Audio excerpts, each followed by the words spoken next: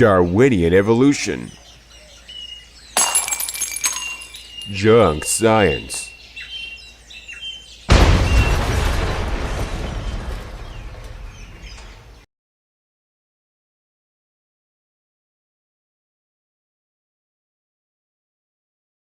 What I understand about evolution is that it is so fundamental in the time in which we live.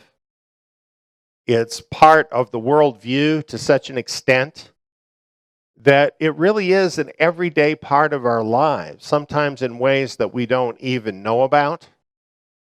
So I thought I would go into this more deeply about evolution. I want to look at it as to where it really came from, what its origin is. And I think when you see where it really came from, you're going to see why we are completely justified to totally just flush this whole evolution idea down the toilet. It's not a scientific idea. It's really a very evil idea. Now, I do want to tell you that when I talk about where this came from, I'm going to have to talk about some really ugly things and some ugly comments and statements that have been made by so-called scientists. And I think you'll find some of these statements shocking and racist and elitist.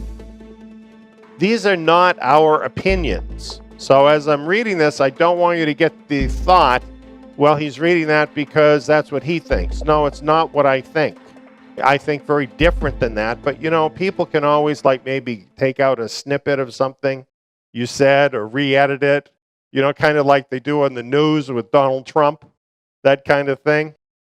And so I just want to make this statement up front because we want to make the case about this so that we can really understand what evolution is all about. You know, usually when people talk about evolution, they talk about the scientific claims of evolution. And if they're against evolution, they want to disprove those scientific claims. That's not my main interest tonight. I'm interested in where did evolution come from and what is it really all about? And only secondarily interested in scientific claims about it.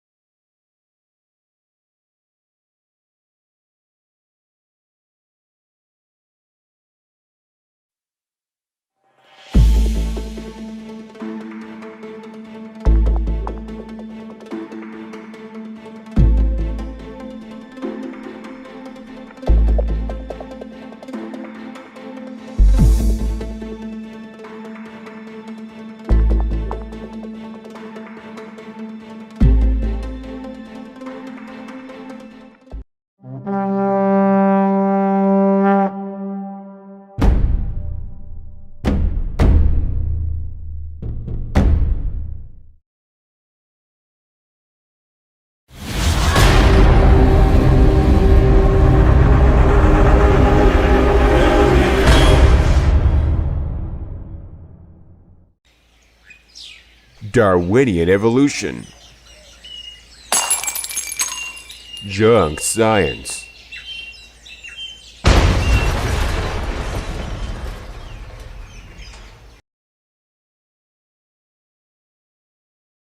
I'm going to demonstrate to you tonight that Darwinian evolution is really an outdated relic from times that most people would really rather forget ever happened. But they did happen.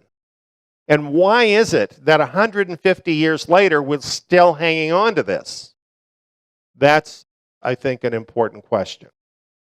Well, of course, some people would answer that question by saying, well, evolution is science. That's why we're hanging on to it. Because evolution came along and it replaced superstitious religion with science and reason. And people who have that view simply assume that science trumps religion. And for a lot of people, it seems to. For instance, in our public schools, science is okay, but creation is not. Science has trumped religion in our public school. This is true in many, many areas of society today. Well, if you want to get ahead in this world then, if religion is on the wane and so-called science is really the rising star, what do you have to do? Well, you got to get on board with science, right? And that's basically the story, because science is the child of the elite in our society. For you to be accepted by the scientific elite, then, you need to understand how things work out. You need to follow the accepted formula. So when you're talking about scientific subjects such as evolution, make sure you follow the accepted formula. Talk a lot about the scientific method. Cite a ton of canned, very familiar, blunt conclusions as examples. And most importantly, always support Darwinian evolution. And if you're not going to do that, just shut up. You don't deserve a voice. That is really the attitude that you face out there in the world. Either accept it or shut up because you are just ignorant. That's what you get. So, as a believer in the scriptures, do you have to accept that attitude?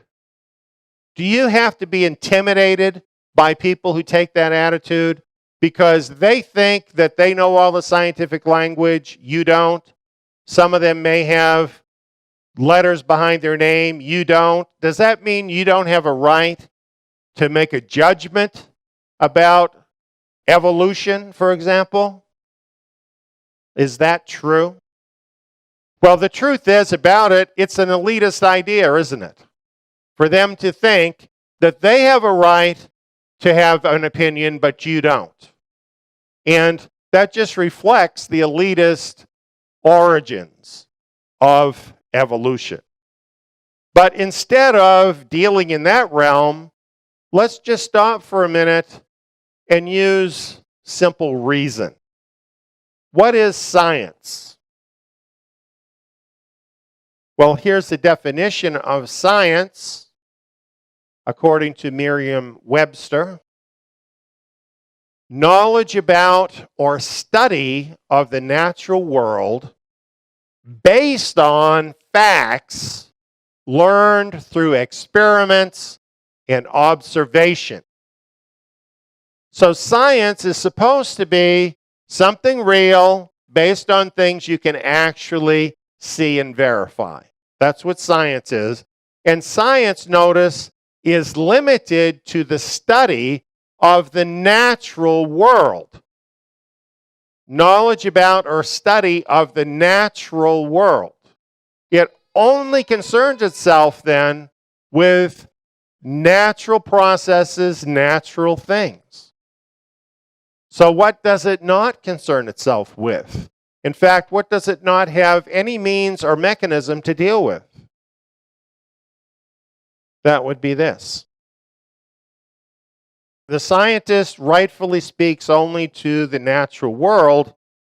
Elitist pretensions to the contrary do not fit the facts, so signal an attitude problem. You see, here's what the truth is. You have the finite natural world. That's the realm of science. Beyond that, you have the infinite spirit realm of the infinite creator. Is that the realm of science? No. Do they have any means of measuring that or dealing with that? Is that even part of what science is? According to the definition, it isn't. So when it comes to things of the spirit realm, it's the scientists that need to shut up because they've got nothing to say about it. And so when they take a theory like evolution, and then from that they deduce, oh, there is no God, there is no spirit realm, they are actually overstepping science into something else. So with all the letters that may be behind their name, what gives them a right to formulate opinions about the spirit world? So really, those of us who are, spiritually speaking, informed, intelligent, and operative, we don't have anything that we need to be intimidated about by science. Because what we know, who we are, and what we do does not even come under the realm of science. So why is it that people think that it does? Why is it that people think that science somehow trumps the spiritual realm? When obviously, even according to the definition, it doesn't even include that. That's what elitism is about. We're the smart people, you're the dumb people. That's what that's about. And really, just reject that out of hand because there is no basis for it. As a matter of fact, the scriptures speak to this in 1 Corinthians chapter 2, verse 14 and 15. It states, "Now the natural man doesn't receive the things of God's Spirit, for they are foolishness to him. And he can't know them because they are discerned spiritually. But he who is spiritual discerns all things, and he himself is rightly judged by no one." So what is this telling us? The natural man, and really, for the purposes of this discussion, that's a scientist, because the scientist studies the natural world, right? So just limiting things to that realm, the natural man doesn't receive the things of God's Spirit, and it's really not even relevant to science. And it tells us here the natural man can't even know them. That is, the man who is just natural apart from the Spirit. He can't even know the things of the Spirit. And the reason is because these things are spiritually discerned. In other words, just like a scientist has to have his scientific instruments and methods to examine the natural world, you have to have your spiritual methods and your spiritual sight in order to understand and discern the spiritual world. The scientist doesn't have that equipment. And if you have received the Spirit, you do have that equipment. So, in the spirit realm, assuming you are a spiritual person, then you have equipment that the scientist doesn't have. In that realm, you are superior to the scientist. And that's simply true. It goes on and it says this, "He who is spiritual discerns all things." Because notice this, the finite natural world is enveloped by the infinite spiritual world. So if you understand the infinite spiritual world, that includes the natural world. So being a spiritual person, you do have a right to make judgments about that, but not vice versa. So the case is very interesting because the reality is it's exactly opposite to what the scientists would have us believe. Now, here's something we need to think about then. To give science priority above the Creator is to make a God out of science. That is idolatry. This is why this is such an important issue for us, because we cannot afford to let the world intimidate us into accepting the claims of evolution as if somehow so-called science is superior to the Creator that we know. As spiritual men and women, it is our obligation to judge scientific claims by spiritual principles and reject those claims that don't measure up to what the Creator has revealed. And let me tell you this. If this had happened when Darwinian evolution was first put forward, then a lot of misery would have been avoided. Because this teaching of Darwinian evolution has brought about terrible misery on mankind. And this is something evolutionists would rather you didn't know. They would rather you didn't understand this history. But when you look at this, you're going to see how defective this teaching really is. And we can judge this by spiritual principles, which is what we're going to do tonight.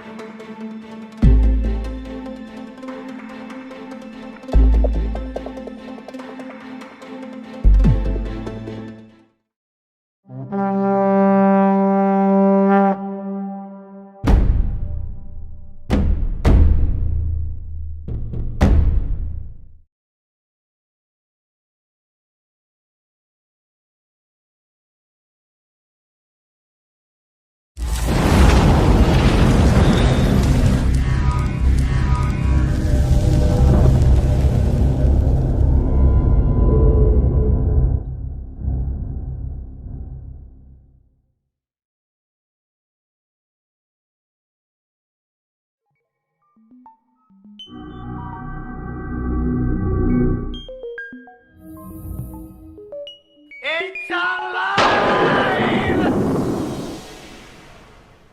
Hello, I'm Eliyahu. In 2015, all the nations of the world, making up the United Nations General Assembly, voted to adopt the UN 2030 Agenda.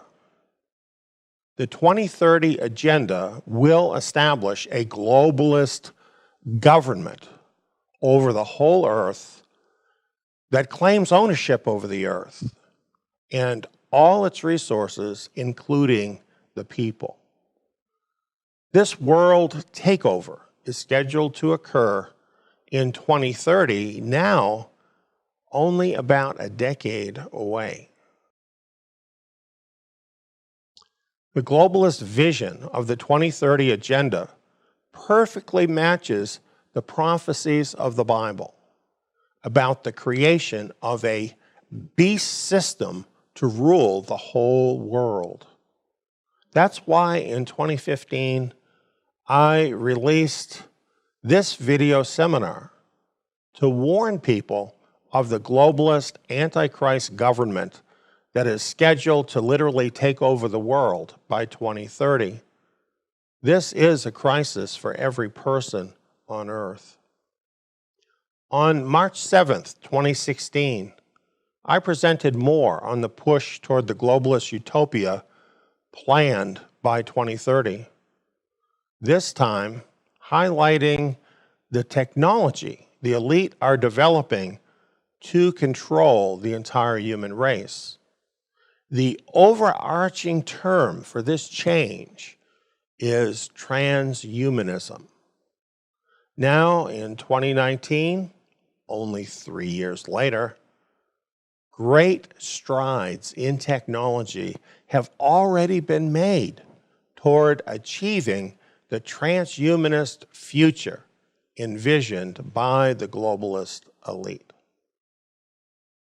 In this presentation, we will examine excerpts from the 2016 message and compare them to excerpts from videos by the technocratic elite revealing major breakthroughs in technology they have produced in only the last 3 years.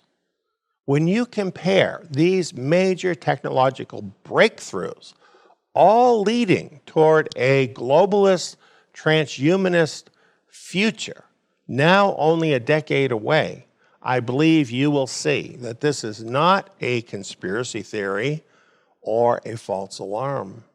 You will see that the globalist elite are hard at work building the beast. Now, here is the first video excerpt from the 2016 message. Excerpt from Eliyahu ben David, Prepare for the World of 2030, dated March 7th, 2016. Here's how man started in the garden. Elohim created man in his own image. In the image of Elohim, he created him, male and female, he created them. I would think if you were created in the image of the Creator himself, then that would be hard to improve on. In fact, impossible, because you're in the Creator's image, right?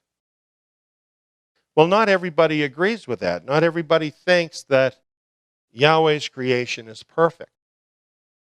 For instance, this guy, Ray Kurzweil, he thinks we're all going to be cyborgs by 2030. He has very little regard for the human body. He thinks it's very flawed in its design. He thinks we should all be a lot more like computers. Before you dismiss him as some kind of an idiot, realize he's a futurist and Google engineer. It's not a surprise he works for Google, is it? And he predicted that humans will be cyborgs by 2030. And the idea is to enhance human beings to make them better than they are. In fact, there's an evolutionary idea here that this is how they're going to break through the barrier and that we will become something beyond human. Here's a picture next to Ray of a guy that has taken this very seriously. You see that thing coming out of his head that looks a lot like a desk lamp? Well, that really is attached to his head. It goes right into his head, into his brain. And that makes him a cyborg. And he has a camera. But it's a special kind of camera. It allows him to see colors on the spectrum that an ordinary human can't see. It's a lot like a dog is able to hear a sound that we as humans can't hear.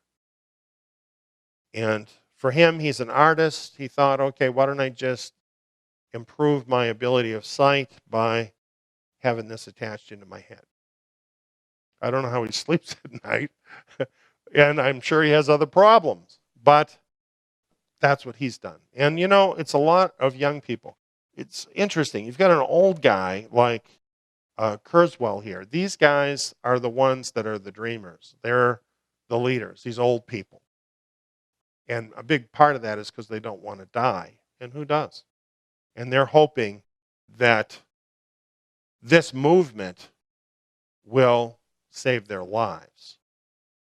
But it's these young people that are affected by it. There are just waves and waves of these young people who have taken this ideology to heart, and they're totally ready to start mutilating their bodies in order to add in all of this bizarre technology. Shortly after those 2016 comments, Elon Musk made a startling suggestion and gave us his reason why all of us need to be cyborgs.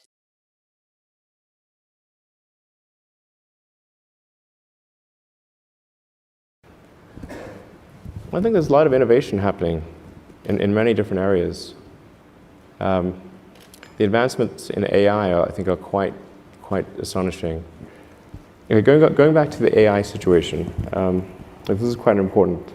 If you assume any rate of advancement in AI, we will be left behind by a lot. And so then we could be in, benign, but even the benign situation, if you have if you have ultra intelligent AI, we would be, so far below them in intelligence that it would be like, a pet, basically. Pet, that's what I was like thinking. a pet. Cat, Like a cat. It'd be Elon like the a house cat. Yeah, it right. would be like the house cat. Right. It's not the end of the world, Well, sort of pet. You've seen the movie, it could be. Yeah. It could be. The primitive forms of artificial intelligence we already have proved very useful. But I think the development of full artificial intelligence could spell the end of the human race. Once humans develop artificial intelligence, it would take off on its own and redesign itself at an ever-increasing rate. Humans, who are limited by slow biological evolution, couldn't compete and would be superseded. I mean, I don't love the idea of being a house cat. Okay. But that, So what's the solution? I think it's to essentially, I think one of the solutions that seems maybe the best one is to have an AI layer, to have an AI layer, to have an AI layer, to have an AI layer, to have an AI layer.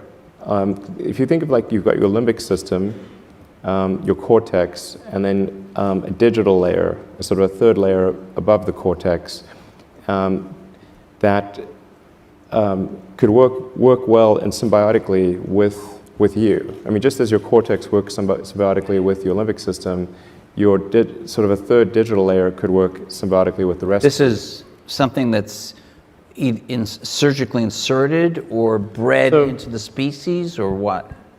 The fundamental limitation is input-output. So we already have, we're already a cyborg.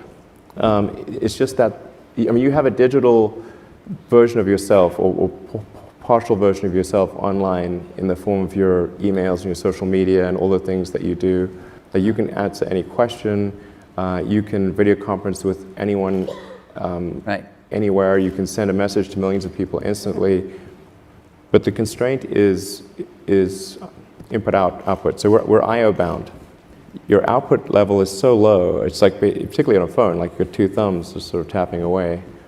This is ridiculously slow. Mostly, effectively merging in a symbiotic way with digital intelligence revolves around eliminating the I/O constraint. So it'd be some sort of direct cortical interface. Some sort of interface directly with your cortical neurons particularly. It doesn't involve, it doesn't involve, like chopping your skull off or anything like that. That's good. Yeah. And plus, you're not a house cat anymore, right? Not a house cat. So, Right. I mean, essentially, if we can figure out how to establish a high bandwidth neural interface, then you're no longer a house cat. All right. On that note. Well, just one closing thing. I mean, I think that's probably the benign outcome. That's probably the best outcome, I think. Are you interested in exploring this possibility that you have just laid? So somebody's got to do it. So somebody should do it. And I mean, if somebody doesn't do it, then I think I should probably do it. But and the goal of this is to prevent there being an external AI, particularly one controlled by a small group of people that could be so much more powerful and intelligent than we are that the house It cat would be godlike in situation escapability. occurs. Yeah.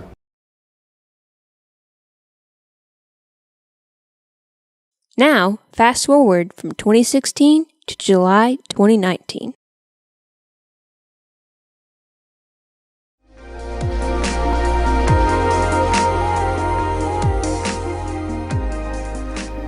In July of 2019, Elon Musk had a presentation detailing the Neuralink project.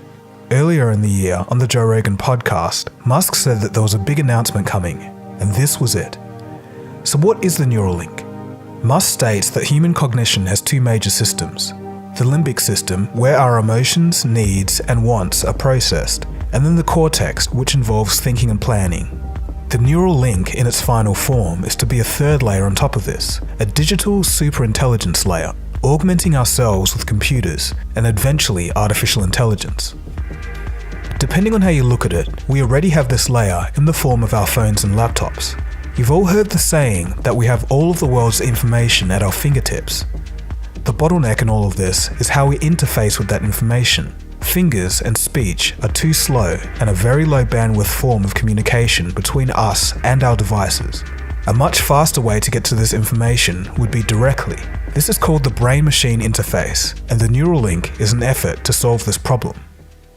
It's already been a massive multidisciplinary effort. It includes scientists, doctors, electrical engineers, surgeons, and more. So how does it work? So our brain consists of neurons firing all the time in response to electrical signals sent when we see, hear, move, talk, or think. Whenever a neuron fires from these electrical signals, a tiny electromagnetic field is present.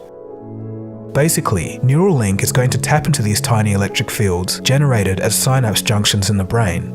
It's going to interpret this analog data as ones and zeros to be used in the digital world. The neuron pulses will be detected using tiny threads, about 1/10 the cross-section of a human hair, or about the size of a neuron. Each thread is to be installed with a robot, so it's not going to burst blood vessels or cause trauma. The needle for insertion is 24 microns in diameter, much smaller than the state-of-the-art in deep brain stimulation. Such surgeries had been done before for deep brain stimulation for Parkinson's sufferers, though these traditional methods have a 1 in 100 chance of causing a severe brain hemorrhage. A smaller footprint should make things much safer. The state-of-the-art for Parkinson's deep brain stimulation has around 10 electrodes. The Neuralink contains thousands of electrodes. These electrodes need to be less than 60 microns away to detect a firing neuron and serve as the interface that reads data from the brain and sends data to the brain. The processor for making all of this work is something called the N1 chip. The N1 chip reads analog brain signals, amplifies them, digitizes them, processes them, and then sends it out to a pod device behind the ear. The pod device is the only thing that's going to be upgraded, and the implants stay as they are. Remove the pod and everything shuts off. The N1 chip is 4 by 5 millimeters, low power, and has built-in hardware for processing brain signals. It can read 20,000 brain samples per second. So these are real raw signals coming from a neural link hooked up to a brain. What the scientists are looking for are spikes in voltage when a neuron fires. This is the fundamental element of communication within the brain. An algorithm can detect these spikes in real time, decode them, and make sense of the vast amounts of data coming in. The system can not only read data from the brain, but also write data. To do this, a signal is run through an electrode near a neuron, causing that neuron to fire. The information inputted into the brain doesn't have to be perfect because of neuroplasticity. This means the brain learns how to use the new information. The original plan for the Neuralink is to connect 4 N1 chips with thousands of electrodes coming from each chip. Signals will be sent via Bluetooth to the pod device behind the ear, and it will be controlled by a phone. The first goal is to get patients to be able to control a mobile device, a phone, mouse, or computer keyboard. The Neuralink will show up as a regular Bluetooth keyboard or mouse. The first application for the Neuralink is to tap into the primary motor cortex, the part of the brain that sends signals down to the spinal cord and onto the muscles to drive movement. It will start with simple things like a mouse and keyboard, but could also be used to read signals from all movement, even speech. And finally, it could be used to restore movement of someone's own body. The materials science team wants to use materials with properties that would make the brain not only accept the neural link, but think that it's part of itself. It's fairly controversial, but early tests on monkeys have been successful. We wish that we didn't have to work with animals, right? That we just wish that wasn't like a step in the process. And we try to be very careful and thoughtful about it and do it as efficiently as possible. Because we believe that the benefit to humanity is in the end, like the benefits outweigh the negatives. Yeah, I mean, but we have made a monkey has been able to control the computer with its brain. Just, FYI. I didn't realize we were running that result today, but there it goes.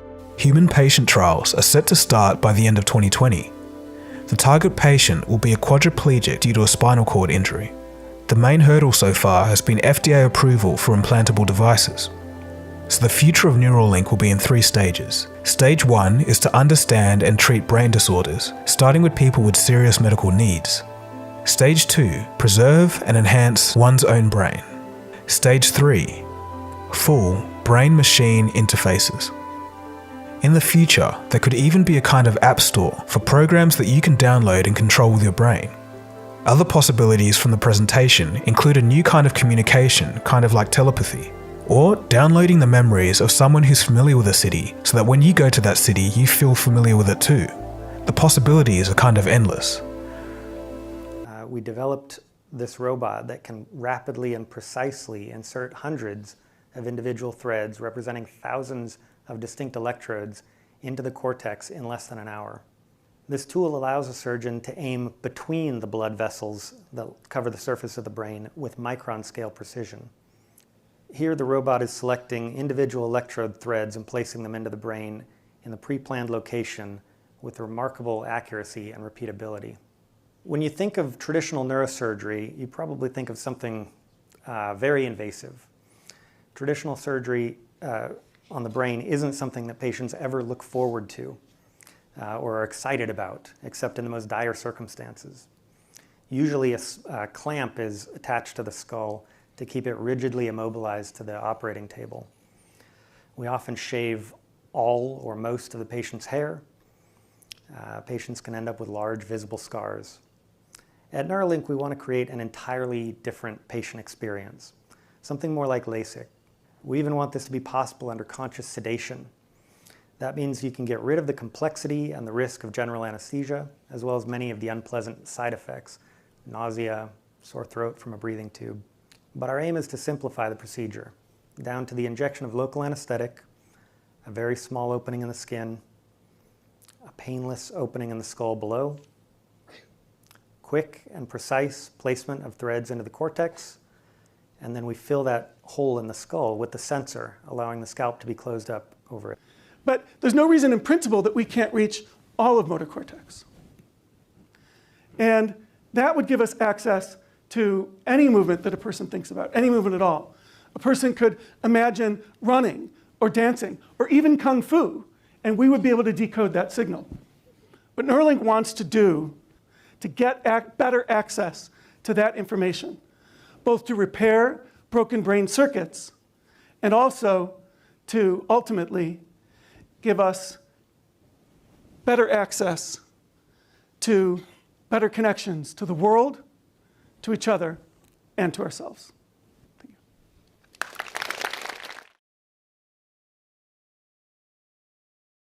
Global AI will require a new kind of computer, a quantum computer.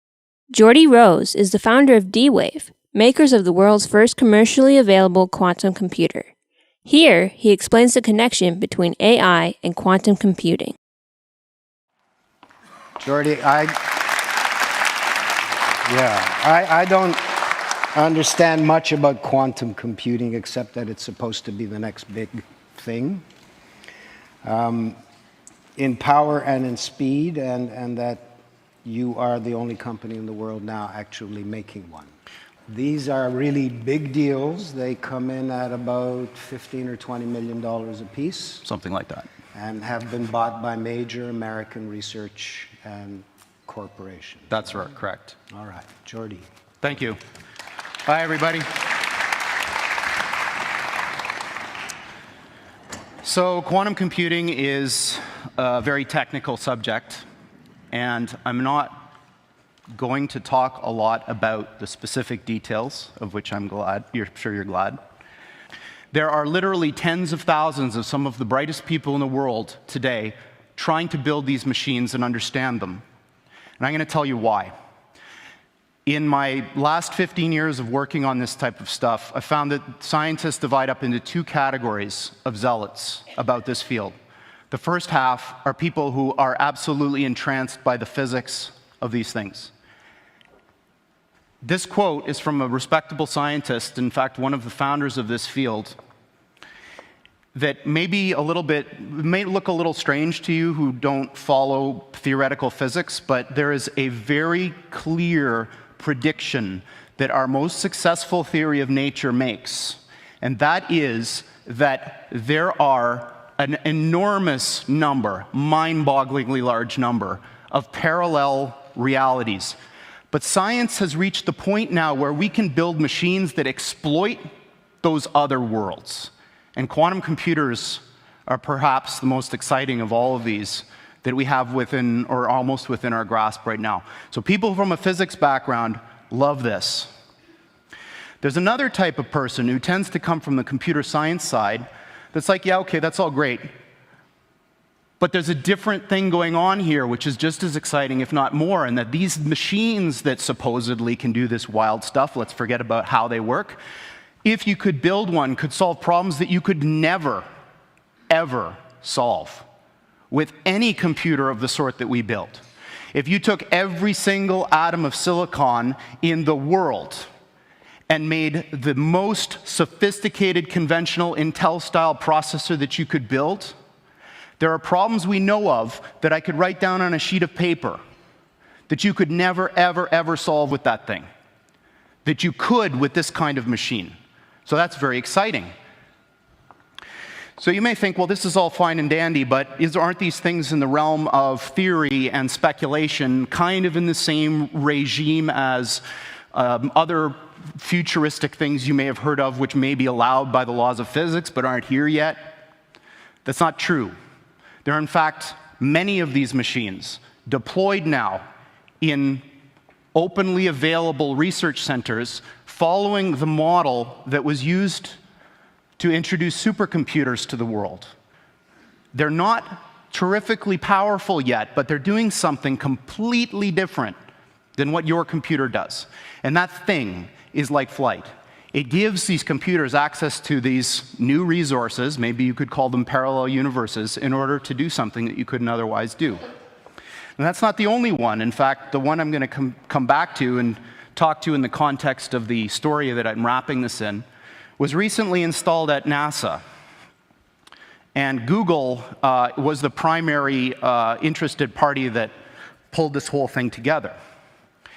And this one is really exciting to me, because what they're going to do is apply this machine to an area that I think is fundamentally important. It's a crux of our future as humans, and that's, can we build machines like us?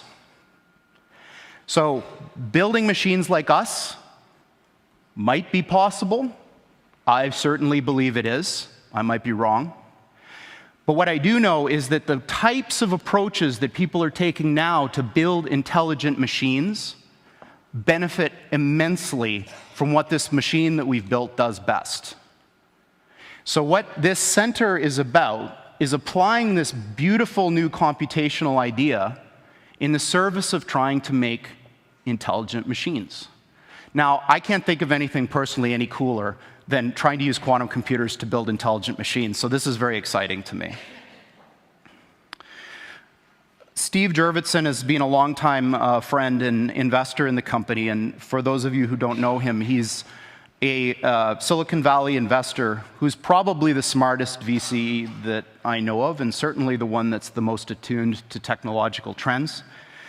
He's on the board of SpaceX, Tesla, Synthetic Genomics, which is Craig Venter's company that's trying to build artificial life, and D-Wave.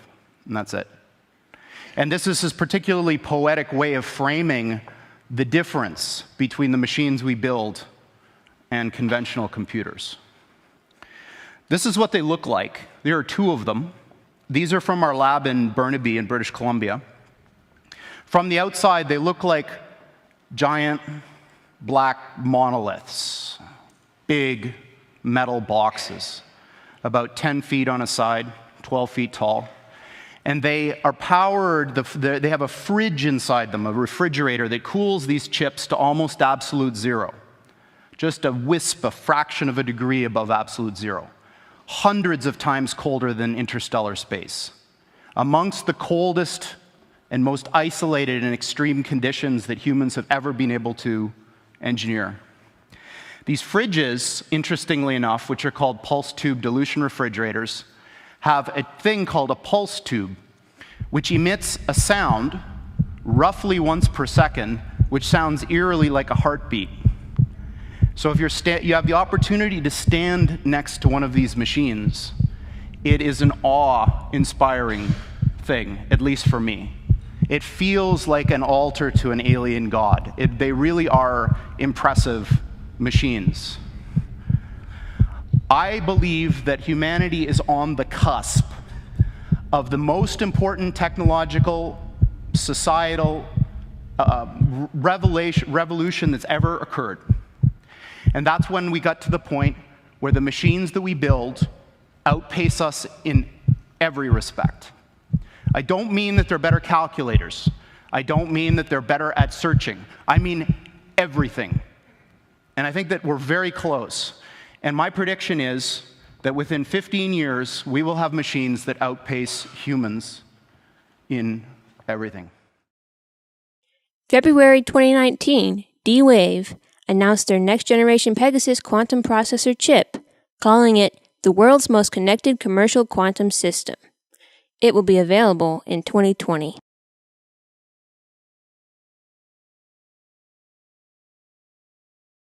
Now, another excerpt from Eliyahu Ben David, Prepare for the World of 2030, dated March 7, 2016. This language just really gets me because it sounds like some kind of a preacher or something. It says, what kind of sensation would you experience when your brain is directly connected to the global hive mind? Sublime amplification, cognitive ecstasy, and new horizons of perception, expanded consciousness, and the end of suffering from our human condition. We're rapidly approaching a pivotal moment in our history, as many scientists call singularity, transcendence, or omega point, when we may become so much more.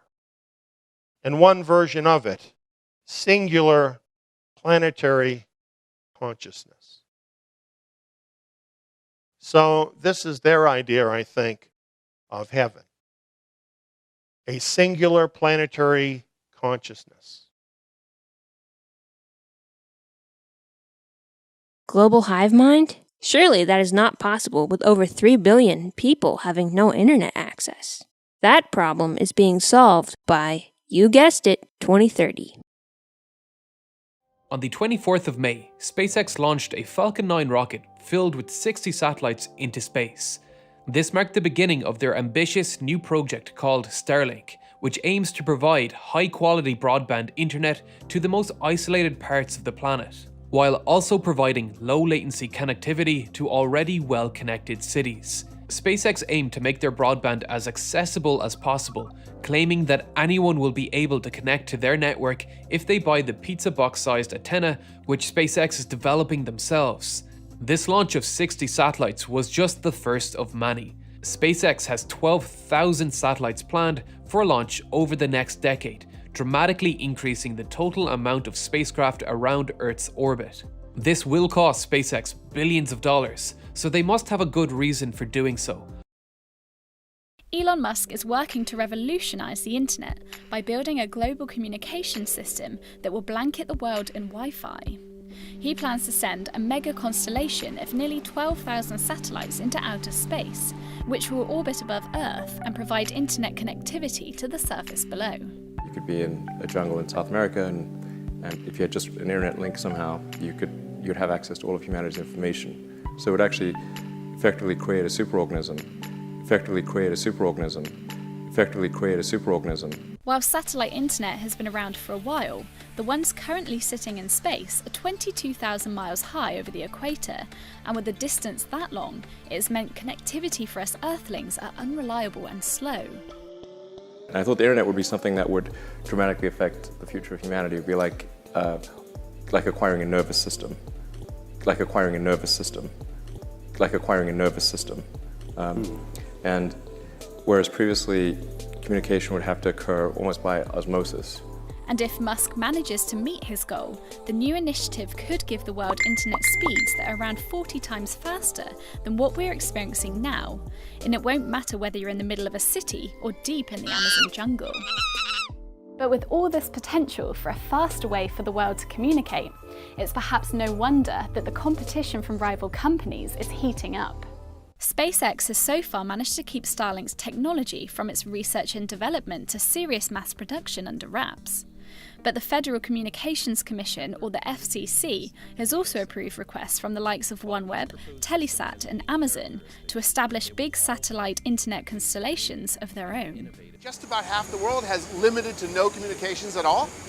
And OneWeb is designed, it's a big project, but OneWeb is designed to bring internet access right to the places in the most rural of environments. High-speed internet access, 50 megabits per second, 30 milliseconds latency.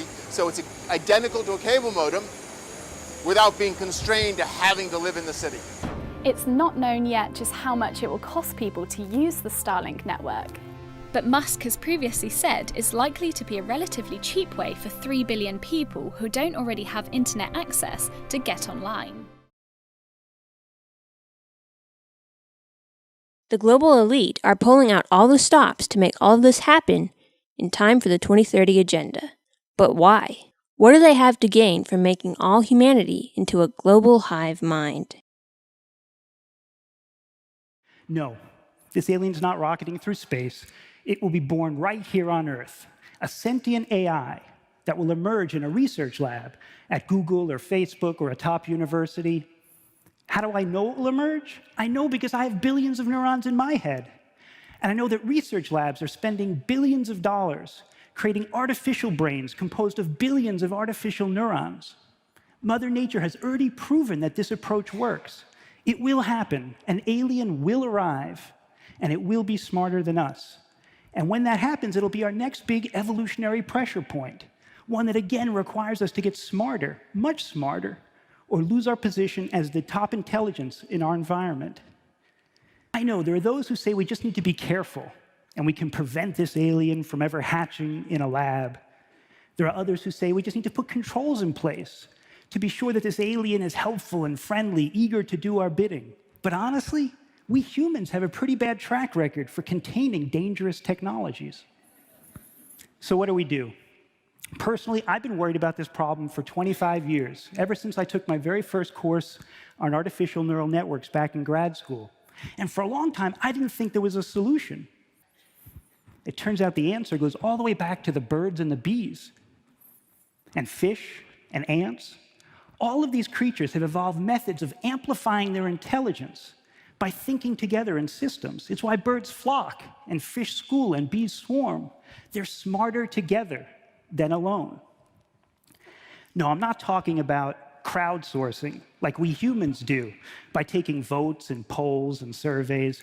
I'm talking about forming systems, real-time systems, with feedback loops so deeply interconnected that a new intelligence forms, an emergent intelligence with its own personality and intellect.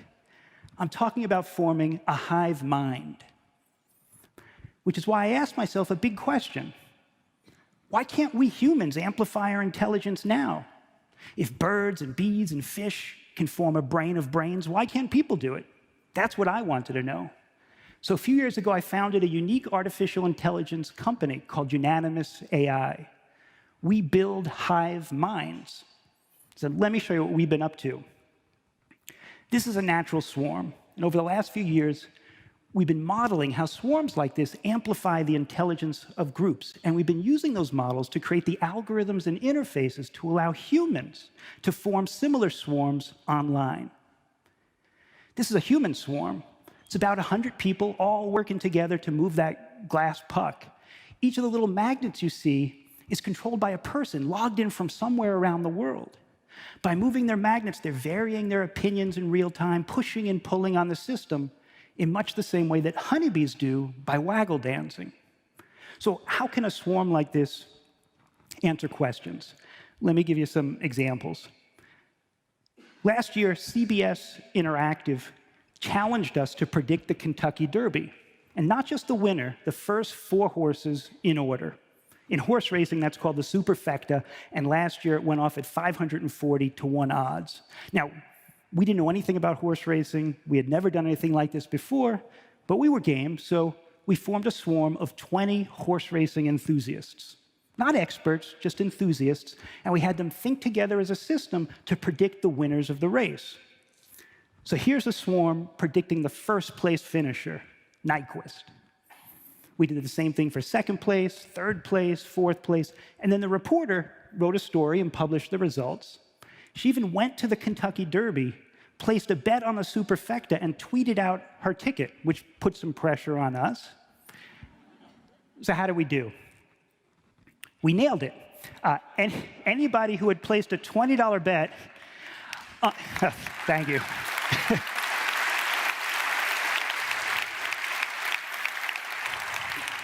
The long-term potential is likely much greater. After all, if a swarm of bees can solve complex problems that would challenge a human brain, a swarm of humans should be able to solve problems that we can't even conceive. We should be able to form a true superintelligence. And because the building blocks are people, tapping not just our knowledge, but our values and morals and sensibilities, the resulting superintelligence will not be alien. It will be human, just smarter and wiser. So the next time somebody uses the phrase hive mind as a negative, remember this: if honeybees could observe how we humans make big group decisions, like electing our leaders, or resolving our conflicts, or planning for our future, they might think we're the primitive ones, but not for long. Now, another excerpt from Eliyahu ben David, Prepare for the World of 2030, dated March 7th, 2016. This reminds me of Revelation 14:11. They have no rest day and night, those who worship the beast in his image, and whoever receives the mark of his name. We've talked about the mark as being involved with the commercial system in the one world government. And indeed it is, the scriptures tell us that. But what if it's more than that? What if receiving the mark is actually an irreversible entry point into the singularity? In other words, you receive the mark so that you can become one of them. And then your mind becomes part of the global hive mind of the beast. We're rapidly approaching that pivotal moment, it tells us. Could what they call the singularity and what the scriptures talk about with the mark of the beast actually be talking about the same thing, but from a different perspective? And you see, what a trick. Because what they're looking for out of this is ecstasy, right? Transcendence. Becoming part of the universal whole, the force, or whatever. But what mind is it that they're actually going to be tapping into and becoming a part of? This is the mind of the Antichrist. What kind of mind does he have? Ultimate evil, ultimate torment. When it talks about no rest day or night, Could that not actually explain the experience one would have once they were connected brain to brain with the Antichrist and all of his supporters in the world? Would that not also explain why, once a person had accepted the mark, they were eternally damned? Because they would have left their humanity behind in order to do this. And if you're not a human, you can't be saved. The Son of Man died for human beings, not for post-human beings, not for robots. And so in leaving the humanity behind and spurning their Creator and joining with this hive mind, giving up their human spirit, they're giving up any chance, any hope of eternal salvation. Exactly what they're going for, right? Immortality is what they're going to lose. The new creature in Yeshua Messiah. The scripture says, therefore, if anyone is in Messiah, he is a new creation. The old things have passed away. Behold, all things have become new. This is who we are. We're not always in touch with this truth, that we are a new creature. And you know what we need? Some consciousness raising, right? We need to become more aware of the fact that in Messiah we are a new creature. And as a new creature in Messiah, we are equipped with everything we need to handle that whole cadre of freaky bad boys we were looking at. It says here in Revelation, the beast and his hordes will war against the Lamb, and the Lamb will overcome them, for he is Lord of lords and King of kings. They also will overcome who are with him, called and chosen and faithful. We don't have to be afraid of those guys. We don't have to be afraid of the beast and the hive mind, because we're new creatures in Yeshua Messiah. We have everything we need to overcome.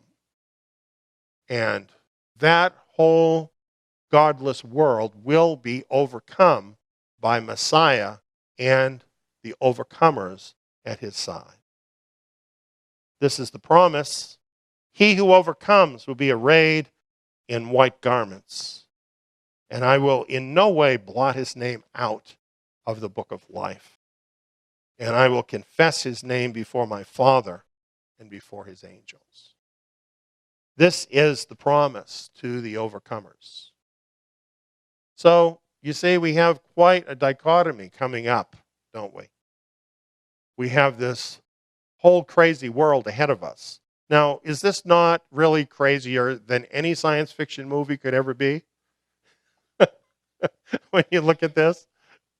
This is where the demonic forces and the elite people of this world are taking us to. They're taking us to this. But Yahweh is going to use this to glorify himself, to exercise justice against evil, and to save the righteous. And to save the earth from these people.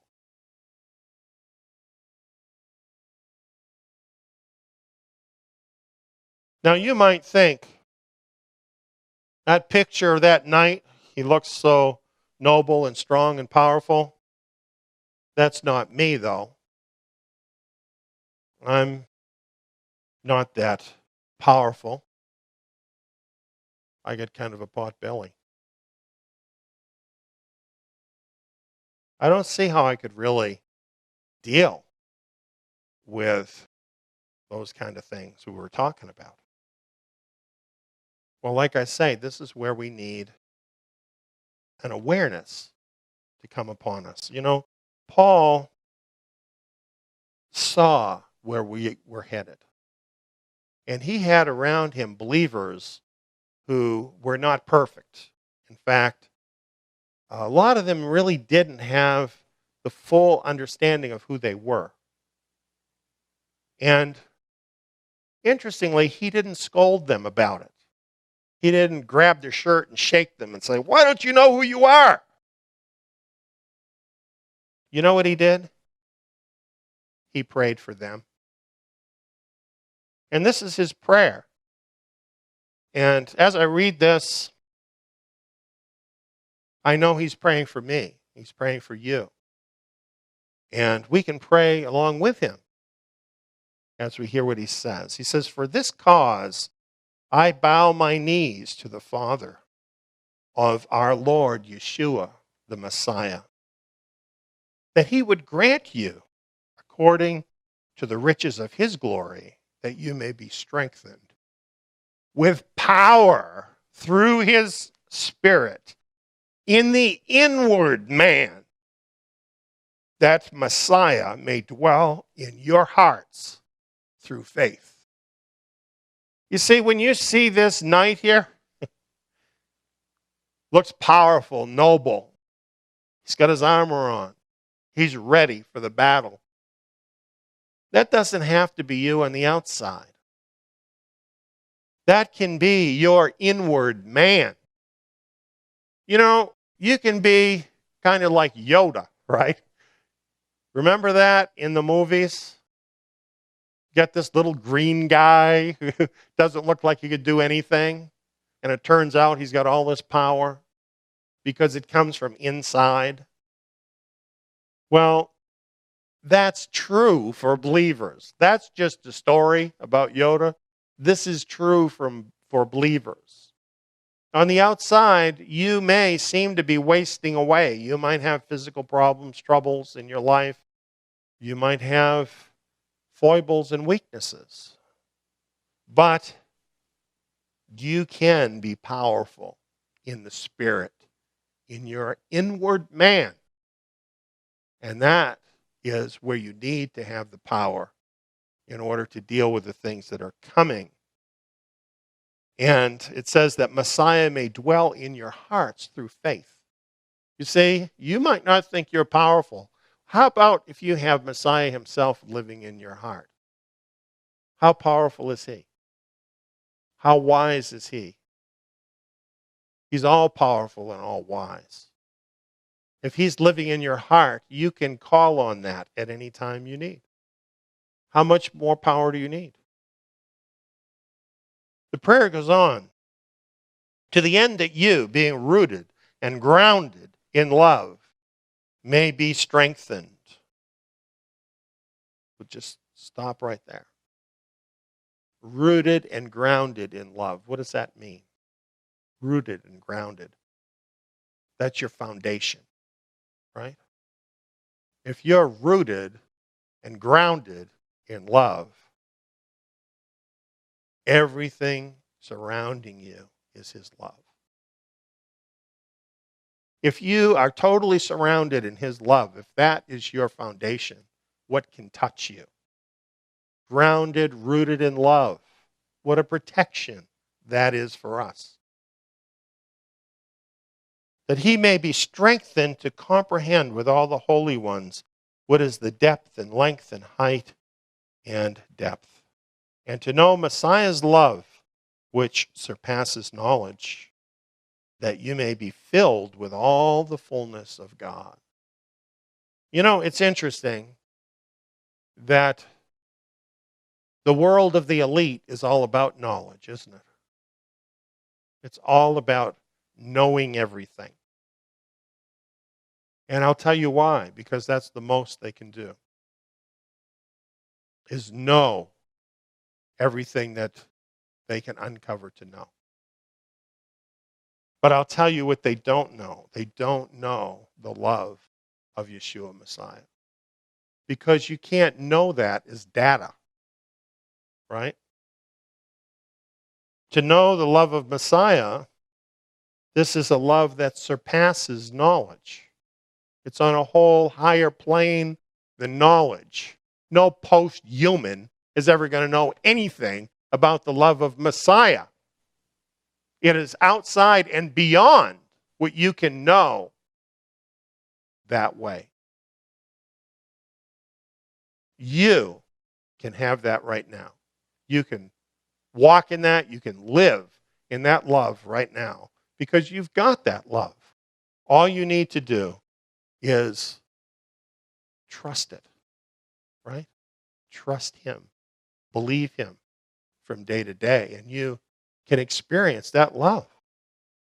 And the great thing about it is when you're filled with that love, you're filled with all the fullness of God. You know, a cyborg, come on.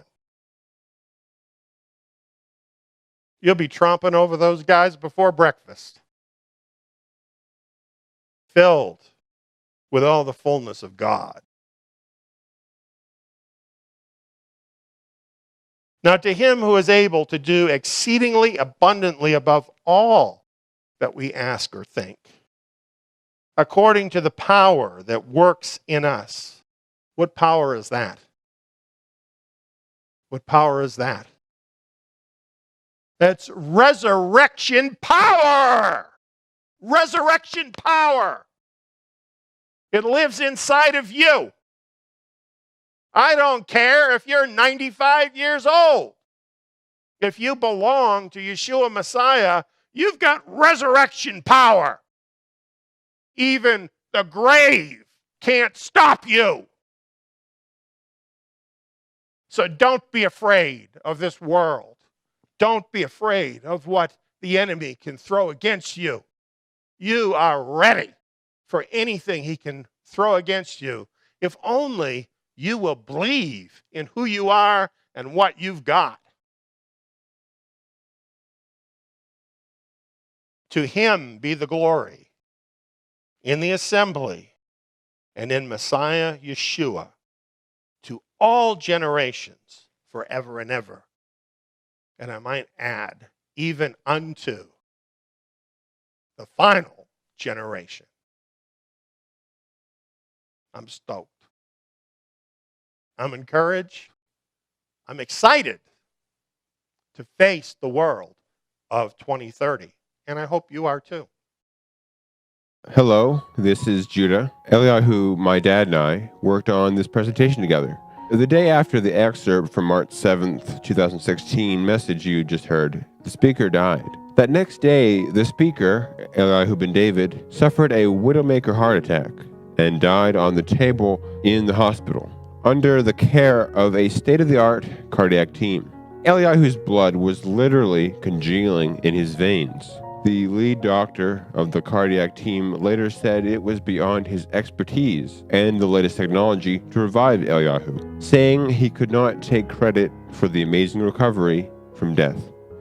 Eliyahu says that's where the resurrection life within him kicked in, bringing him back to life again. He says this proves everything he had said the day before about the power of the new creation and resurrection life in Messiah that you have just heard. 1 week later, Eliyahu was recorded on video explaining his amazing experience. You can find the video report at zion.org, tsion.org.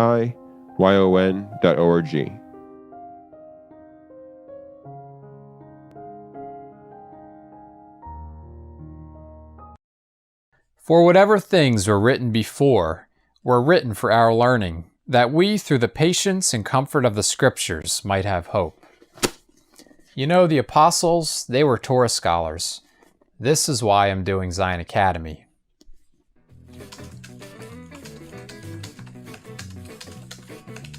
The lessons include 2-hour audio programs and quiz modules. All the lessons in the Torah can be applied to us today. Not to mention, they open up the renewed covenant scriptures in a whole new level, much like the apostles had understanding of the Torah. Plus, I can do the courses in my own time, at my own pace with no prerequisites, and at a very low cost. I can do them here.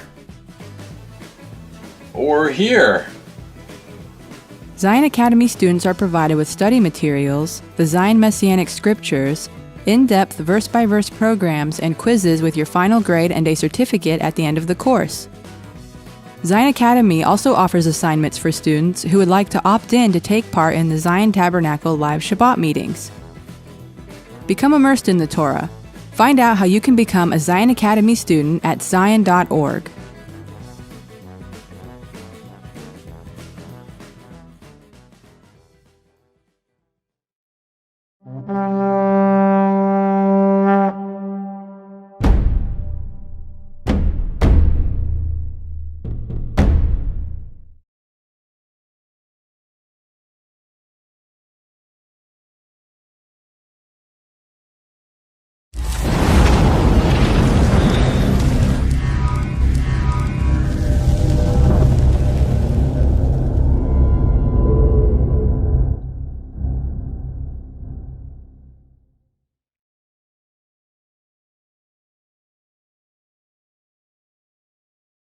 We have the question, will nationalism trump globalism? You know, there's a lot of excitement right now. A lot of people who are not big fans of globalism are kind of getting excited. And they're talking about the globalists finally being defeated, and we're going to get rid of that globalism, and we're going to have a nationalistic resurgence. Well, the question is this really going to happen? Is nationalism going to trump globalism? Are we seeing the end of globalism? And what does this have to do with the scriptures?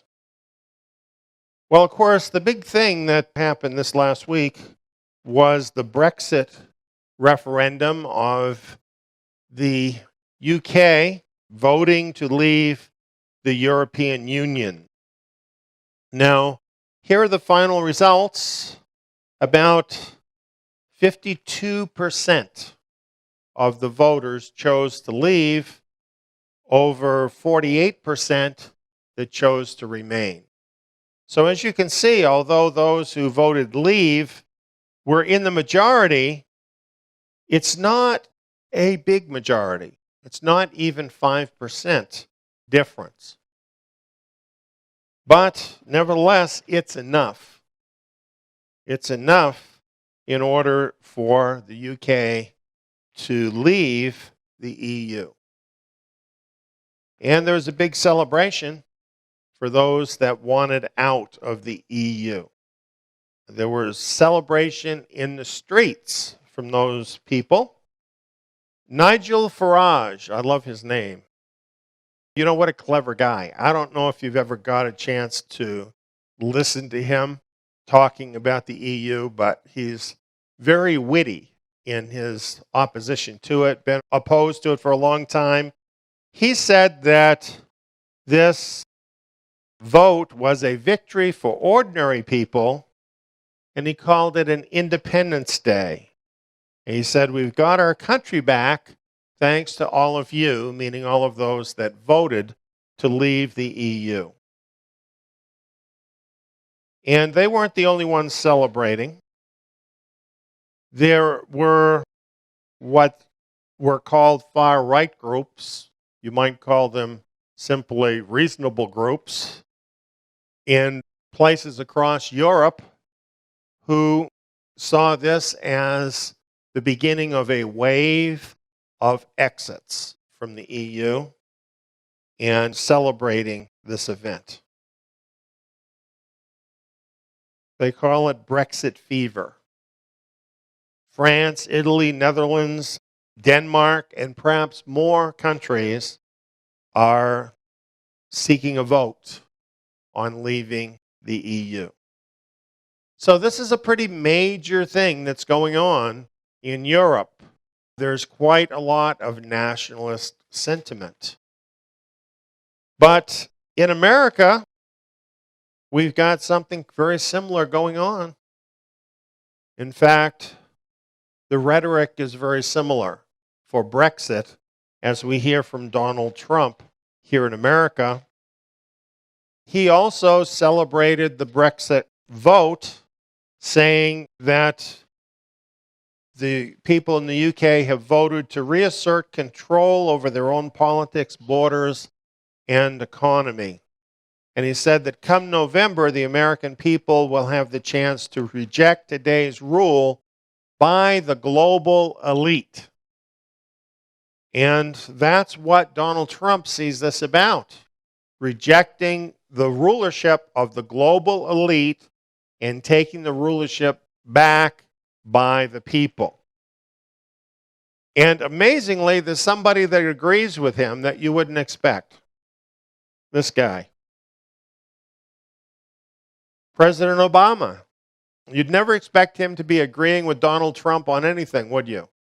But he said, I do think that yesterday's vote speaks to the ongoing changes and challenges that are raised by globalism. So they seem to agree that globalism is really the central thing that is driving this nationalistic move. So we wonder, what is it about globalism that's causing that? Why is this nationalistic backlash against globalism happening, and especially happening now? Well, I find it interesting that some of the very things that I've been talking about in various messages are now coming to the fore once again as really a catalyst for these latest events. For example,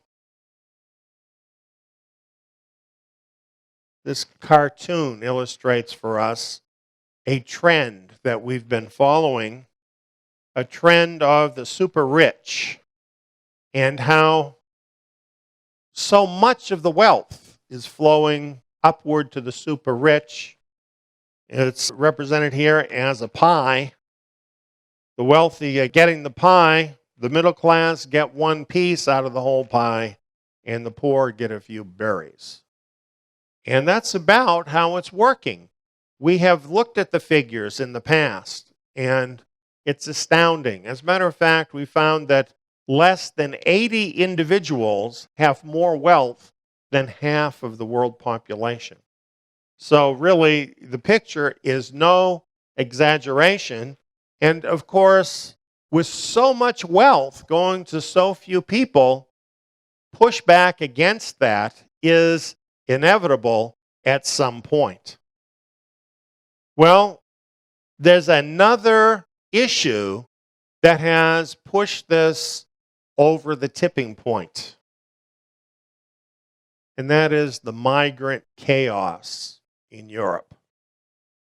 This has just been a nightmare throughout Europe, including in the United Kingdom. It's brought along with it incredible, absolutely incredible chaos to the people. It's brought crime with it and just causing unrest across Europe. Along with the problems of so many migrants, there's also this problem, Islamic violence. And we've been seeing it. We've been seeing terrorist incidents across Europe, in Brussels, in France. We've seen some of it jump the pond and come over here to the United States as well. And while the ruling class continues to tell us, don't be prejudiced against the Muslims, the working class is thinking, we don't want these people killing us.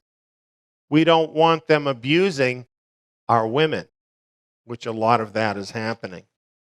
So this has been a very emotional impetus towards this nationalistic movement and against globalism. Then there's just the fact that the corporate elite seem to have a free pass. That the working class people, they pay all the bills, all the rules apply to them, while the corporate elite actually own and control the politicians. They get everything they want. Everything is for them. And a lot of people are just fed up with that. So when you look at all of this, and you can see that some move against globalism is justified on the part of the people. Have we finally had it with globalism? Is globalism over now? Actually, no. This nationalistic move actually brings us even closer to world government than we've ever been. Now, you might think that sounds strange. However, maybe you're not thinking about the Hegelian dialectic. You know, we go through this all the time. Left, right, left, right. We get a president on the right, pushes through all the agenda of the conservatives. Then we get a president on the left who pushes through their social agenda. Everybody gets sick of that. Goes back to the right again. And on we have gone. And with each step, we find ourselves getting closer to world government. And it seems like whether the left or the right is in control, globalism keeps growing. That is what has been happening. This is because this Hegelian dialectic is the elite's framework for guiding our thoughts and our actions into conflicts that lead us to a predetermined solution. What happens is there's a thesis. That's the big idea, the thesis. And a lot of people are for it, they push it forward. But then there's opposition that forms against that idea. And that opposition pushes back, bringing things to a new position called a synthesis between the two positions. And it actually moves ahead the thesis. That's what happens. It's like taking 3 steps forward and 1 step back. And then 3 more steps forward and 1 step back. That's kind of how it works, so that the net movement is forward. Take a look at this as an example. This is how Hegelian dialectic control operates. There's the idea that gets put out there. Now realize the elite control the media. They own it, okay? All of the highly paid news figures you see on TV, who is paying their salary? It's the owners, the globalist elite that pays their salary. So the message that comes through in the media is controlled by the globalists. And then, of course, we have the political arena. And we vote people in and out of office. So we think. But what we have seen is that the votes of the people are not what actually controls what the politicians do. It's the support they get. It's the big donors that donate to their campaigns. Those donations make them rich, but they owe those people that are supporting them.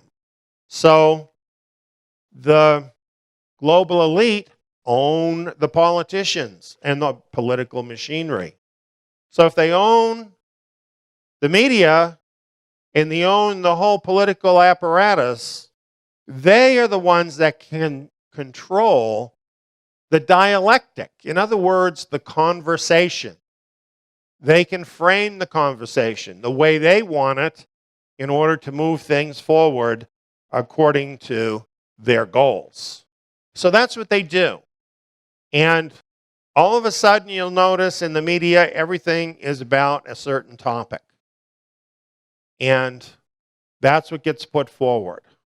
But then there's always an argument on the other side. And that is framed against what is initially put forward. And then out of that comes something new.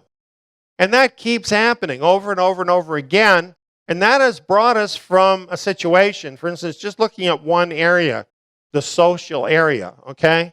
That has brought us from a place where in this country, deviant sexual behavior, for example, was against the law in every state. Now the people that practice that kind of behavior actually have special rights in our country. How could that happen? The answer is the Hegelian dialectic is how that could happen. There's so many other areas we could look at where they have accomplished this same thing using this method. And what this process is about is bringing the whole world forward to the ultimate goal of the globalists, and that is global government. That's where they want to take us, because when they get us in one global government, then they totally have control of us. And then they don't just have to persuade us anymore like they do now. Then they can just control our lives. And it's going to be so much easier for them. So this is what they want to have happen. And this is what the Hegelian dialectic is really all about. And look at how far they brought that already. Well, Marine Le Pen says it's no longer left versus right, but nationalism versus globalism. When you look at this in terms of the Hegelian dialectic, what is this telling you? It's not left against right anymore.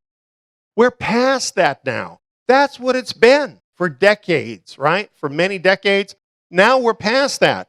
Take Donald Trump, for example. Even the evangelical Christians favor him. And yet, as far as the social issues, he really is closer to the left than he is to the right. But that's not the big issue right now, is it? The thing about Donald Trump is he stands for nationalism. And really the others all stand for globalism. We have here some of the differences between nationalism and globalism. Nationalism exerts controlled borders. To have a country, you've got to control who comes in and out of your country. Globalism says no borders. People should just be able to go wherever they want. Nationalism says controlled trade borders. Now, the buzz term for the globalists is free trade. They want no trade borders. In other words, free trade.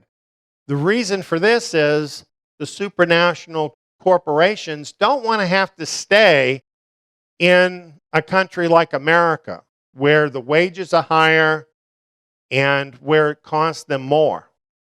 They want to just be able to cross any border, go wherever it's cheapest for them to produce things, even if they leave lots and lots of their workers behind without jobs. So that favors the globalists. But they have this ideology about free trade. A lot of people buy into that who are not globalists. They just believe what they're told. Donald Trump, for example, he says, we're done with that. We have to have controlled trade borders. We have to have good deals in order to protect our country. Nationalism says what's best is distinct nation states. Countries should have their own identity. They should have control over their own country, their own nation. Globalists say what's best. We have one world, so what we need is one super state to govern it all. The nationalists then say, yes, but each country has its unique culture. And that's tradition. of each country, and that should be preserved for the people. But the globalists say, that's all the past. Now we're moving into a time where there's going to be one big global culture. Everybody has to blend into that. The world monoculture. These are the two ideas, nationalism and globalism. And these now are the opposing thesis and antithesis. No longer left and right. No longer liberalism and conservatism. Now nationalism and globalism have taken over. That shows you how far the Hegelian dialectic has actually progressed.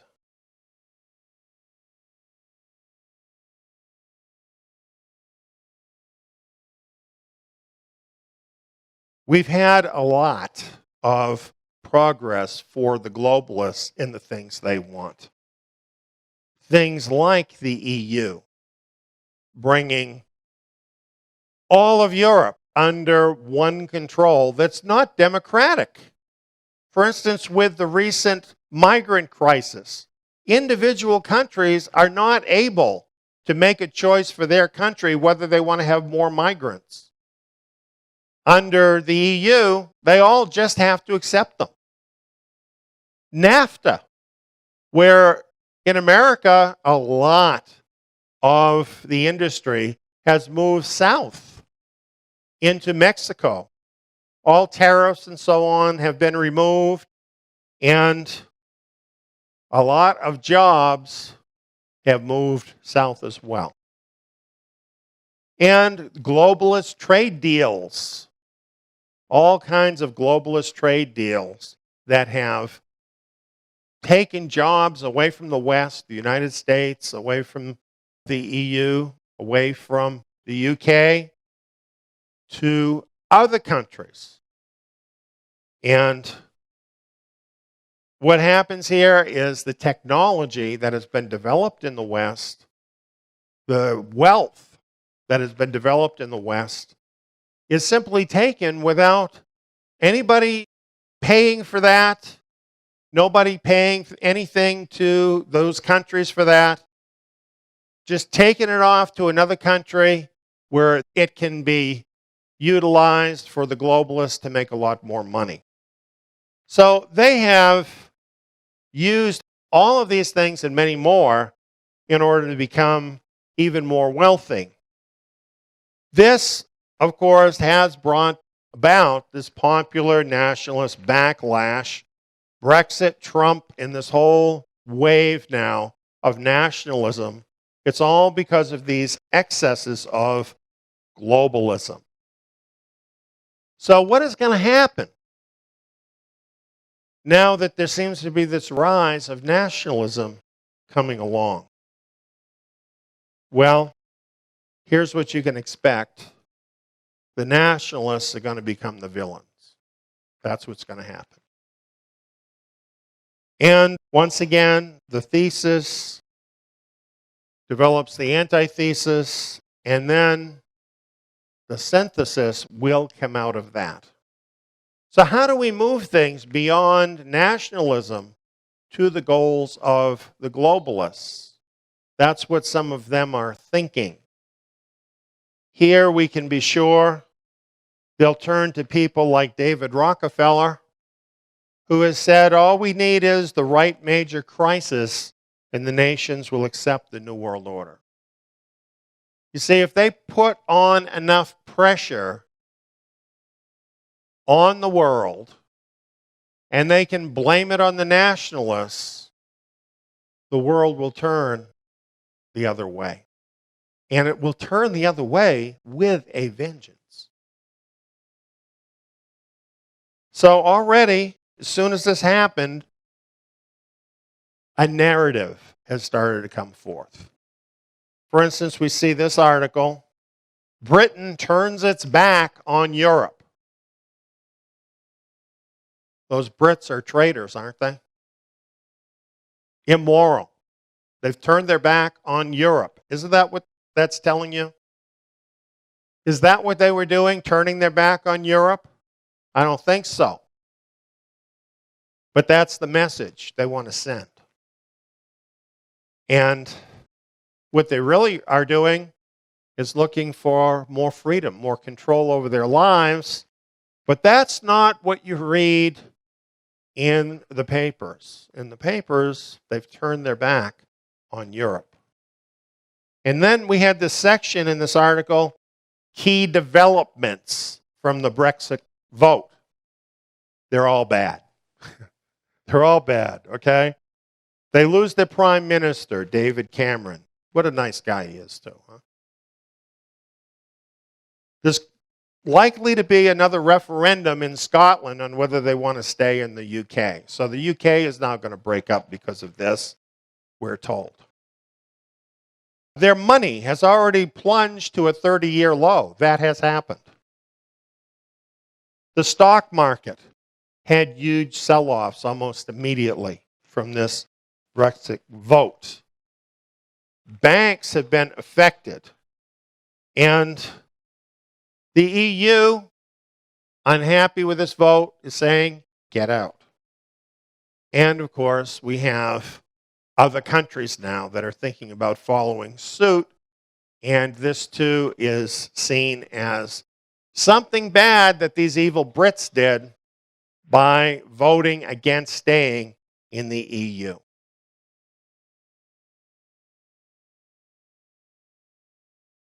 The EU Parliament leader, he says, we want Britain out as soon as possible. Now realize Britain has been the number 2 economy in the EU. They have invested billions of dollars, the equivalent of billions of dollars, into the European Union, and they are going to continue to be paying that, even though they had this vote. But despite everything that they've done for the EU is saying, get the heck out of here. We don't want you here. And here's what the EU Parliament leader said. The EU is the world's biggest single market, and Britain has just cut its ties with that market. That'll have consequences, and I don't believe other countries will be encouraged to follow that dangerous path. What is he saying? He's saying, we're going to punish Britain. And we're going to punish Britain so bad that no other country is going to want to do what Britain has done. Do you think that's just idle talk? I don't think it is. Then we read articles like this. Brexit. Is this like the 2008 financial crisis? You know, a financial crisis has been looming. It is inevitable. We've talked about that too. I've shown you the facts. And this has just been waiting. Now the globalists can pin it on the nationalists instead of taking responsibility for the fact they caused it. So all of this financial trouble that is about to fall on the world has started falling on the world. It's all going to be blamed on the nationalists. It's not just in Britain. In the US, stocks immediately started dropping. And we're told the UK is on the brink of a recession because of this vote. In the UK, they've been writing about the consequences of what's going to happen. And we're told that many people in the UK that read this are shocked that all of these results are going to happen. Now, we've already seen the vote won by less than 5%. Do you think all of this negativity that has been coming out already, that's going to be backed up with actions by the globalists, can move public opinion 5%? Do you think they could move it a lot more than 5%? So, really, this nationalist move is not very solid, is it? And When things move the other way, what happens then? The next time someone wants to make a nationalist move, what do all their friends tell them? Well, we tried that and it failed. And it kills the whole thing before it even gets started. That's very, very possible to happen. Here in the United States, we have the matter of Donald Trump and everything that he is promising to do for the country, promoting nationalism. His opponent says Trump would drive the U.S. economy into a recession. What do you think the globalists have in mind, friends?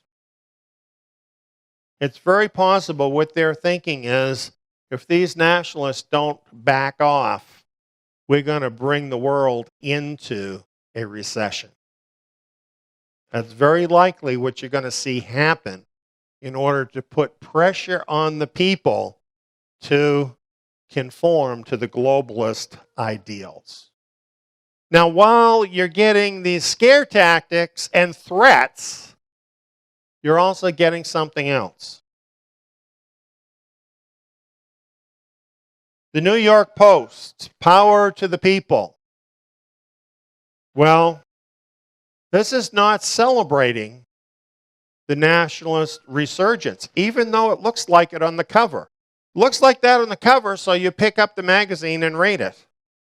When you actually get inside it, once again, it's a gloomy picture for Brexit.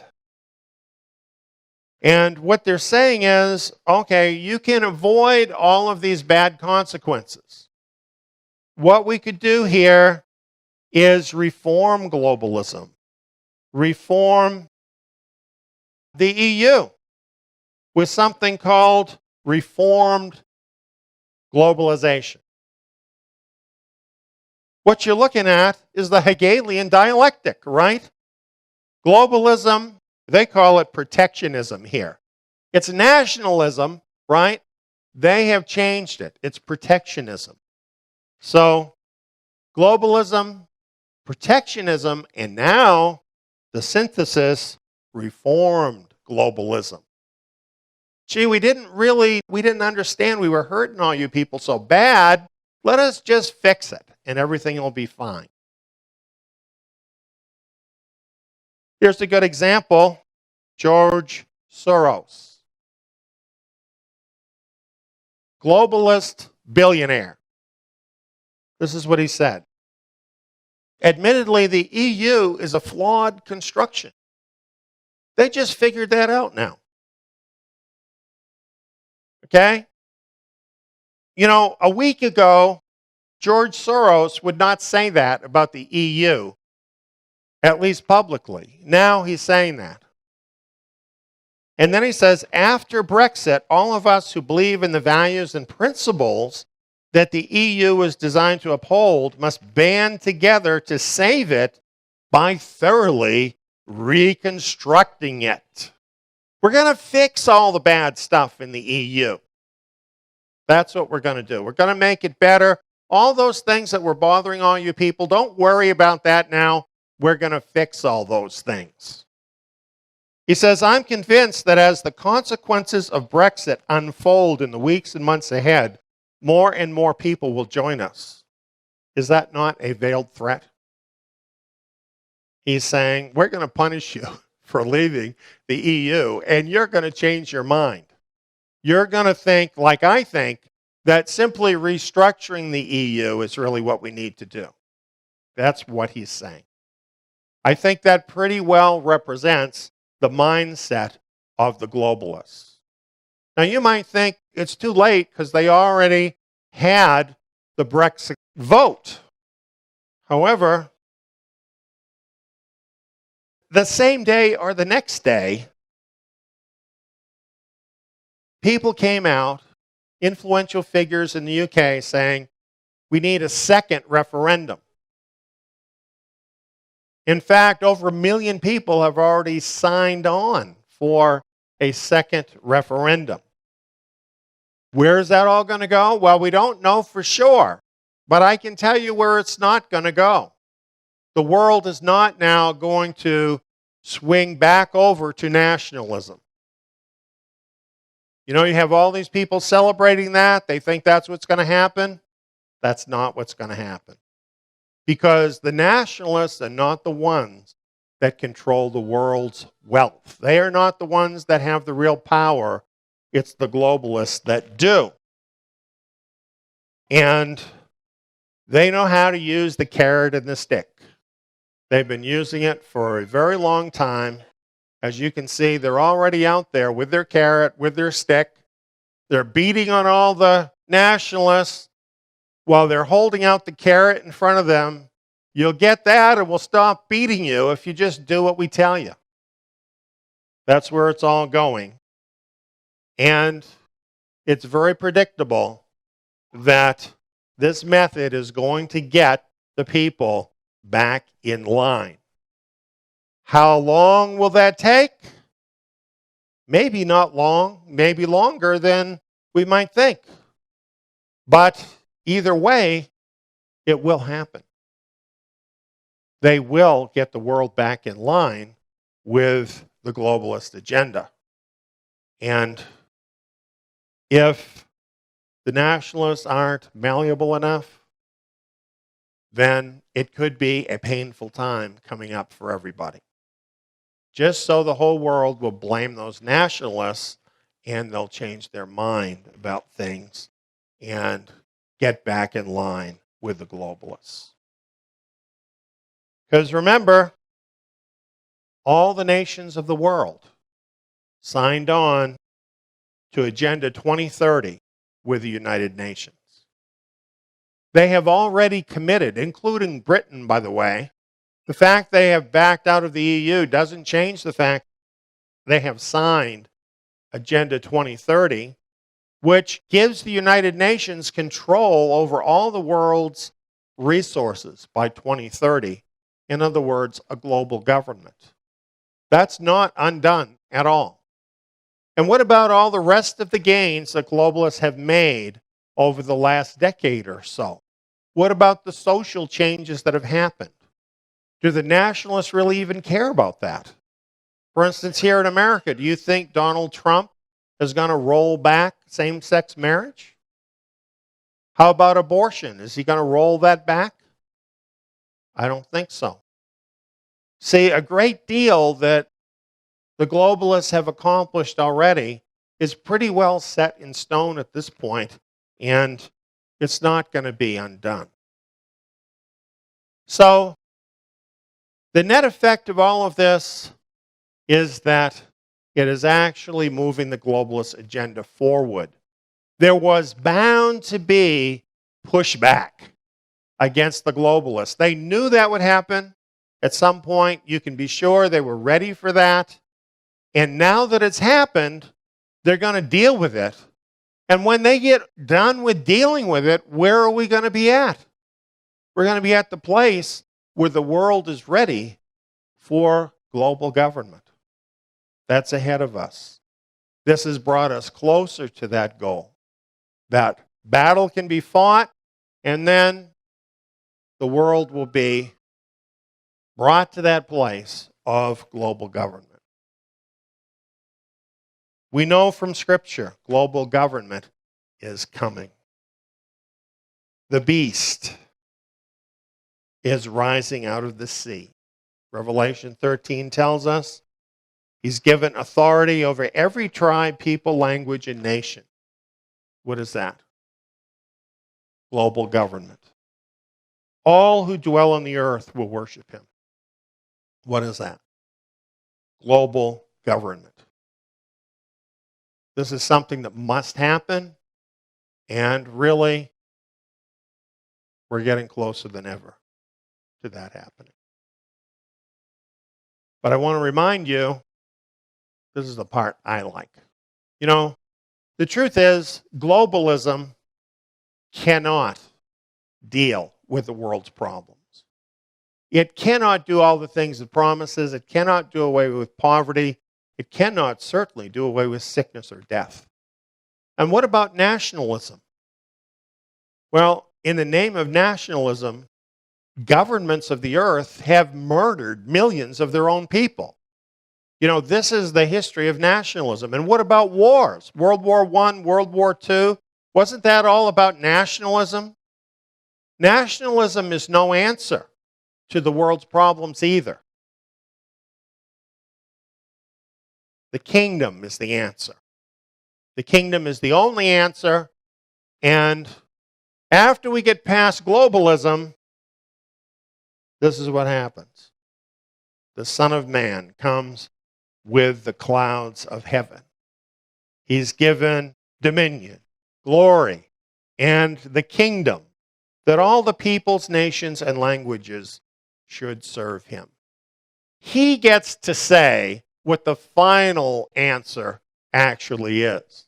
The Hegelian dialectic will be over because it's actually Yeshua Messiah that trumps both nationalism and globalism.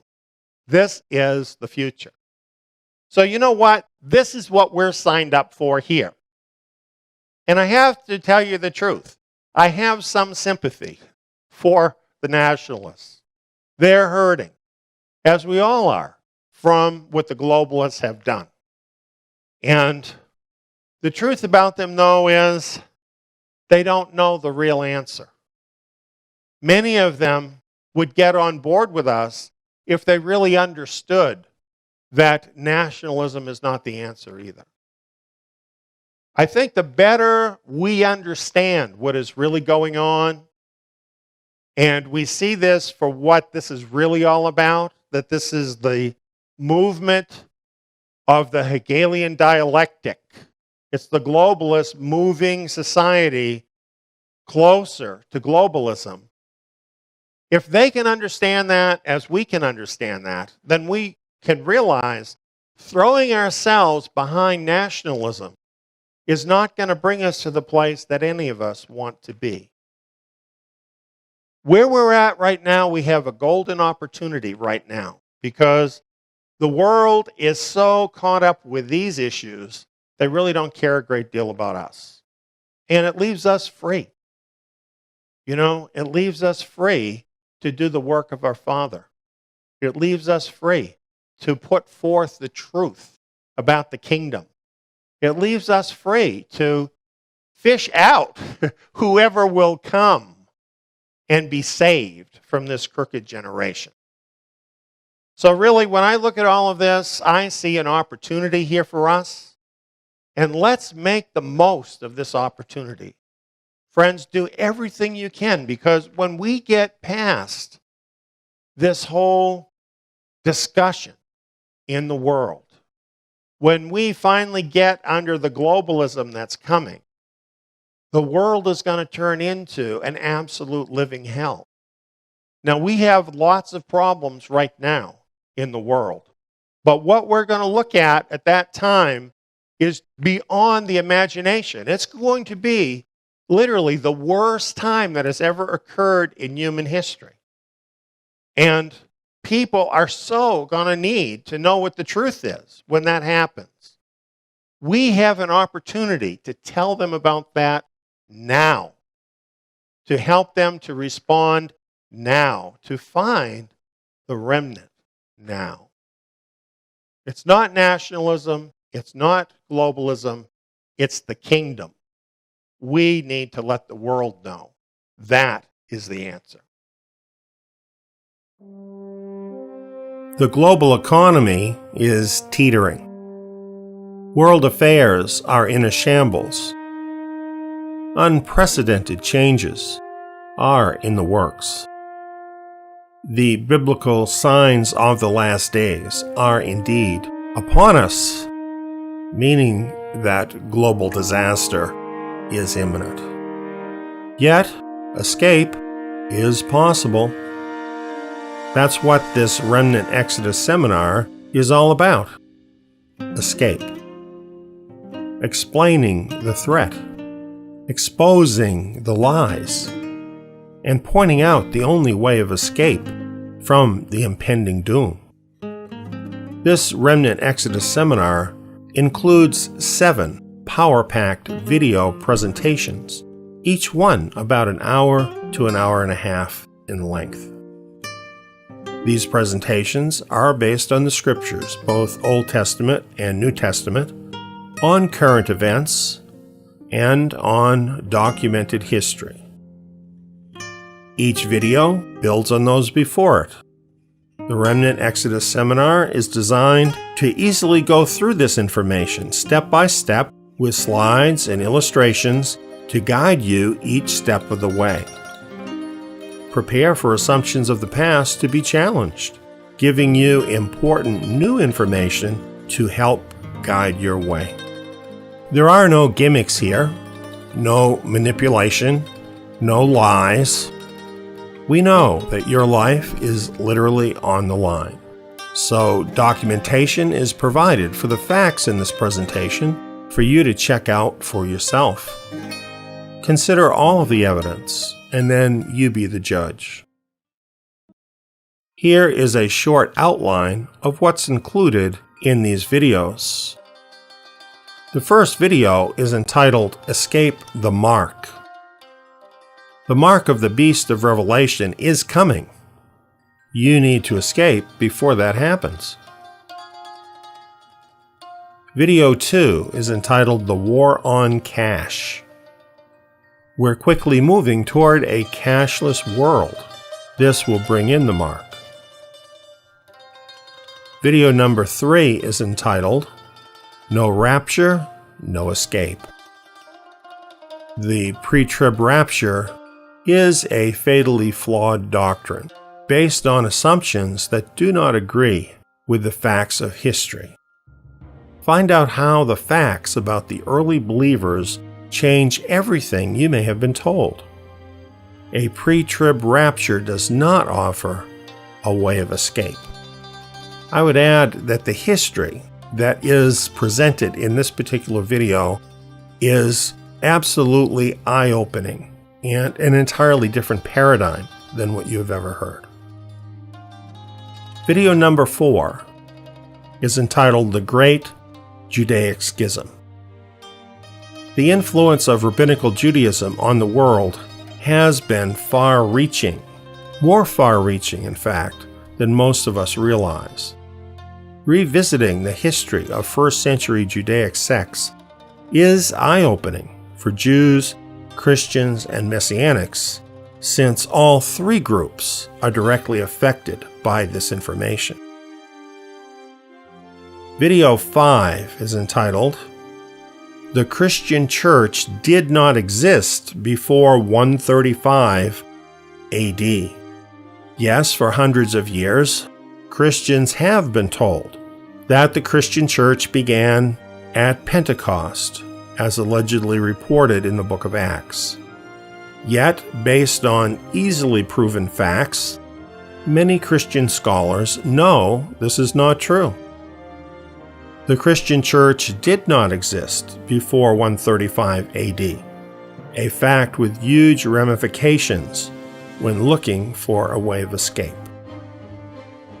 Video 6 is entitled Into Babylon.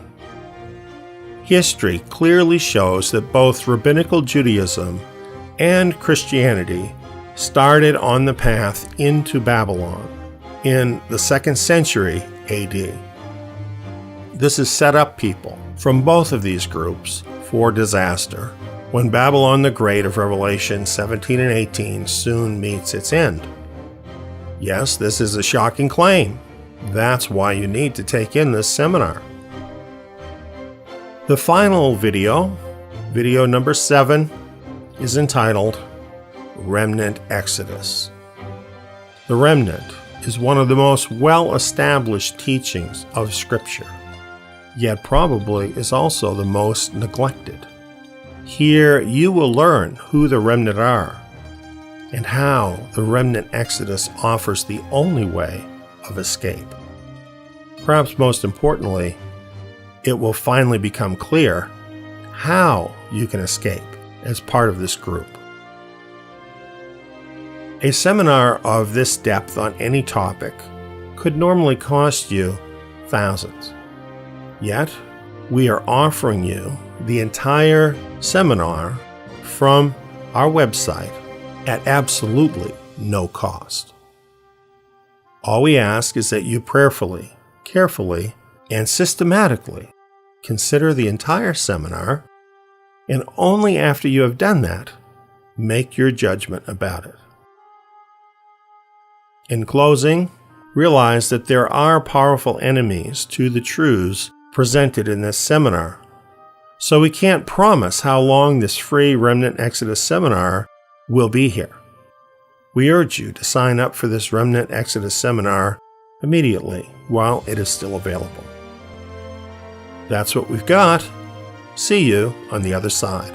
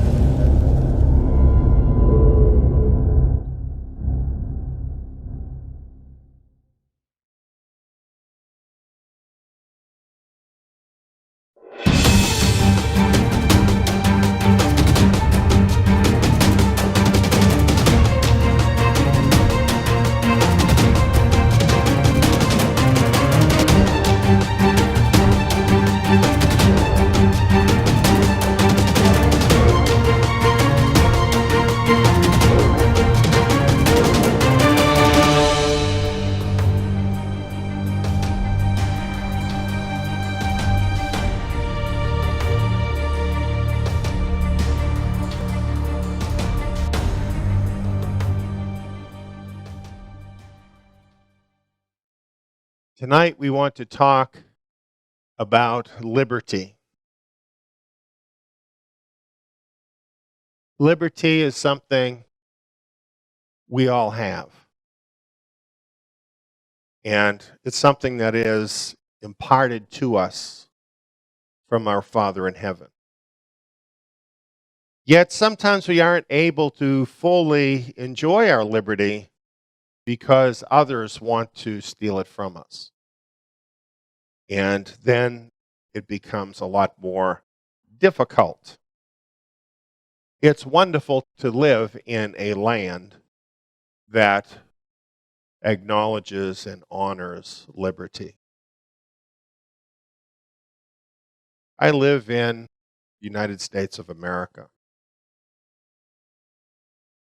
Recently, there's been talk about America. Is it somehow exceptional? And many people say that it's not any more exceptional than any other country. That may be true today. If it is true today, it was not always true. Something that is very exceptional about America, the United States, is that it was formed on the basis of true liberty. Now, after some 240 years, we live in the time when we are seeing that liberty being undermined and soon to be destroyed. It's been betrayed. Let's look a little bit about that. This is Independence Hall in Philadelphia, Pennsylvania, called the birthplace of American liberty. And indeed, it goes back a long time. The Declaration of Independence was adopted there on July 4th of 1776. It's said that the design of the American flag was agreed upon there at Independence Hall. The Articles of Confederation were adopted there in 1781, and the Constitution of the United States was drafted and signed there at Independence Hall in 1787. At Independence Hall, we find the Liberty Bell. This bell was ordered in 1751, before the United States was a country, by the Pennsylvania Assembly for use in the Pennsylvania State House. It's called the Liberty Bell because it proclaims liberty. It's from Leviticus 25:10. Inscribed on the bell, it says, "Proclaim liberty throughout all the land unto all the inhabitants thereof." Now realize those people, those first Americans, did not invent liberty.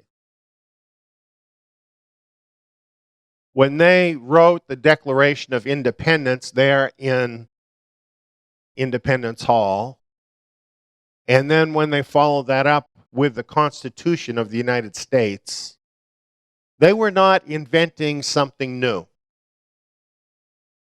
They were inspired by the liberty found in the Scriptures. This was something new in the world. You know, the world has been dark with tyranny for millennia. People, for the most part, have not been able to enjoy freedom through most of human history.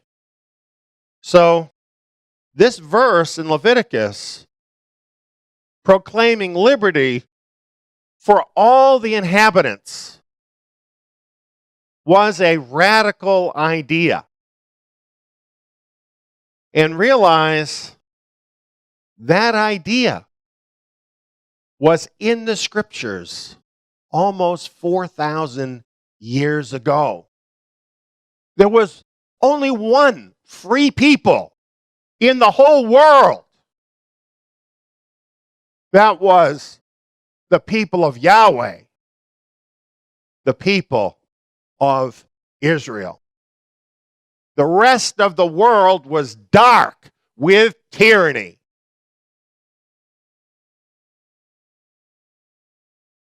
There can be no liberty. There can be no freedom apart from our Creator and His precious, precious Word. And great Americans have known that and relied upon it from the beginning of this country, and that had a lot to do with shaping the freedoms that those first Americans enjoyed and that are crystallized in the Constitution of the United States.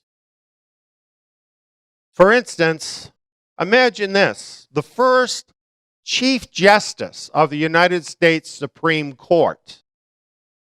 He said this: "The Bible is the best of all books, for it is the Word of God and teaches us the way to be happy in this world and in the next.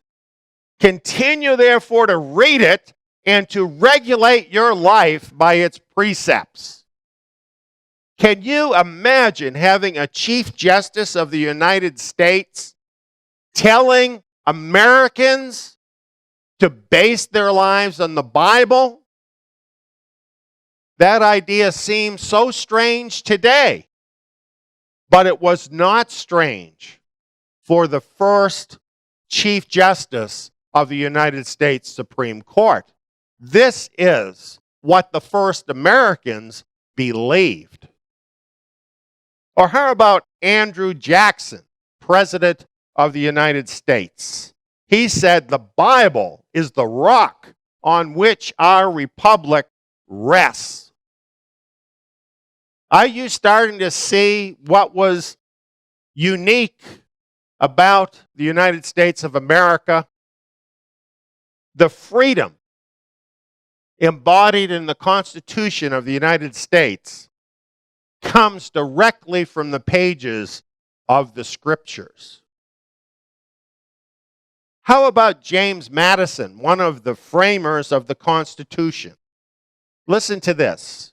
We have staked the whole future of our new nation not upon the power of government. Far from it. We have staked the future of all our political constitutions upon the capacity of each of ourselves to govern ourselves according to the moral principles of the 10 Commandments. Isn't that amazing?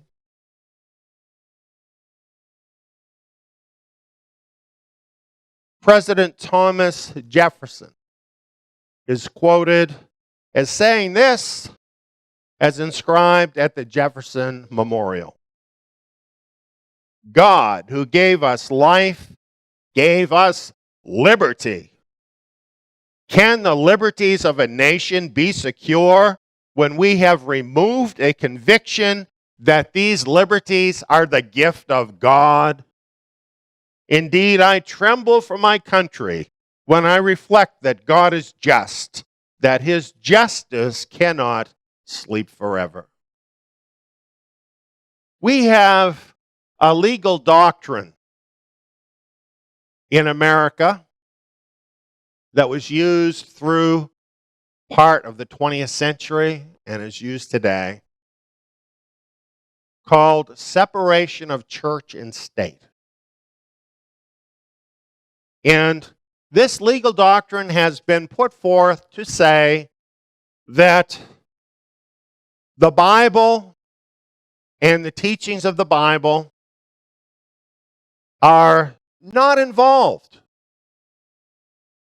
in the governing principles of the United States. But when we actually look at what the founding fathers of the country said, when we actually look at the documents, what we find is that if you remove the Scriptures from the Constitution of the United States, you have gutted liberty out of this country. That's what Thomas Jefferson was saying. Why is that true? Well, today we really have two paradigms. We have the paradigm that was the cornerstone of American liberty.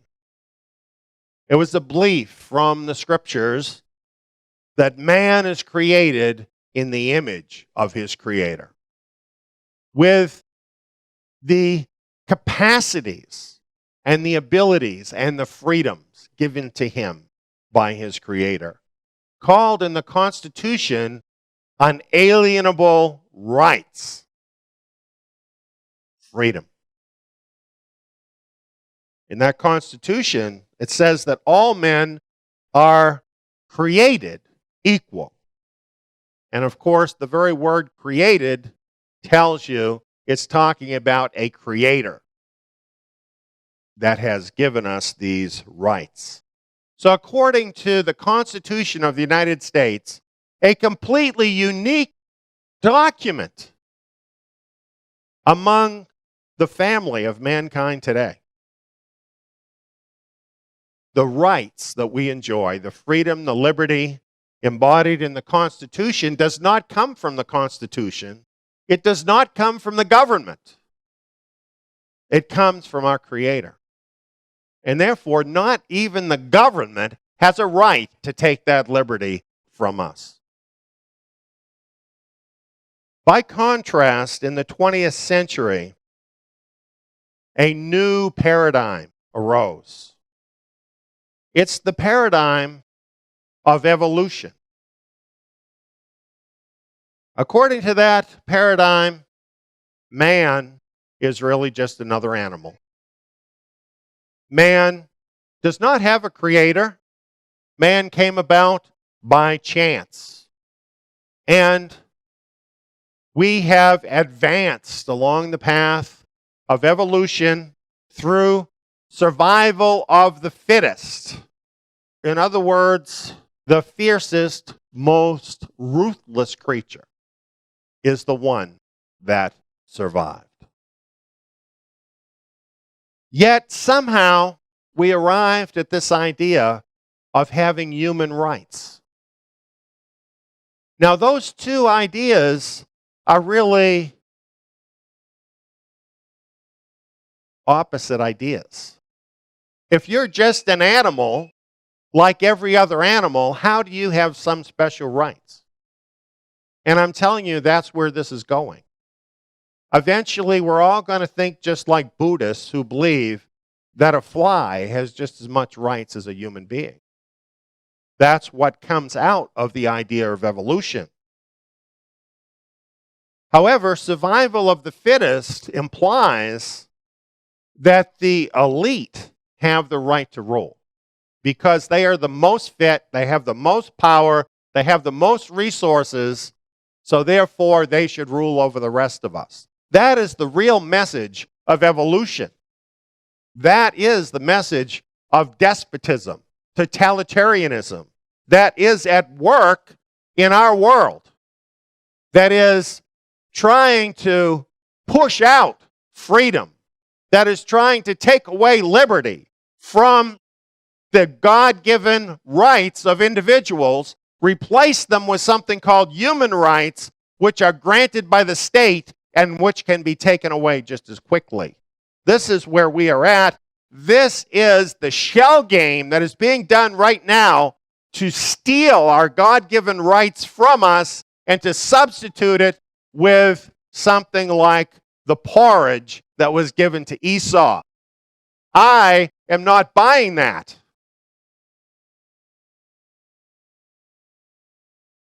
This is the law of the jungle, where the strongest dominate. This is what is truly dominating the world today. And this is what is threatening liberty. And what has come out of this paradigm?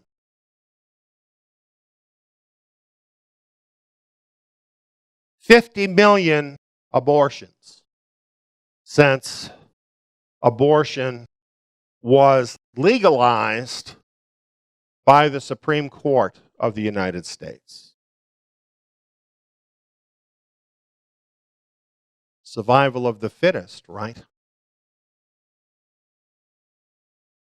Bible reading and recitation of the Lord's Prayer in school has long since been ruled unconstitutional. Now, how is that possible when you read the things that the forefathers actually said about the Bible, where the first Supreme Court justice told us to read it every day, but you can't read it in school? And then, of course, we've seen in courthouses all across the United States the 10 Commandments, which one of our first presidents told us is the foundation of our behavior in this country. Those 10 Commandments have been removed from the courthouses in America. And as if all of that is not enough, recently, a year ago, the Supreme Court said that behavior, which is condemned in the Scriptures, which has been known to be evil since the beginning of time, is now a human right that we all must observe.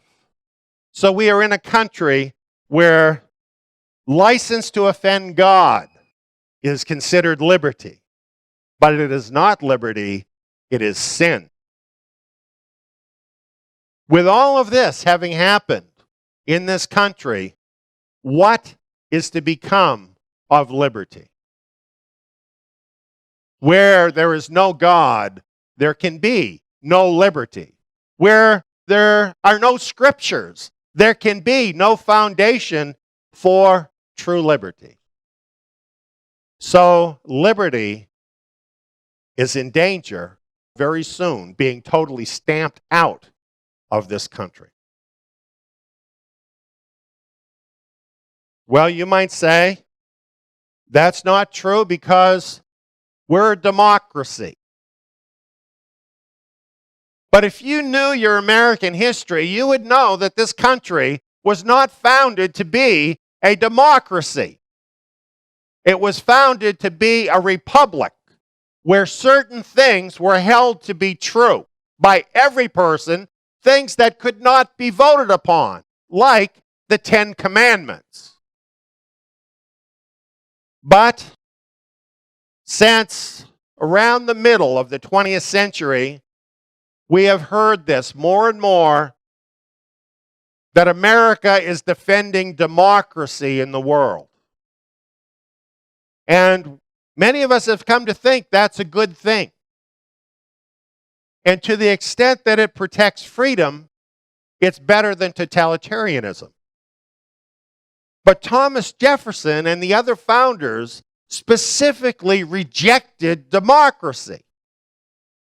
And why did they do that?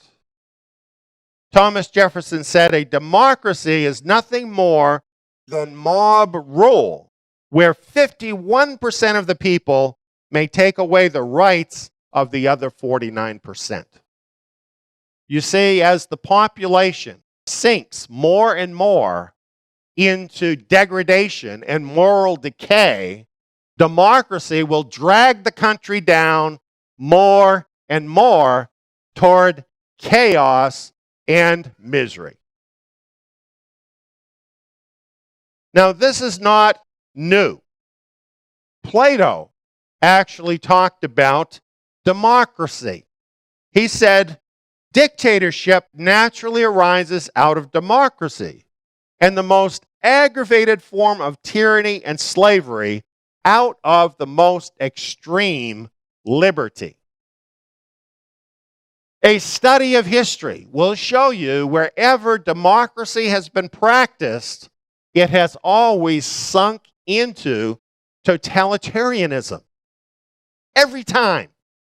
And it's happening again. We have this example of democracy. 2 wolves and a sheep voting on what's for dinner.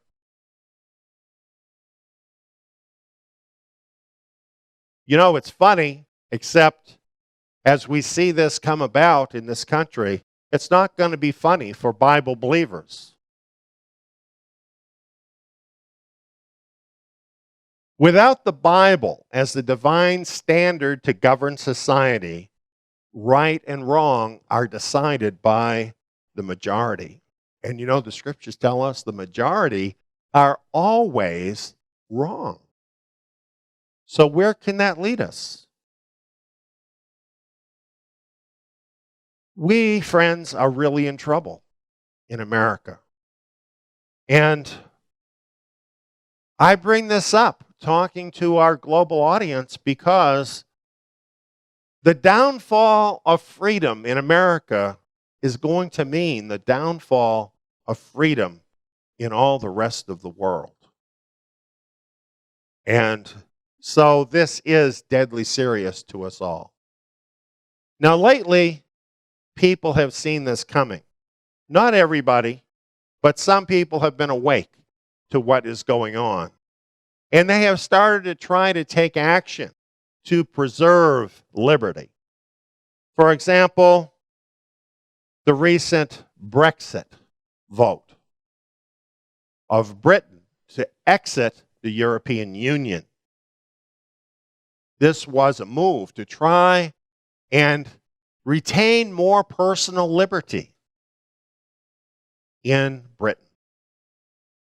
Of course, in Europe and in America, there are political movements now that are seeking to conserve what liberty we have and even to try and turn things back around. This is not favored by the elite. For example, in this particular article,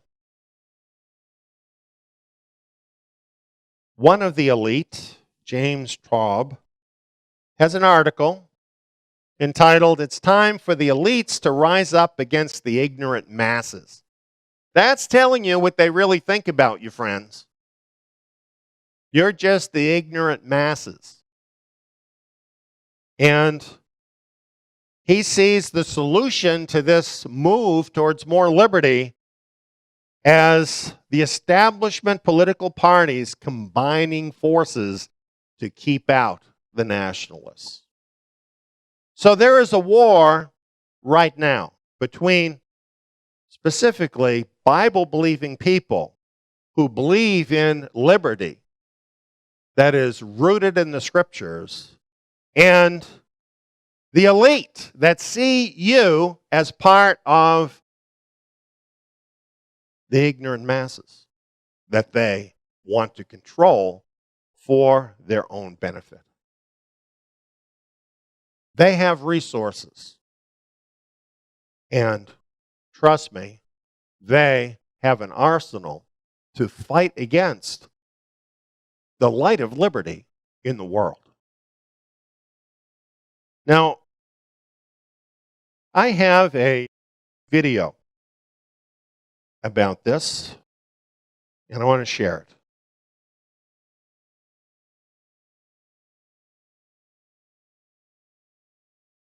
And again, the establishment, which now hates democracy, viscerally hates democracy, wants to use the EU as a model for spreading effectively dictatorship worldwide. At the moment, according to the House of Commons Library, which has just done a survey, 3 laws in 5 that are made for us by our Parliament in the United Kingdom are in fact only made because Brussels says we must make those laws. Wow. These laws are being enacted because the European Union's commissars, 28 unelected people who meet behind closed doors, have issued what is revealingly called a directive, which we are then obliged, under pain of unlimited and continuing fines, to enact into law in the United Kingdom. That is how far from democracy we are. Now, you may say, oh, but I've heard of a thing called the European Parliament. Well, don't imagine that that is anything like a parliament. It is a fig leaf to cover the naked dictatorship behind.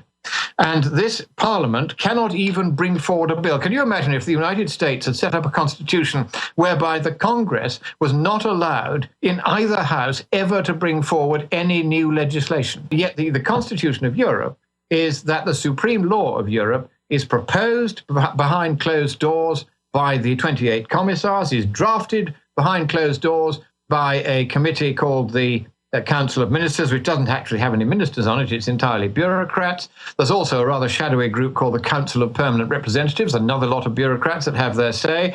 Then and only then it goes to the European Parliament. And of course, if right at the outset the commissars have decided to veto whatever law it was, then the European Parliament doesn't get its say at all.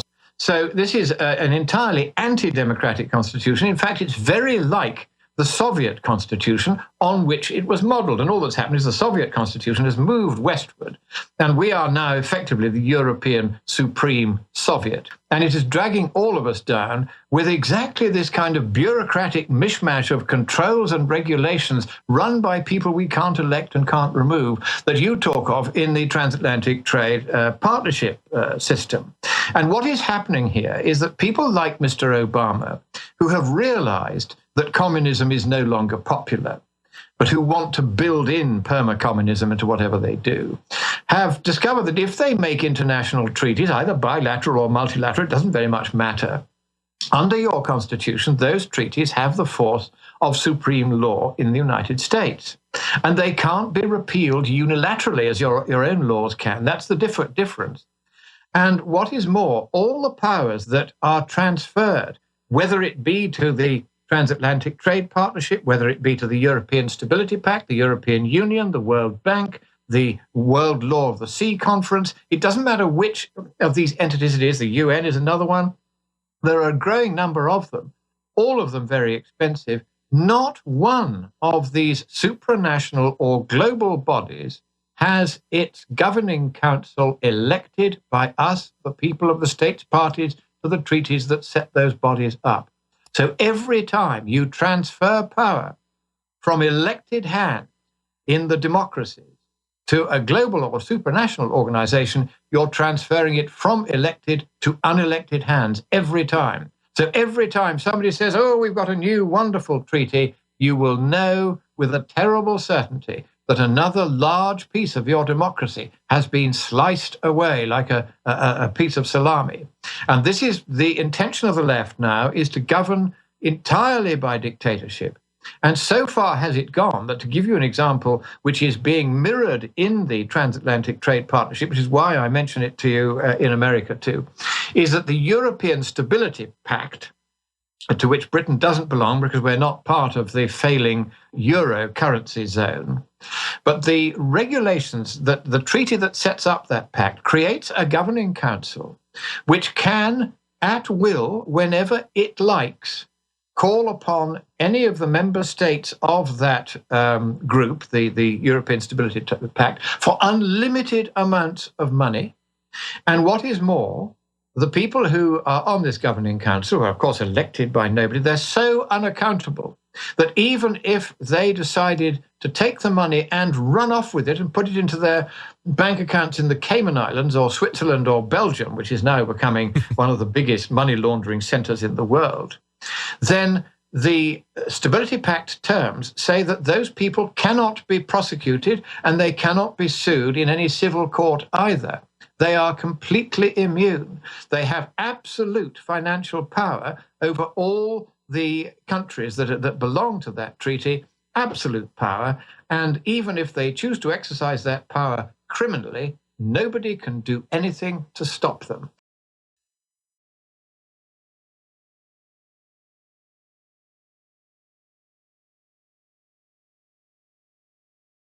There's so much in that little clip. And the truth is, it's all true. And what it shows us is how right Thomas Jefferson and the other founding fathers in America were to decide that America would not be a democracy. Because a democracy is so easy for the elite to undermine and take over. Basically, that's what you see in the European Union. They have a veneer that looks like democracy, something called a parliament that has absolutely no power whatsoever. And all the people that are running the EU are behind the scenes. You don't even know their names. They are the elite. And they are the ones that are controlling Europe and a good part of the rest of the world. And this is considered a model for the UN, for the coming one world government. As a matter of fact, you would think with Britain voting to leave the EU, other countries in Europe also having similar movements coming up, that the EU now would be saying, oh, we're going to reform, we're going to become more open and transparent, we're going to listen to the people. No, that's not what's happening. What they're talking about now is crystallizing the EU even more into a super state, like the Soviet Union. And along with that, they want their own army, one army controlled by all of the EU. It is a nightmare.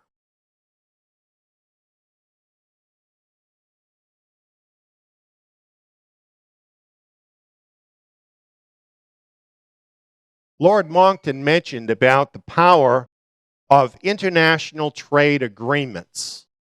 These international trade agreements are being used by the globalist elite to entrap countries of the world into the global governance scheme. And America is well along down this line.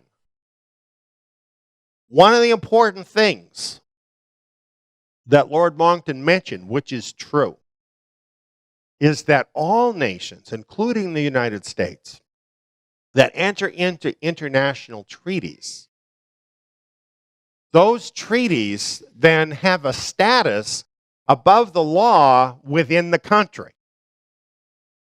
And this is very dire for people who love freedom because they don't get to say anything about it. Those treaties get made. In many cases, they never even know what's in them, and they totally change the lives of people who are involved in those treaties. They advance the globalist agenda, and they steal freedom. Now, let me give you some examples of what I'm talking about. We often hear from Donald Trump. He talks about trade a lot and globalization and how free trade is a job killer and steals jobs away from America. Maybe you've heard some of this. Maybe you've seen it on TV. But this is exactly what has happened. 20 years ago, NAFTA was enacted into law.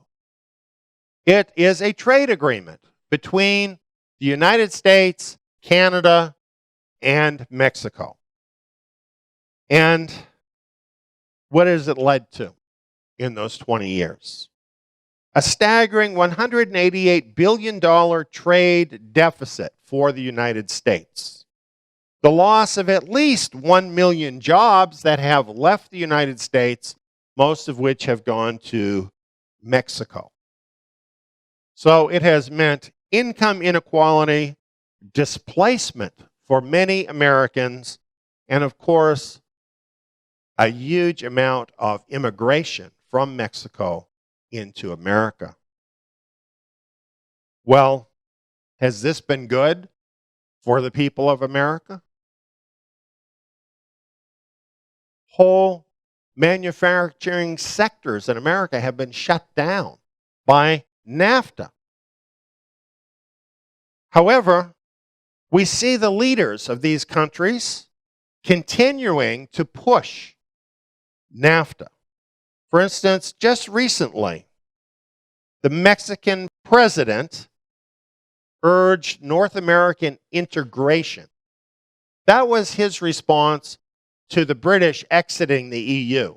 He's saying the United States, Canada, and Mexico must become like the EU.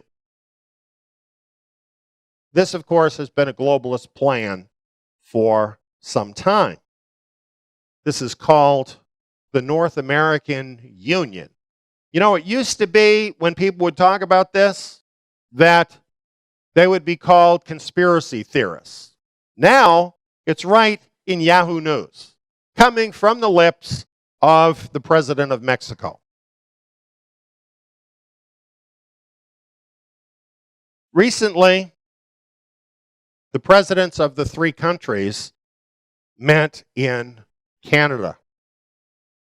And this article tells us North America leaders mount strong defense of trade despite threats.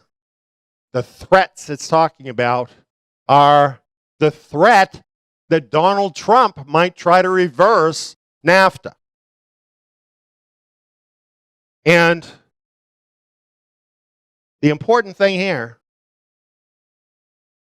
President Obama said this: the integration of national economies into a global economy, that's here, that's done. Obama told a news conference at the end of a summit dubbed the Three Amigos. Let that sink in. The integration of national economies into a global economy is here. It's done. You see, this is how far globalism has progressed. On this level of trade, there already is one world government. And it's structured through the use of all of these treaties. Here's a map I found of this on Wikipedia. Global economic integration via multilateral treaties. Well, you might wonder, okay, but these are trade treaties. How can these take our liberty away from us? Well, a lot of our liberty depends on economic factors.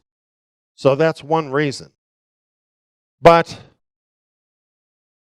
here, where the three amigos were talking together, we noticed on the screen, leaders agree on environmental pact, LGBTQ rights. Now, they're supposed to be talking about trade agreements, but they're talking about an environmental pact and LGBTQ rights. Why is that? It's because if it's an international treaty, then it's binding on the United States without anybody voting on it. This is why in America we are having a lot of weird stuff that is being pushed down our throats. And it's being disguised as if somehow it arises from American law. But it is, in fact, entirely alien to American law. It's being pushed down our throats in the same way that EU law is pushed down the throats of the United Kingdom because of international treaties. Things that shouldn't be in trade treaties, such as things having to do with morals and human rights, are being included in those treaties to make them binding upon Americans and people of other countries. This is what is actually happening. This is how the globalist government is even right now being imposed upon America, and how our liberties are being betrayed by our leaders of this country, traitors to the Constitution of the United States of America and everything that this country was founded upon. If you don't believe me, look at this. This is put out by the United Nations, entitled The World Trade Organization and Global Governance. The booklet basically explains how to use trade to govern the world. They are way farther ahead on all of this than the average American could even imagine. A few people understand it. You see here a protester. Free trade is corporate tyranny. And of course, that's what's behind it all, isn't it? The big money, the elite, taking over the world. The man behind the curtain that you don't see, controlling our elected leaders and stealing our liberty.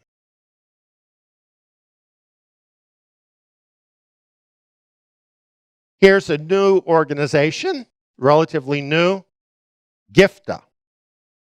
Transformations in Global Governance, Integration via Free Trade Agreements. You get it? It's a conspiracy. It really is. A conspiracy to integrate the nations of the world without you or I even seeing what's really going on, thinking that our nation is not being changed where we live, and actually all the while we're being tied into this one world government, and the noose is being tightened tighter and tighter as our liberties are being stolen from us. What is happening is a lot like the Wizard of Oz. Remember that big scary wizard? What happened when little Toto pulled back the curtain? Pay no attention to the man behind the curtain. We found out it was just a fallible human being who was doing it all. Very similar to what President Obama recently said. They'll warn that tyranny is always lurking just around the corner. You should reject those voices. Pay no attention to those people stealing your liberty. So who is it behind the curtain? Well, if we want to put a face on it, and it's not just one man, it's the globalists, but you could put the face on it of George Soros. And so we want to talk about him. He gave $1 million to Barack Obama's super PAC. Not a lot of money for him because he's a super billionaire. But nevertheless, certainly enough for President Obama to owe him. And not only did he give money directly to Obama's election, but also he backed the progressive agenda of the Democratic Party with $159 million. Think about that a minute. $159 million. That's a lot of money to spread around Washington, isn't it? Agenda supporters were linked to at least $159 million in donations or political contributions from wealthy backer George Soros for the new far-left progressive agenda. You wonder why things are changing so rapidly in America? Do you think all of this money could have anything to do with it? The Blaze kind of represented it like this. Who's really in charge? Well, it's not just President Obama that has received this money. Hillary Clinton has received at least $8 million, not to mention PACs supporting her election, much more money, and realized that Soros is tied into a whole network of people like him, whom he directs their money into all of this too. So what we're seeing is the march of Hillary. It doesn't matter how many scandals there are. It doesn't matter even if she's responsible for giving away secrets of the United States. None of that matters because she has the support of the elite. And even where anybody who reads the law and listens to the statement of the FBI director, James Comey, would come to the reasonable conclusion that she broke the law, she was given a pass. It says in the National Review, in essence, in order to give Mrs. Clinton a pass, the FBI rewrote the statute, inserting an intent element that Congress did not require. How is that possible? It certainly isn't possible because our country is governed equally by a rule of law. That would not be possible. As Paul Ryan, the House Speaker, said, it defies explanation, and damage is being done to the rule of law. A common response of the people is, why should I obey the law if our leaders don't have to? So this is how it is in America today. Let me tell you something, liberty goes along very closely with justice. Where there is no justice, there is no liberty. And justice is gone. From the highest levels of America, it has been bought and paid for by the elite. Many people ask the question, how could Director Comey come to this illogical conclusion? Who would have enough power to actually be able to threaten him? There are parties that could. Well, if we want to know what is behind the growing unrest in the world that is threatening the liberty of the United States and people everywhere, all we really have to do is follow the money. And we will see that the liberty of this country is being sold out for the globalist agenda. Now, we've mentioned George Soros, the man behind the curtain. Here's some news reports about him. This was a rather amazing headline, don't you think? How George Soros single-handedly created the European refugee crisis. Has that affected unrest in the world? Has that increased terrorism? Has that brought death and destruction to many people in the world? The money of George Soros and his friends is behind that. And this article proves that. And it is his organization, Open Society Foundations, that funded all of this. As a matter of fact, one reporter found in 2015 at the Greek island of Lesbos, which I found interesting, the migrant handbooks in Arabic that were being handed out to the migrants, and they basically said, "Welcome to the EU." Now, this was not from the EU, this was from George Soros, basically showing them how they could get welfare, get all kinds of benefits by going into the EU, promoting the migration to Europe.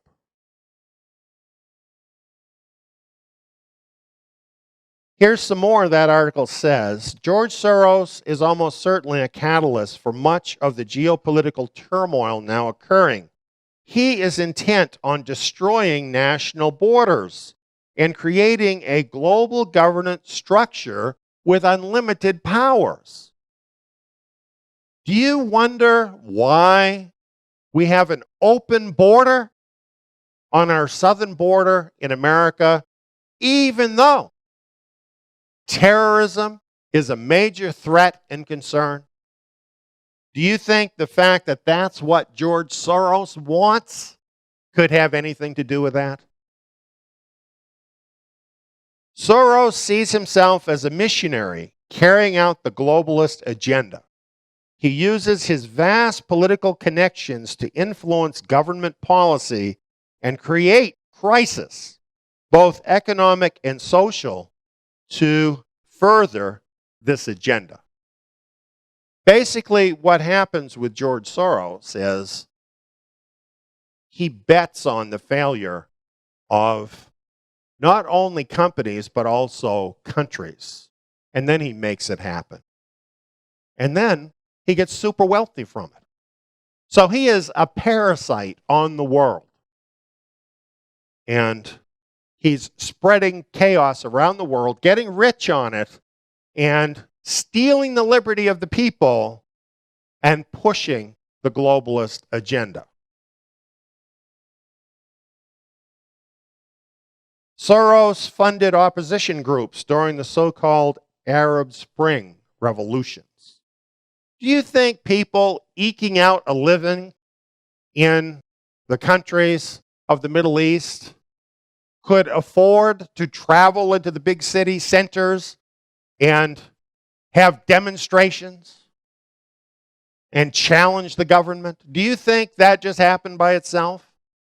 That's what the media wanted people to believe, but it could only happen because this all got coked up with money from the globalists and a lot of training too, by the way, from globalist organizations. The Ukraine. Again, something we think, okay, that's just something that happened. No, this was all coked up by George Soros. Billionaire financier George Soros was behind the Ukrainian uprising. He himself admits it. And he applauds the uprising against the Ukrainian police. That's what you see over and over again in these countries where George Soros has been at work, is he instigates groups within the countries against the police, the local police, to cause chaos and to overthrow those countries. He's figured it out. He knows. It's the local police officer that is really holding back the tide. It's the local police officer in every country that is actually dealing with the problems of that country on a personal basis with the people. If he can overturn the local police officer in any country, he can create revolution. And he's done it over and over again. What about Poland? What about Israel and the Palestinians? The fingerprints of George Soros are all over it. These are just some articles I was able to find. What is he doing that none of us know about? Chances are, if there is unrest, he's involved. He uses anarchy to unhinge liberty and to make himself super wealthy in the process and to create a globalist government. It's very interesting that in 2012, George Soros predicted class warfare in America. He said that it was likely for riots to occur in America that could bring a society where individual liberty is much more constrained. And that is what's going to happen, isn't it? As there's more chaos on the streets where police themselves feel under fire, what is going to happen to individual liberty? It will be more suppressed. That is what will happen. He knows it. And he told us in advance. How could he do that? He could do that because he's helped to pay the bill to make it happen. Ferguson, he funded those protests, $33 million. You know, that'll buy a lot of broken windows, a lot of Molotov cocktails, a lot of looting and destruction. His Open Society Foundation was behind much of that. The Baltimore riots, a product of the Soros machine. George Soros has been heavily involved in the social unrest and movement-wrecking activity that has taken place all across the United States in recent months. From Florida to Ferguson and now Baltimore, George Soros foundations have been involved. What he's been doing in America is the same thing he did in the Ukraine, the same thing he did in the Arab Spring and other countries around the world. Just as he sought to collapse those countries, he's seeking to do the same thing to the United States of America. And he's doing it with the blessing of the elite and even establishment figures whom he is funding.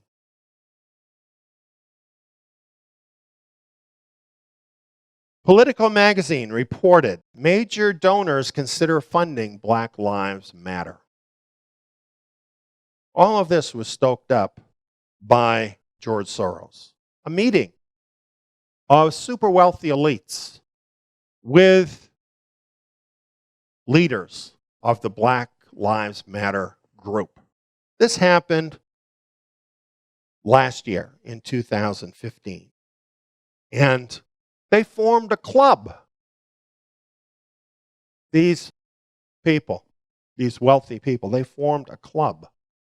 Not only to give insane amounts of money to Black Lives Matter, but it says here, the club and some of its members also are considering ways to funnel support directly to scrappier local groups that have utilized confrontational tactics. Confrontational tactics is a more acceptable term for the word violence.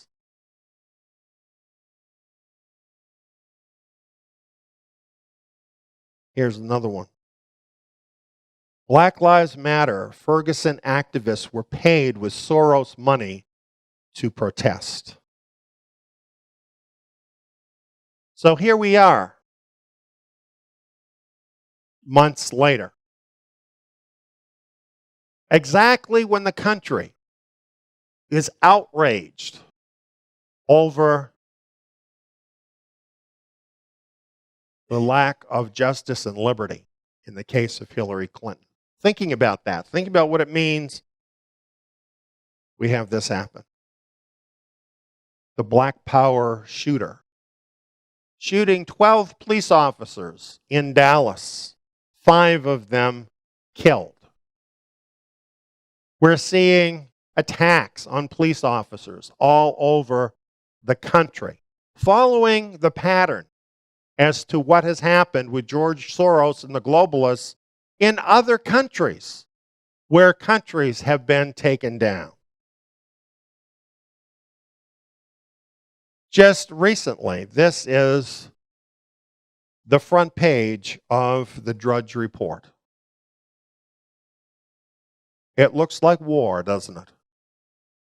Cops targeted across America. Riot watch issued for Louisiana. Panthers target pigs. Hate group urges gangs to kill. Lynch to protesters. Don't be discouraged. Now, isn't that amazing? Here's a representative of the current administration in the midst of all of this, basically telling the protesters, keep going with this. And Hillary Clinton calls on whites to change their ways, like she has a right to judge the citizens of America with the things she's done. So here we have unrest in America, and probably worse than that. And in the days leading up to this discussion, what has been going on? Protests. Violent protests. Not the kind of protests like Martin Luther King, that were non-violent protests, where he told the people not to be violent. And where they were protesting visible kinds of discrimination. No, in this case, it's indiscriminate. Officers murdered without even knowing who they are or what they've done. In this case, protesters using fireworks, throwing Molotov cocktails, causing destruction, so that hundreds had to be arrested in various places across the country.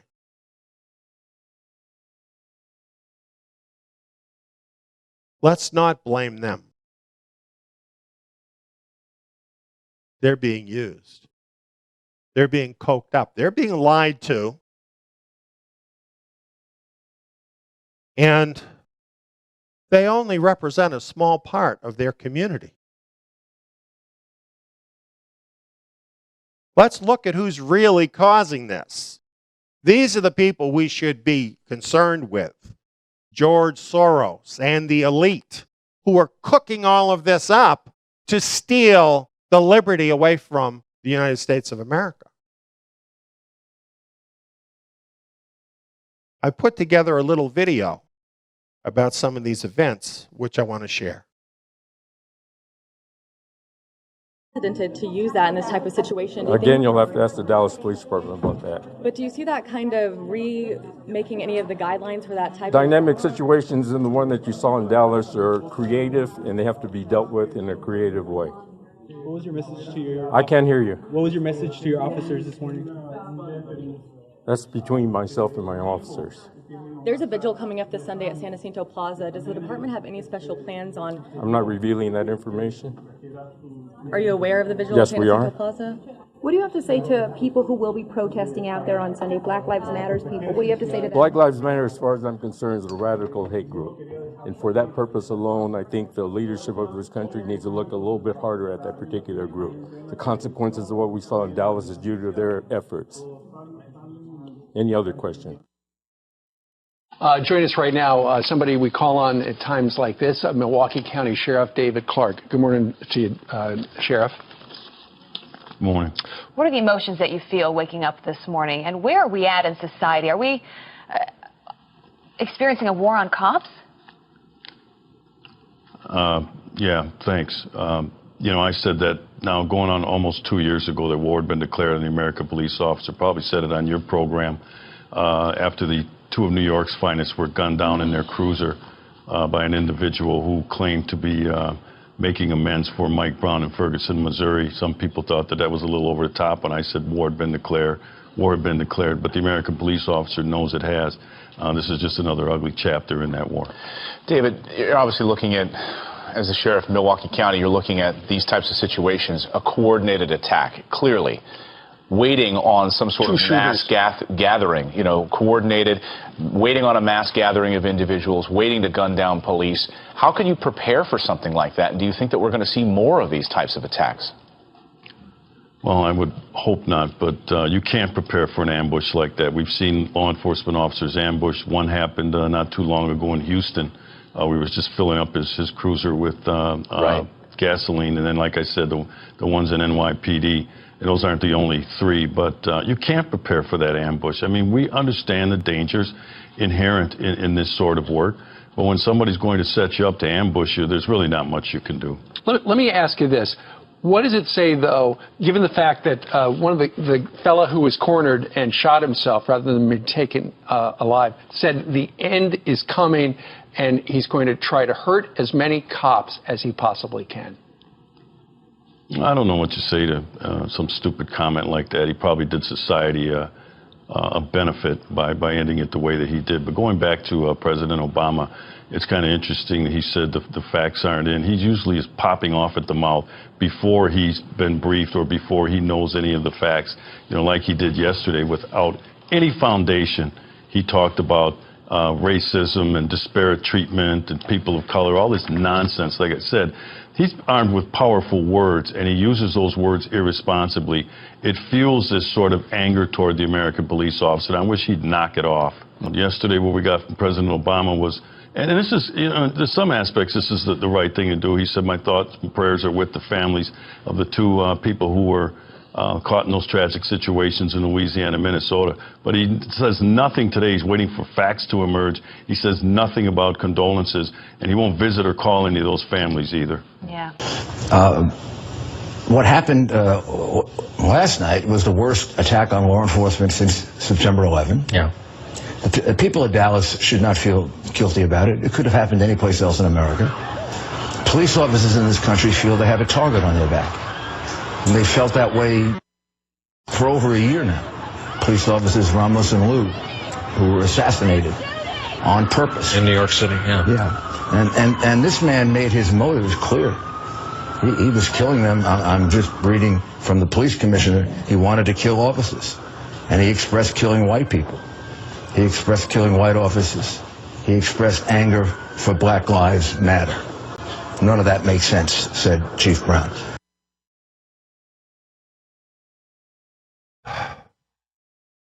There's something bigger behind this. There is an agenda behind it.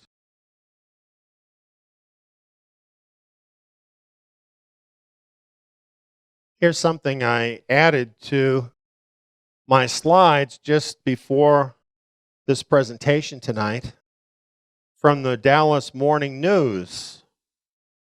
There was a viral post by the Fort Worth Police Officers Association that said Black Lives Matter kills cops. And among other things, the Dallas Morning News says this police officers association posted as proof something from a Facebook listing from something called Black Lives Matter Dallas, Texas chapter. And it starts out saying, "Good morning. In lieu of last night's murders of the 5 Dallas, Texas officers, it is what is, justified." And it goes on to say that these killings were justified. Where is this all going to end up? Other countries where this has been done, where this has been incited, it has ended up in overturning those countries. It could be, and likely will be, the end of liberty in America. Here's the plan. It's been the plan for quite a long time. They've been working on it. Collapse America into the United Nations. Finally form that one world government out in the open. The United States, from its manner of inception, is different than the other countries of the world. Having been based on liberty from our Creator. To have a one world government, that's got to be done away with. And that's what this is all about. You know, when you look at the news and you see all of these things happening, you see things about trade, you see things about commerce, jobs leaving the country, the middle class shrinking, violent uprisings, people shooting police, and on and on. You wonder, what is this all about? Does this have any common thread? I shared with you what that common thread is in the Daniel seminar. The common thread is this push, this move towards a global government. This is now well underway. And this is why, for the elite, liberty must be destroyed in America. That will happen.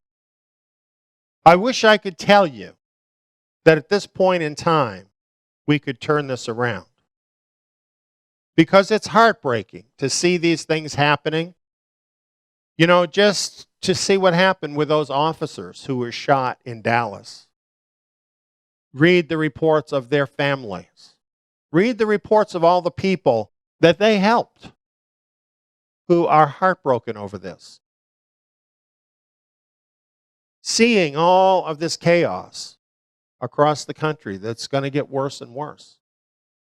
It's heartbreaking to even think about the human cost of all of this, the misery that this is bringing about, and of course, where this has to end up with the loss of liberty, what remains of it in America. So I don't want to say this is what's going to happen.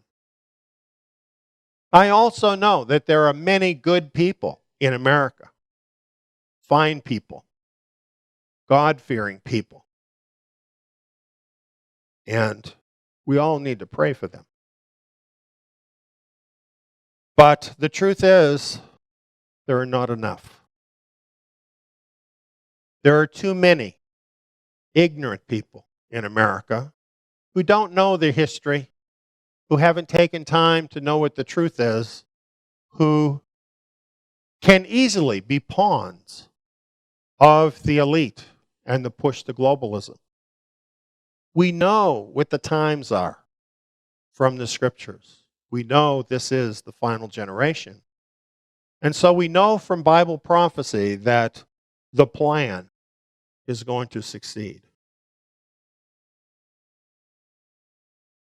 Where this is going to end up, according to the scriptures, is here. a one world government without God, without liberty, can form or die. That's the world that is descending right now. What are we to do in the face of this impending threat? Friends, we have to be like those first Americans. We have to put our trust in our Creator. We have to believe in Him. We have to believe in His Word. We need more than ever before to conform our lives according to His thinking, according to what He says. We need to draw close to Him. We need to look at our priorities. We need to keep our families strong in Him. And as we see this growing unrest, it would be wise if we continue to become as free as we can be. Don't get yourself in unnecessary debt. Try to get free of debt. Get as close as you can to other like-minded believers, because you're going to need one another as these things unfold. And get ready for the second Exodus, because the nations of this world, the Gentile nations of this world, they're going to be left without anything of any reality to cling to. And Yeshua Messiah talked about it. He talked about the house built on the rock and the house built on the sand. What happened when the storm came? Well, just imagine a global government built on the sand. These nations, these Gentile nations, they're going to be shaken. And it's going to be no place you want to live. Prepare now, because escape is still possible in the remnant Exodus.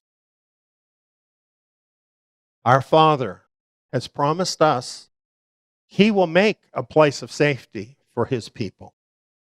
And there will be a second Exodus, this time not just from one nation, but from all the Gentile nations. And all of those who belong to Him will be drawn together according to these same principles of liberty found in the Scriptures, with the Lord of Lords and King of Kings as our King. And He's even now working to pull us together, to draw us together, to make us ready. Pay attention to that in your heart. Speak to Him about it. Come up with your agenda of what you need to do to be ready. Ask Him about it. He's going to help you. This second Exodus is going to be a triumph of liberty. At the very time when liberty is being blotted out around the world, Yahweh is preparing a place of liberty and freedom and deliverance for His people. Friends, we don't have to be afraid of the things that are coming upon this world, because already our Father in heaven is working at making a place. Let's just put Him first. Let's do His will. And let's prepare ourselves for the remnant Exodus. Thanks for listening. The global economy is teetering. World affairs are in a shambles. Unprecedented changes are in the works. The biblical signs of the last days are indeed upon us, meaning that global disaster is imminent. Yet, escape is possible. That's what this Remnant Exodus seminar is all about. Escape. Explaining the threat. Exposing the lies. And pointing out the only way of escape from the impending doom. This Remnant Exodus seminar includes 7 power-packed video presentations, each one about an hour to an hour and a half in length. These presentations are based on the scriptures, both Old Testament and New Testament, on current events, and on documented history. Each video builds on those before it. The Remnant Exodus seminar is designed to easily go through this information step by step with slides and illustrations to guide you each step of the way. Prepare for assumptions of the past to be challenged, giving you important new information to help guide your way. There are no gimmicks here, no manipulation, no lies. We know that your life is literally on the line. So documentation is provided for the facts in this presentation for you to check out for yourself.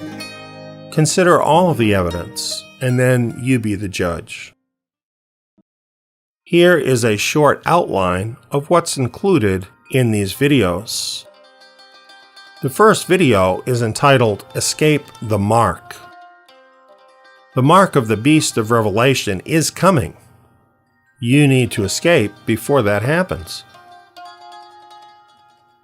Video 2 is entitled The War on Cash.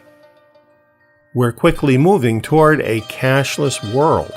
This will bring in the mark. Video number 3 is entitled No Rapture, No Escape. The pre-trib rapture is a fatally flawed doctrine based on assumptions that do not agree with the facts of history. Find out how the facts about the early believers change everything you may have been told. A pre-trib rapture does not offer a way of escape.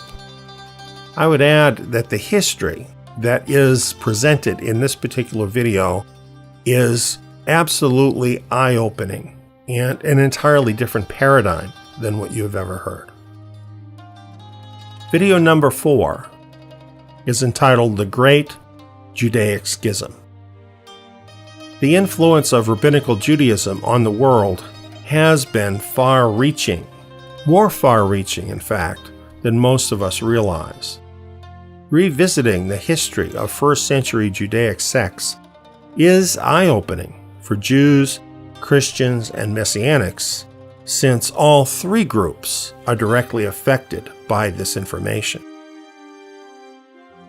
Video 5 is entitled The Christian Church Did Not Exist Before 135 AD. Yes, for hundreds of years, Christians have been told that the Christian church began at Pentecost, as allegedly reported in the book of Acts. Yet, based on easily proven facts, many Christian scholars know this is not true. The Christian church did not exist before 135 AD, a fact with huge ramifications when looking for a way of escape. Video 6 is entitled Into Babylon. History clearly shows that both rabbinical Judaism and Christianity started on the path into Babylon in the 2nd century AD. This has set up people from both of these groups for disaster when Babylon the Great of Revelation 17 and 18 soon meets its end. Yes, this is a shocking claim. That's why you need to take in this seminar. The final video, video number 7, is entitled Remnant Exodus. The remnant is one of the most well-established teachings of Scripture, yet probably is also the most neglected. Here you will learn who the remnant are, and how the remnant exodus offers the only way of escape. Perhaps most importantly, it will finally become clear how you can escape as part of this group. A seminar of this depth on any topic could normally cost you thousands. Yet, we are offering you the entire seminar from our website at absolutely no cost. All we ask is that you prayerfully, carefully, and systematically consider the entire seminar, and only after you have done that, make your judgment about it. In closing, realize that there are powerful enemies to the truths presented in this seminar, so we can't promise how long this free Remnant Exodus seminar will be here. We urge you to sign up for this Remnant Exodus seminar immediately while it is still available. That's what we've got. See you on the other side.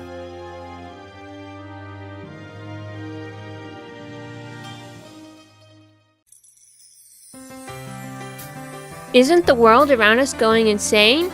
Do you want to return to sanity and establish order in your life?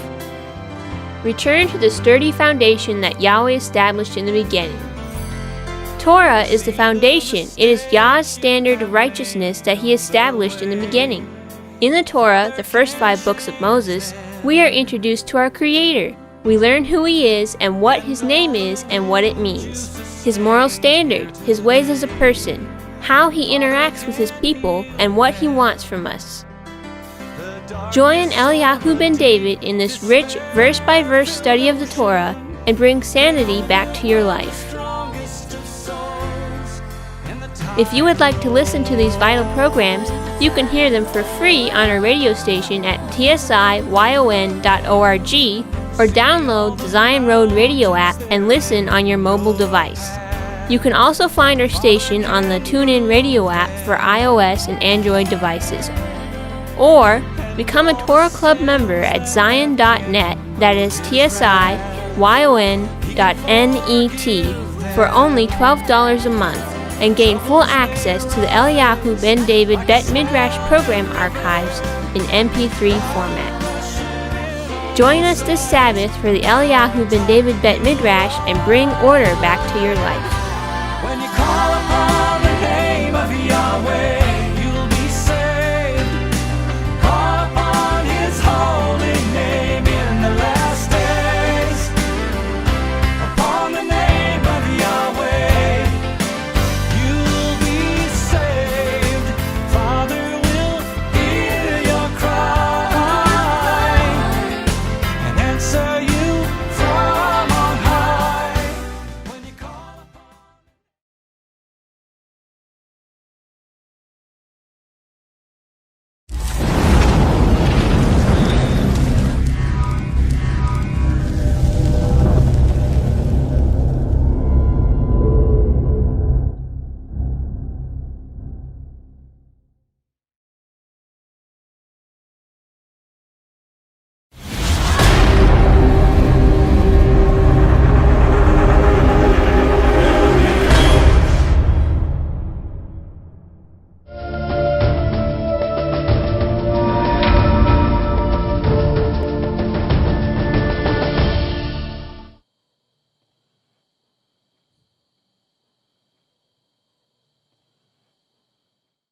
We're going to be looking at what has been taught for literally thousands of years regarding the ages of the world and the last age of the world. What we're going to look at right now is the Winchester Bible Genesis Initial. Have you ever heard of that? Well, it's very interesting, and I want to share it with you. Here you're looking at a large cathedral in England. I believe it's the largest one, Winchester Cathedral. There was also a song by that name, some of you might remember. And this church is a Church of England in Winchester, Hampshire, England. And it was consecrated in 1093. So we're talking almost 1,000 years ago. In the library of this cathedral, there is a Bible that has been there for 8 centuries. And I don't know if I've ever seen anything that's been there for 8 centuries, but especially something like a Bible. But it's quite amazing, and it's still there. One thing about the Winchester Bible, it's the largest and finest of all surviving 12th century English Bibles. And it was written by one single scribe, the entire Bible. And not only that, but it's very, very fancy. There were artists that worked with the Bible and exquisitely illuminated the capital letters and other illustrations in vivid colors. And these glowing colors set in gold are as intense today as they were 800 years ago, which is pretty impressive, I think, that that can be the case. And this Bible is quite huge. Each book of the Winchester Bible begins with an oversized decorated first letter called an initial. So that's each book. And you have here a picture of what this looks like.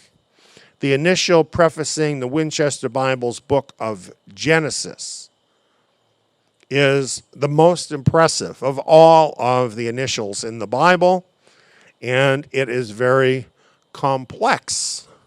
And it contains an idea. It contains a worldview, a viewpoint about the passage of time and the scriptures that is very interesting. The Latin text of the book of Genesis begins with in principio, which means in the beginning. So to introduce the book, there is a letter I, a large letter I. It is an elongated shaft of the letter that runs almost the full length of the page, which is 23 inches. So that's a big book. So it's actually quite large, really larger than what we could picture it here. And, of course, it's all in Latin. In fact, that's essentially the only kind of Bible that was available that long ago, a Bible written in Latin. Bibles were not translated into the common language of the people at that time. Within this tall letter are 7 roundels formed with a series of interwoven bands holding them all together. Within each roundel, we find a different biblical scene, not limited to the book of Genesis. Now, this is unusual because with all the other initials, of course, they relate to that particular book only. But with this initial, these roundels relate to a larger length of time. They encompass the ages of the entire Bible, and with it, the entire history of salvation. Here we have the first 3 of the roundels in that initial. Of course, it begins with Adam and Eve, and then it has Noah and the ark, and then Abraham and Isaac. Each of these scenes meant to depict a different age or epoch in the scriptures. And all of these are found in the book of Genesis. Moving down this I initial, we have Moses on Sinai. Now, this is not from Genesis, is it? It's from the book of Exodus. And then we have a picture of the anointing of David. This is from later still in the scriptures. This is, according to the timing that we know today, about 1000 BC. And then we have the third roundel, which shows the birth of Messiah. That was about 2,000 years ago. And these are meant to portray biblical history. Finally, there is a 7th roundel. And the 7th roundel depicts the age to come, that we read about in the book of Revelation and actually in many of the prophets, in which the Messianic kingdom will reign for 1,000 years. This is all very interesting. The Genesis initial here then, at the start of the chapter of Genesis, in which God created the world in 6 days, depicts 6 ages of the world corresponding with the 6 days of creation. In other words, the idea here, which was a mindset held by virtually all Bible believers by this time, that the days of creation were actually prophetic of ages that have been counted off since the time of Adam.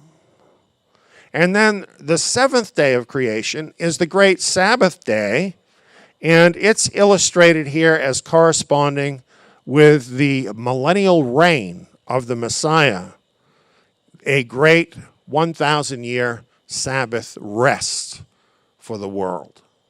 Very, very fascinating, isn't it? How the days of creation were seen as prefiguring the ages of the world. This view of the ages of the world, illustrated in the Winchester Bible, now almost 1,000 years ago, has been the normal view of history for at least the previous 1,000 years before the Winchester Bible. So in other words, this view of the ages of the world was already ancient at the time that the Winchester Bible was written. And we actually do not know how far back this understanding of world history actually goes. There are hints of it in the scriptures. So as we look at this, we kind of marvel at all of this.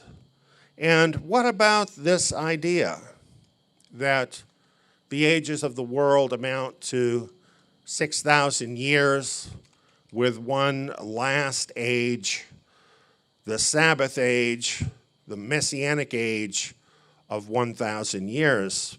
We ask, is this view of biblical time ancient folly or eternal fact? Let's dig into that a little bit. We have a chart here that I put together of the 7 days of creation. And most of this is all included in the first chapter of the book of Genesis. And here I just want to pause a minute and invite people to come and sign up for our free Torah course. And it starts out with a teaching on Genesis chapter 1, teaching all about these creative days. And I guarantee you, if you come and you take that free trial and you listen to this and you take this course, you're going to hear things you probably never heard before, and you're going to see Genesis a whole new way. So tonight I can't really go through all of that because I have a bigger subject, the ages of creation, which is pretty big. But if you're interested in learning more about this first chapter of Genesis, then please do come to our website. That's www.tsiyon.org, and sign up free. It'll cost you nothing, and take the course and try it out. Well, as we look at this, here's a few highlights. You notice it shows all the way to the left, Genesis, the beginning. And the first few sentences in the book of Genesis, in the beginning, are an unspecified amount of time before the days of creation began. And you could picture this a lot like, say, a potter coming into the room and putting a lump of clay on the table, arranging things to get started with his work. So this is what was happening. This is what our Creator was doing, is getting ready, getting started for his creative work. On the first day, light was created. And no doubt that's the full spectrum of light, not just visible light. And he separated the light from the darkness and the day from the night on the first day. On the next day, the firmament was created. Now that's pretty amazing. And what is the firmament? People still can't tell you what the firmament is. It's something that is basic and fundamental to the nature of the universe. It probably involves what scientists call today the quantum world, and which they haven't even been able to explain yet because it involves something so small they can't even see it. But it's called firmament because it has a firmness to it, a structure to it, and the entire universe is built upon it. And this is what Yahweh made in day 2. And with this firmament, he separated the waters above from the waters below, leaving the sky, that is space, what we call space, in between. On day 3, he separated the waters from the dry land, giving us now seas and land on the earth. He created land flora, that is plants in the earth. On the third day, notice he has not yet even created the sun, and he's got plants growing. That's totally a different pattern, I think, than what most people might expect, but he is Yahweh, and it certainly is something he could accomplish. On day 4, he created the sun, the moon, and the stars in the firmament, and we can look up and see them. Right tonight, you can look up and see the moon if you're here with us in Greater Austin, Texas, or somewhere else where it's nighttime. You can see the stars. Basically, he created, at that time, the light of the world, and that as opposed to divine light. You see, up until now, all the light had been divine light from him. But in the fourth day, he created the light of the world, the sun, the moon, the stars, and using them and the way that he set them into order as his great clock, they mark off the time for us so that human beings can be on the same clock, if you wish, as he is on, that we can fellowship together with him. Indeed, this day, Sukkot, is marked off as a special day. And it's marked off by the movement of the moon. And that's why we're celebrating Sukkot tonight. You know, in these modern times where we have calendars on our wall, clocks on our wall, on our computer, we don't stop to think about where all that time comes from. But it really all begins, doesn't it, out there where Yahweh set the lights in the sky. Then we have day 5. We have fish and birds created, and they swarmed in the sea. They swarmed in the air. And Yahweh blessed them to multiply in the earth. Day 6, the land animals were created. Men and women were created. They were blessed and given rulership over the earth. Yes, all of this that Yahweh had made, he had made for them. Men and women were always his heart's desire from the beginning of creating all of that he has created for you and I. I love to have a cup of coffee in the morning. When I have that cup of coffee, you know what I call it sometimes, laughing? The sacred nectar. I call it that because it reminds me that Yahweh cares about me. He created something that I really like and enjoy. Evolution would have no reason to do that, but he did it. What about all the beautiful colors? What is your favorite color? Why do they exist? Why are they so beautiful? It's because your Father loves you, and he knows that you will enjoy them. Everywhere we look in his creation, we see his great care. We see his great love for us. And what we see and experience in the natural world, all the beauty, all the riches that he's poured out for men and women, that all agrees perfectly with the picture that we have here in these 6 days of creation. Well, then finally we have the 7th day, and it tells us his work was finished, and he rested. And he blessed the 7th day and made it holy. We have some questions. We have day 3. We have full-grown trees in 24 hours. You know, some people would say, well, he's Yahweh and he can do anything. He can cause trees to grow in 24 hours. I certainly don't disagree. He certainly could. But that's really not what the account says. The account says that the earth yielded the grass, the herbs, the seed, and the trees. This is suggesting the natural process of how that all works now. The seeds, the trees, the grass.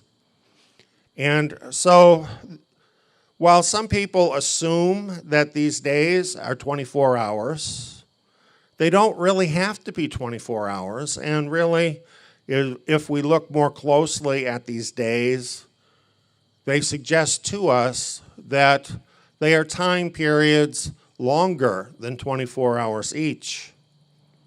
We want to know more about that. Actually, the word day, or yom, the Hebrew word yom, is used in more than one way in the scriptures, even in the book of Genesis.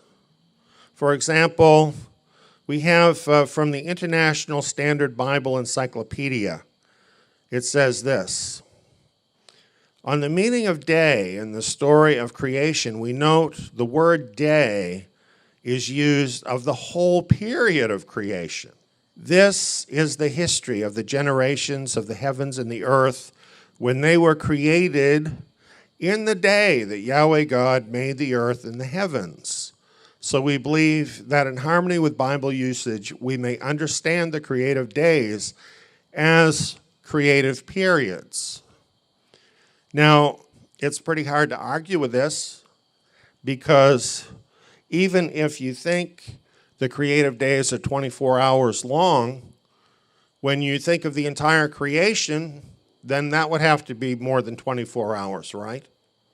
So at least in that one place, a day would have to mean more than 24 hours. So obviously, we're using the word day or yom in a different way than strictly 24-hour periods. Genesis uses the word day, actually, for 2 distinct time periods we've seen so far. Day means the individual creative periods, the creative days, if you will, or all of the creative time periods as one. That covers a huge period in the word day. But this is not all of the uses of day that apply. There's another relevant day in Scripture. Psalm 94 says this: for 1,000 years in your sight are just like yesterday when it is past, like a watch in the night. And 2 Peter 3:8 says, but don't forget this one thing, beloved, that one day is with the Lord as 1,000 years, and 1,000 years, one day. So here's another time period called a day, 1,000-year period. So now we've got these three kinds of days, a day equaling 1,000 years, each of the 7 individual creative periods, and a day equaling all of that put together. So we wonder, how do these 3 days relate to one another? Finding that relationship really explains a lot to us about the ages of creation. Assuming all 7 creative days are of the same length, if we could identify the length of one of the creative days, then the length of all 7 could be known. So that's what we're interested in. We want to understand these creative days a lot better. So we're going to see if we can unlock the length of one creative day. How long is the 7th creative day? That's the one we're going to look at. Now let's read what the scriptures say about the 7th creative day. The heavens and the earth were finished in all their vast array.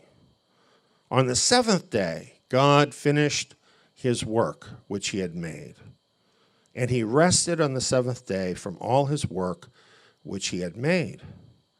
God blessed the 7th day and made it holy, because he rested in it from all his work which he had created and made. So we notice that the 7th day is different from the others because it is a great Sabbath day which he blessed. It was a time when he looked at all that he had finished making over the 6 creative days and rested from further creative activity. So we have some questions about this. Each of the previous 6 days comes to a definite end in Scripture. When you read through it, that's what you see. Every day is clearly defined. The end is defined. What verse tells us the 7th day of creation has ended? Do you know a verse that says that? That the 7th day has ended? Actually, you don't, because there's no such verse. The scriptures don't say the 7th day has ended. No end is listed. And in fact, that's because the 7th day, Yahweh's Sabbath day, has not ended. Now, we have some scriptural proof to corroborate that, besides the fact that we have no end to that day in Scripture.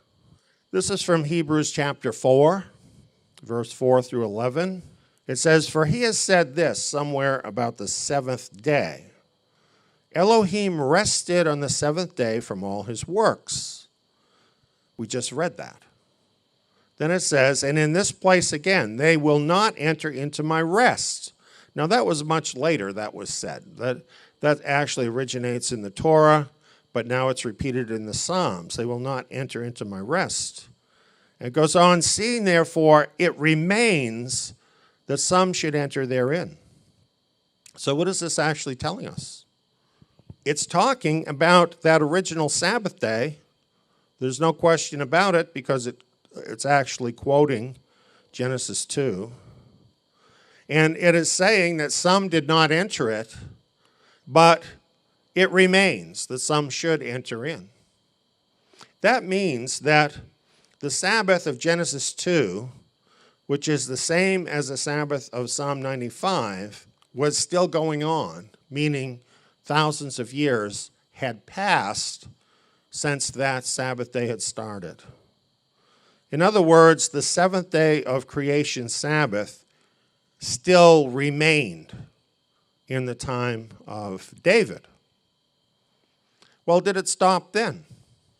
Hebrews goes on, "There remains, therefore, a Sabbath rest for the people of Elohim. For he who has entered into his rest has himself also rested from his works, as Elohim did from his.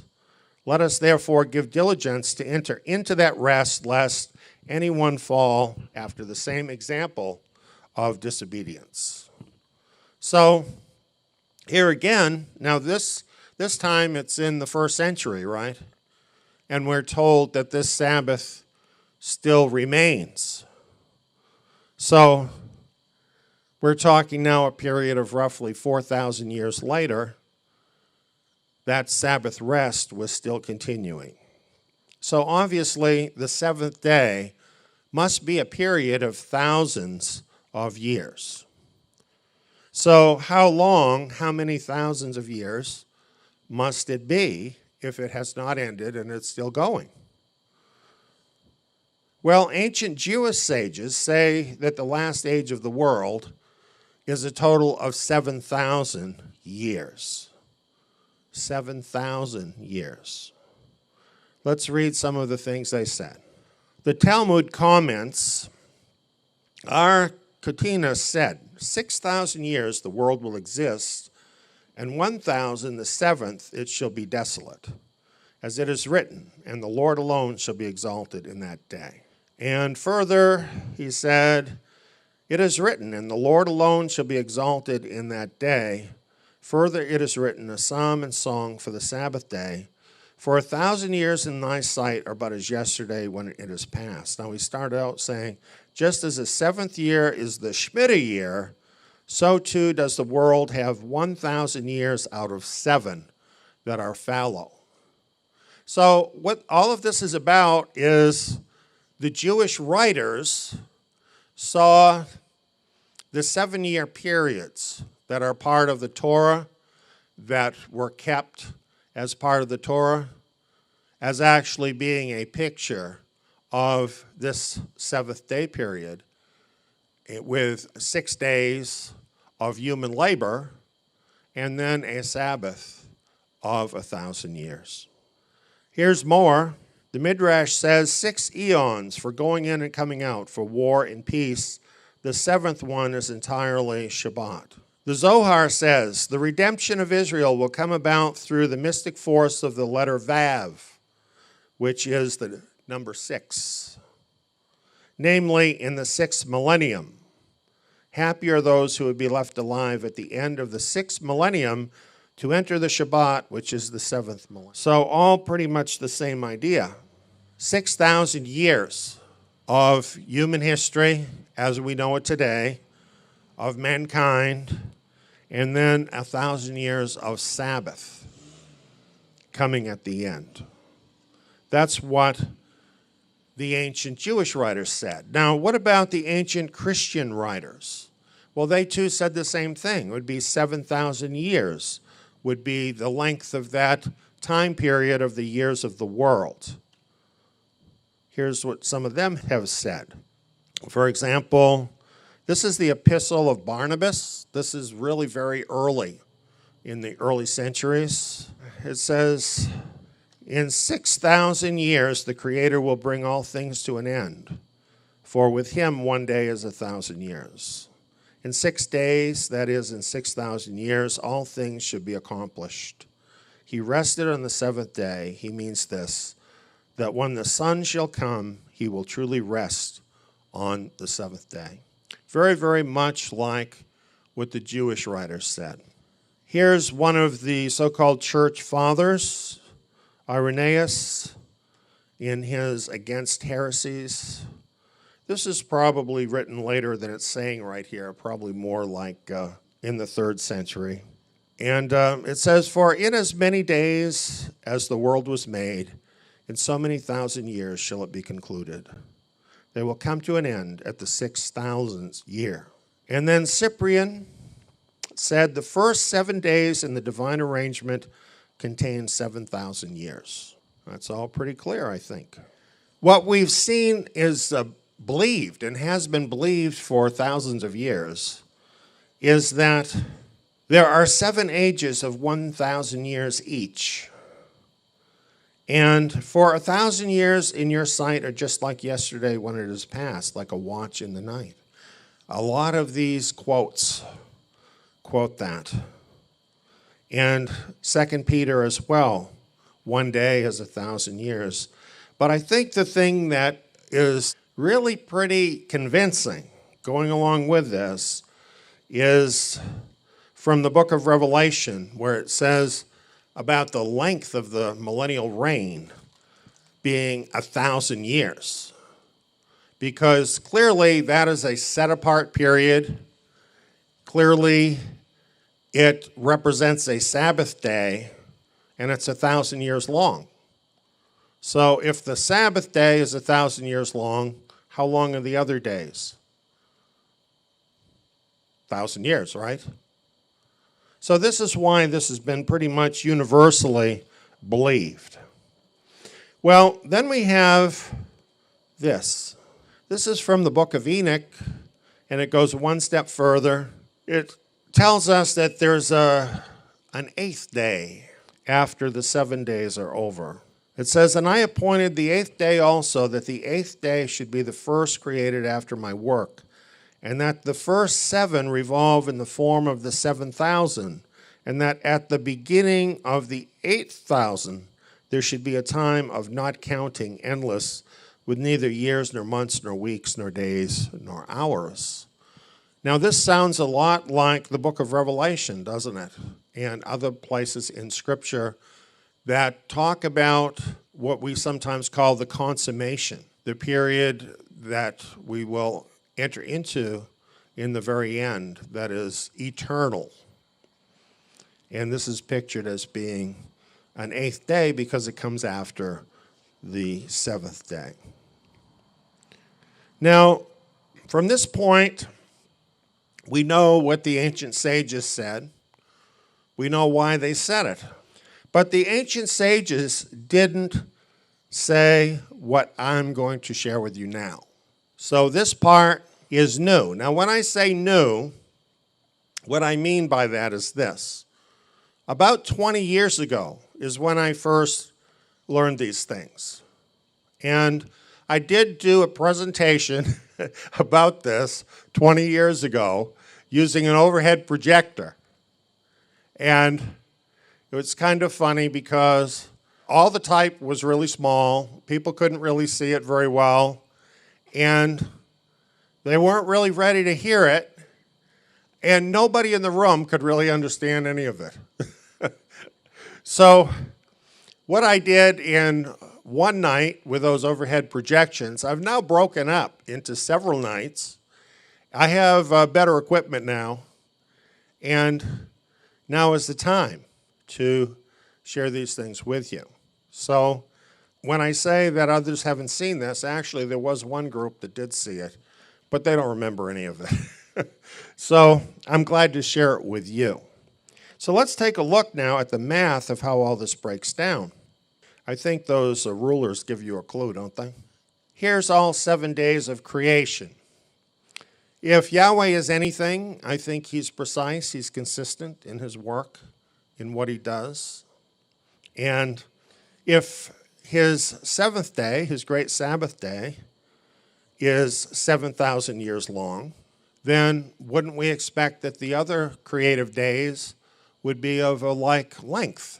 And if that be true, then what we have is a total of 49 periods or ages of creation. 49 ages of creation divided up in 7 periods.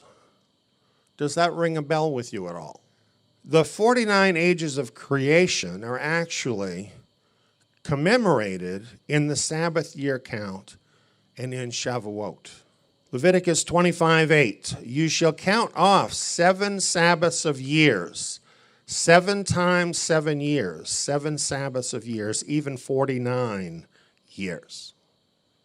I think the sages were right that the timing of the Moedim, that is the appointments of Yahweh, are directly connected with the creation.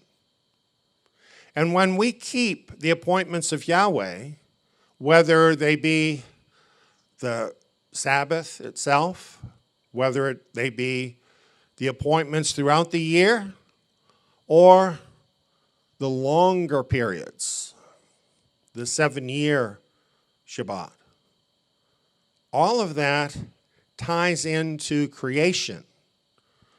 The people of Yahweh that keep his holy time through the very act of living in his time proclaim to the world that the Creator is real. And that's why this is important to me. It's not because I'm a bean counter. I don't care much for beans anyway. It's because in this I see our Creator. I see his precision. I see the symbols that he uses to communicate with us.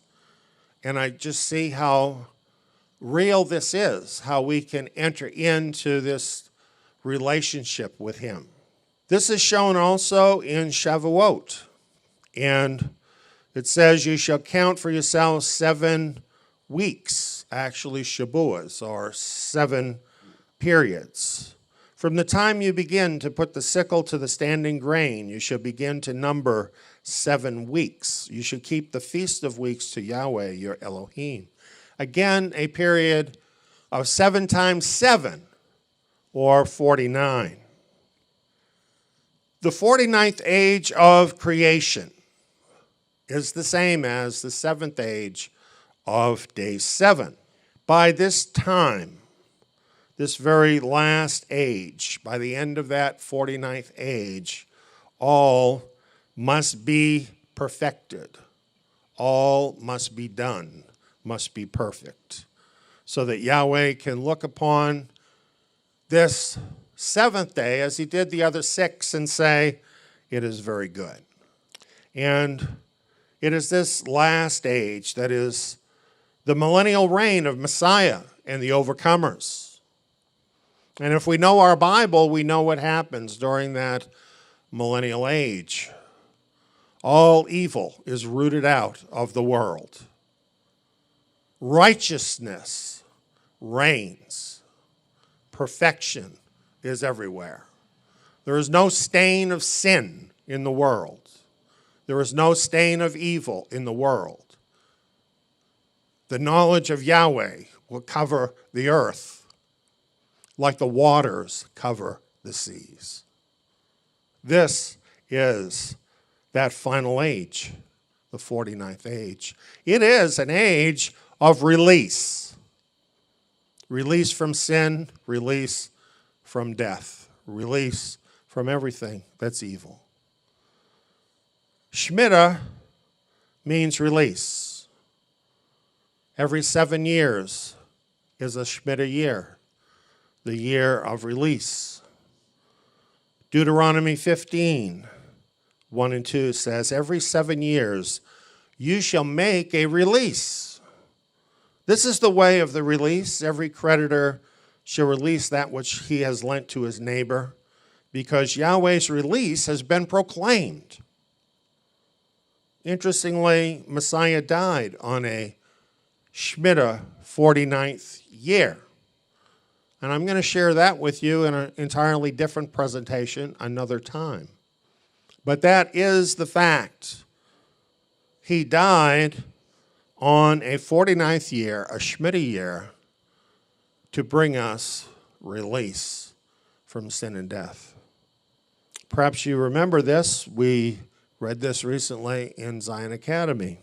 He opened the scroll and found the place where it was written, the Spirit of Adonai is on me, because he has anointed me to proclaim good news to the poor. He sent me to proclaim release to the captives, the acceptable year of Adonai. He was talking all about release.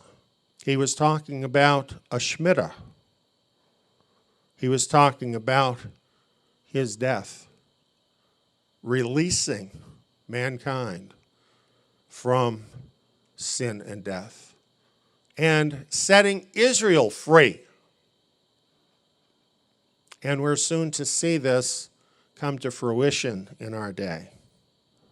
So now we look back, we see 3 different kinds of days or ages, the 1,000 years, each of 7 creative epochs of 7,000 years each. And we see all that together, one day covering all of it, a total of 49,000 years. Even those 49,000 years do not bring us all the way back to the beginning, right? Because there is no time given for that, for the beginning. So we don't know how far back that was. It could be a very long time. So now that we understand the ages of creation and what the scriptures can tell us about them, we wonder this: what comes after the 49 ages of creation? Well, let's look at that now.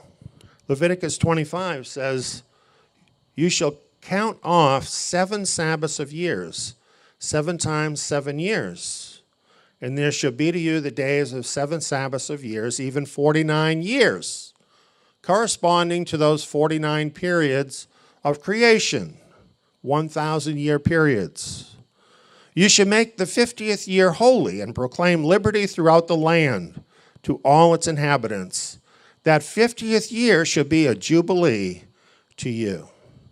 So really all of this is exciting, but the most exciting part is the part that's not included in these 49 years of creation. It's what comes after them, a great jubilee. Revelation 21 tells us about that, about what happens then. Creation starts again. Isn't that interesting? The great Sabbath is over, and creation starts again. What we have is now a new heaven and a new earth, a new creation. And then what happens? New Jerusalem comes down from heaven. Everything is new, and then we hear a voice from heaven. "Behold, Elohim's dwelling is with his people, and he will dwell with them. And they will be his people, and Elohim himself will be among them." In that amazing jubilee, we're not going to go to heaven. Elohim is going to come and live here with us. That's what's going to happen. And do you know how long? Forever.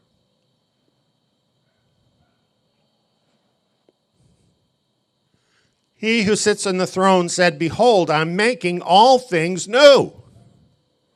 He said, "Write, for these words of Elohim are faithful and true." He said to me, "It is done. I am the Aleph and the Tav, the beginning and the end.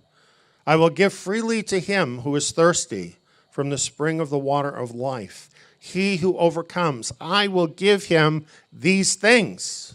I will be his Elohim, and he will be my son." 1 Corinthians chapter 15 talks about this time period, the great jubilee that comes after that 49th period. Then the end comes, when Messiah will deliver up the kingdom to the Father, when he will have abolished all rule and all authority and power, for he must reign until he has put all his enemies under his feet. The last enemy that will be abolished is death. That's talking now about his entire work, but culminating certainly in that great messianic age, that last 1,000 years of the age of human rule, and what he would accomplish, putting to an end all enemies, even death itself. And it goes on, he put all things in subjection under his feet, but when he says all things are put in subjection, it is evident that he has accepted who subjected all things to him. In other words, all things will be subjected to Messiah except for the Father. When all things have been subjected to him, that is, to the Father, then the Son will also himself be subjected to him, who subjected all things in him, that Elohim may be all in all. What we're looking at is really pretty much beyond words, something we've never seen, something that's very difficult for us to imagine. But we're talking about a new creation in which Yahweh is present in everything and everyone. Truly an amazing future. This chart kind of illustrates what we're talking about. Isaiah 57:15. For so says the high and lofty one who inhabits eternity, whose name is holy. I dwell in the high and holy place. Try to fit your mind around that. Eternity. Do you know time is just a concession to us? Yahweh doesn't need it. He dwells in eternity above it all. Why does he know the beginning from the end? It's all the same in eternity.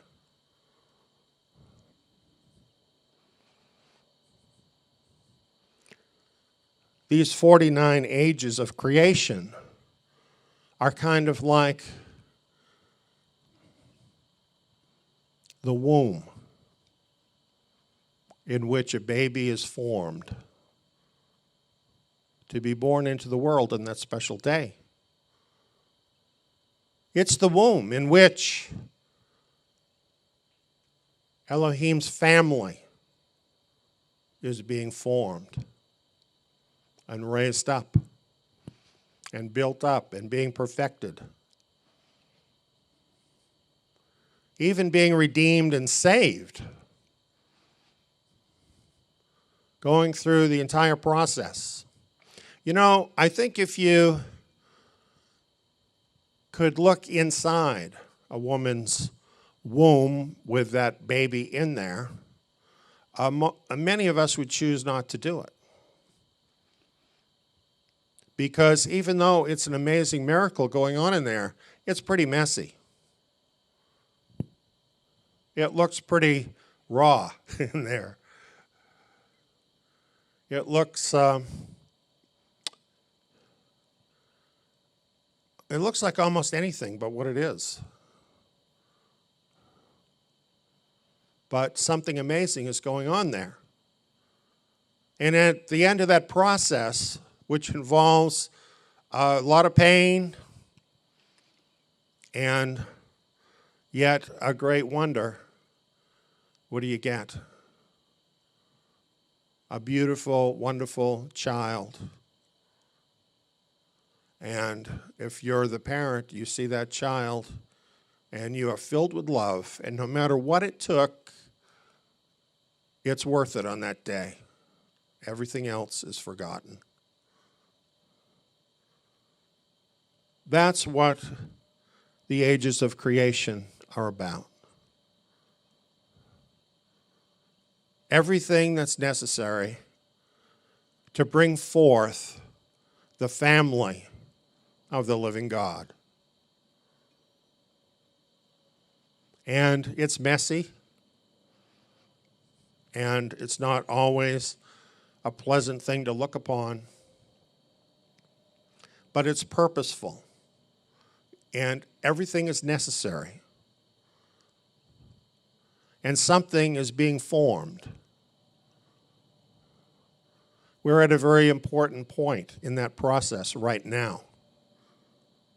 Something special is being formed. Do you feel that? Do you feel a call to be a part of that?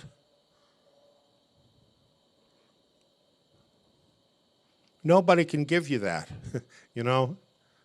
Only Him. If you're a part of that, you know it. You know, you really might be a part of all that mess that just washes away at the end. You could be. And if you are, none of this will make much sense to you. But if you are part of that purpose of his, part of what he is planning, part of his family, then you'll understand what I'm talking about. And you'll understand how worth it all is. Even all the pain, all the suffering, all of it that's happened, how worth it all is to be there at the very end, to enter into eternity with him. Can you imagine that? Can you imagine stepping out of time into eternity with your Creator? What happens then? Nobody can tell you. Because now you've just arrived at zero. That's when it all will really happen. Then. That's when Yahweh plans to shower gifts upon his family that are literally beyond our imagination right now. So the ages of creation are great because they're going to get us to the place where we can enter into eternity. That's really what they're all about. But then, in that 50th age, which is forever, we're going to think about those ages of creation less and less and think more and more about all the blessings we're enjoying and all that Yahweh is to us, our all in all. That's the ages of creation. But what is that I hear? Somebody saying, wait a minute, can you put any dates on that?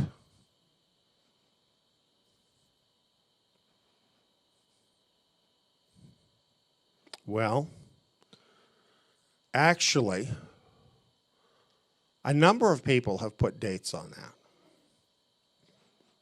And coming up next time,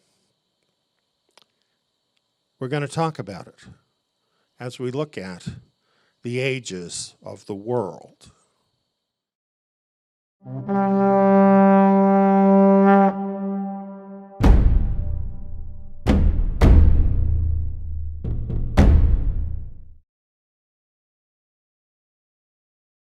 For whatever things were written before were written for our learning, that we, through the patience and comfort of the Scriptures, might have hope. You know, the apostles, they were Torah scholars. This is why I'm doing Zion Academy.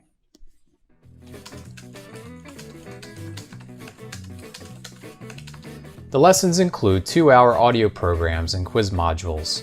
All the lessons in the Torah can be applied to us today. Not to mention, they open up the renewed covenant scriptures in a whole new level, much like the apostles had understanding of the Torah. Plus, I can do the courses in my own time, at my own pace, with no prerequisites, and at a very low cost. I can do them here. Or here. Zion Academy students are provided with study materials, the Zion Messianic Scriptures, in-depth verse-by-verse programs, and quizzes with your final grade and a certificate at the end of the course. Zion Academy also offers assignments for students who would like to opt in to take part in the Zion Tabernacle live Shabbat meetings. Become immersed in the Torah. Find out how you can become a Zion Academy student at zion.org.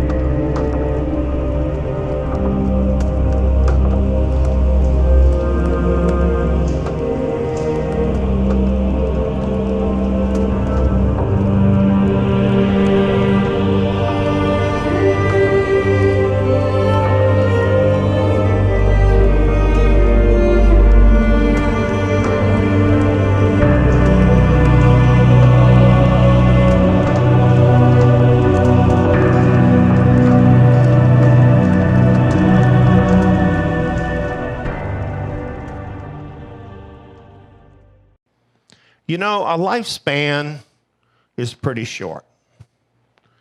And recently I was talking with Dawn about this. And I was talking about how things were in the world when I was a kid. We were really amazed when the first satellite went up into space. It was called Sputnik. And everybody was worried because the Russians had gotten ahead of America. And today, how many satellites are sent up every day? Do you know? It's not even news, is it? There's so many blanketing the sky. The world has changed so much. And one thing that I see in the world is people have a very, very poor understanding of history. And because they don't really understand much about history, and I'm talking even people who should be educated people, right? But this isn't what they're teaching people today. And so they have a very poor understanding of history. I've been a student of history all my life from the standpoint of the scriptures. And what I've learned from history is that things go in cycles. And these cycles continue through history. And we are living in a certain cycle today that is really a cycle of catastrophe. This is detailed for us in what is called the Olivet Sermon.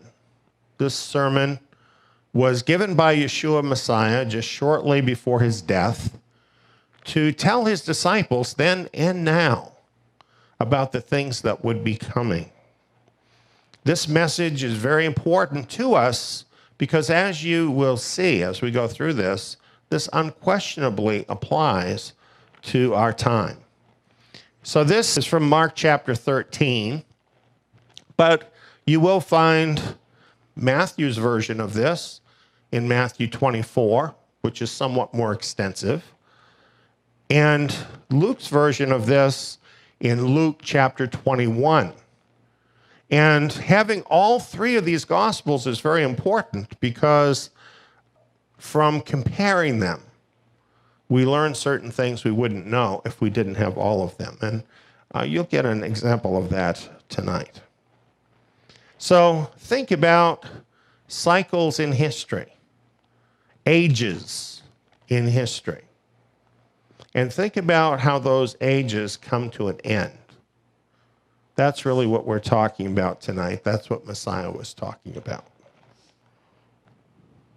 Now, as we go through this, I'm not going to go into each part of the sign that Messiah laid out. What we want to talk about tonight is more having to do with the big picture.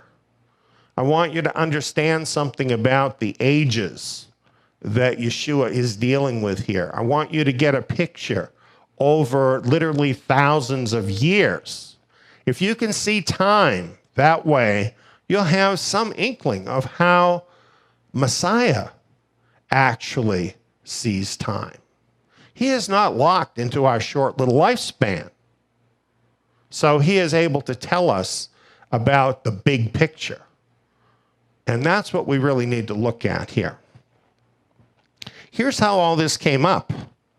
It says here in Mark 13, 1 and 2, as he went out of the temple, one of his disciples said to him, Rabbi, see what kind of stones and what kind of buildings.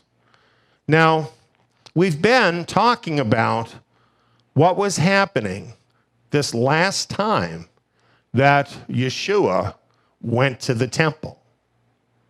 Remember, he went there to judge it and to judge the power structure that was represented there. And he did judge them as worthy of destruction. And he told them that. So all of that had just happened now. And he's coming out of the temple. And you know what's happening? his disciples are looking at the buildings and are very impressed with the buildings. Now, somehow it seems to me they didn't fully get what Messiah had been saying because they're impressed with the buildings. Do you understand what I'm saying to you? The buildings were impressive, okay? But Yeshua was not impressed with the buildings. He said to them, "Do you see these great buildings? There will not be left here one stone on another which will not be thrown down." With those words, he foretold the end of what is referred to as the Second Temple Jewish era or age.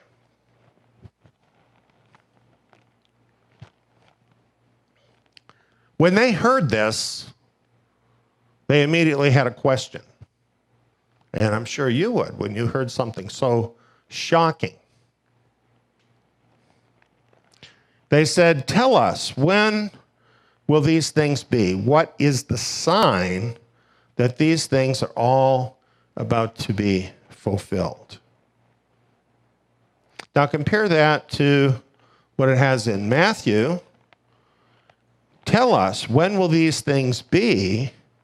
And what should be the sign of thy coming and of the end of the world?"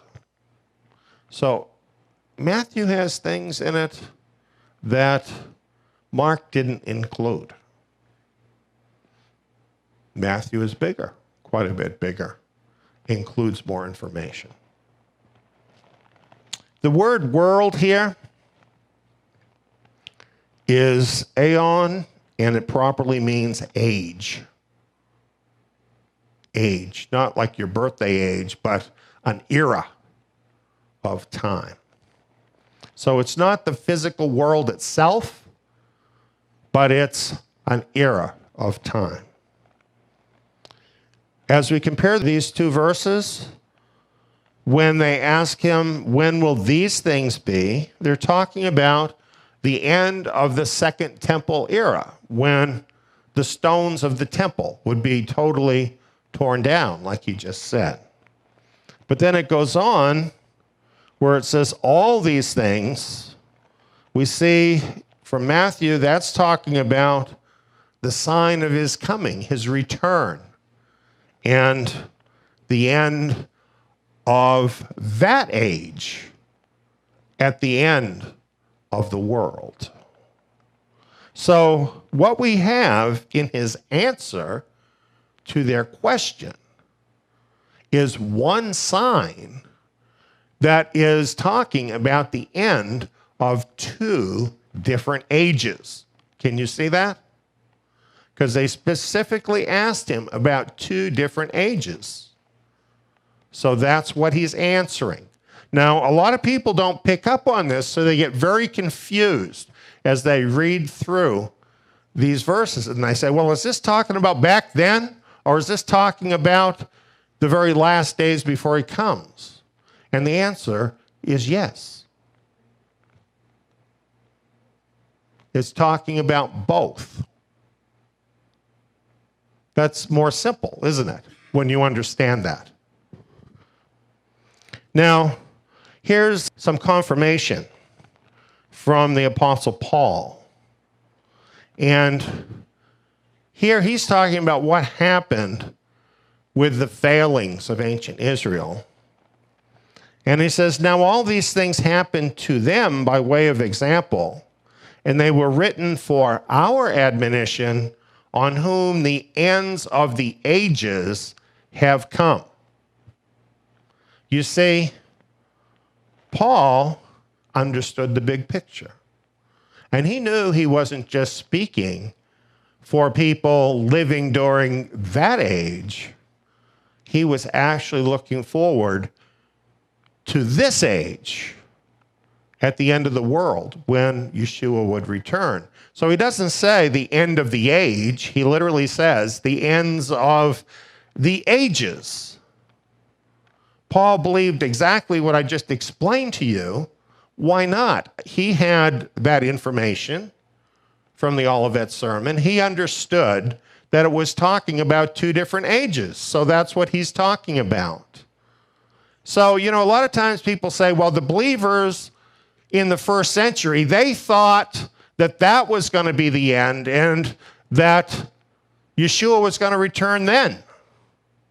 They say that because they'll find things in the scriptures where the believers back then used terms like the last days. We're living near the end. So they think that that means that those believers thought that they were living in the very last days. But say, they knew they were living at the end or near the end of that Jewish age they were in. That was the last days for that generation.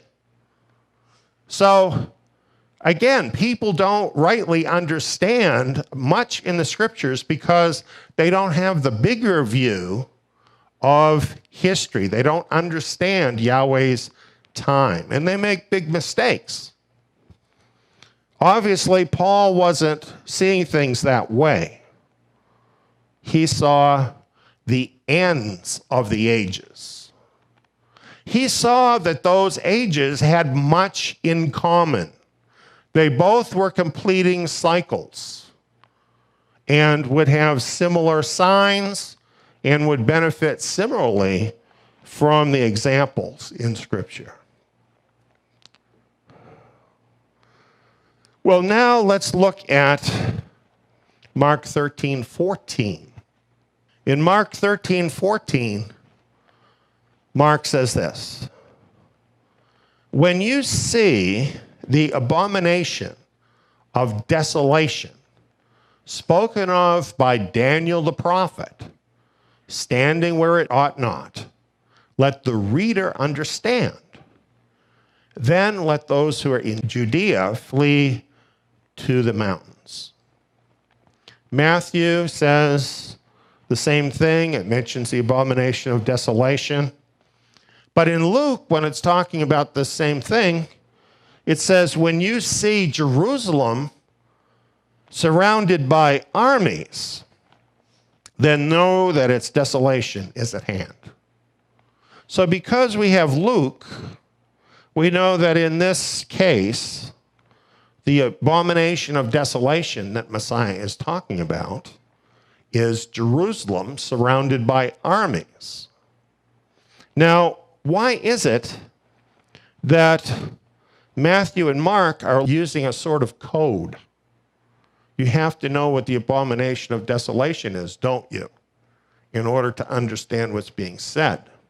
Whereas later, Luke is just telling us right out what it is. Well, it's because Luke wrote later, after these other two, and it wasn't an issue anymore. There was no reason not to come right out and say it. But when Matthew and Mark were written, there was potential danger talking about this. And so biblical prophecy code was actually used to talk to one another. We ought to think about that, because having our own language based on the scriptures, having our own time based on the scriptures, is a protection for us against the enemies as we move closer into the last days. And realize everything in these verses tell us the whole world is going to hate you. Get used to that idea. It's going to get a lot worse than it is right now, and you're going to have to worry about what you say in front of people. And it might be a good time to start practicing some of that.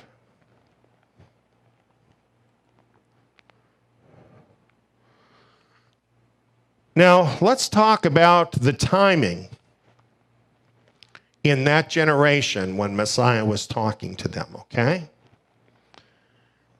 In Mark 13:30, Messiah says, most certainly I say to you, this generation will not pass away until all these things happen.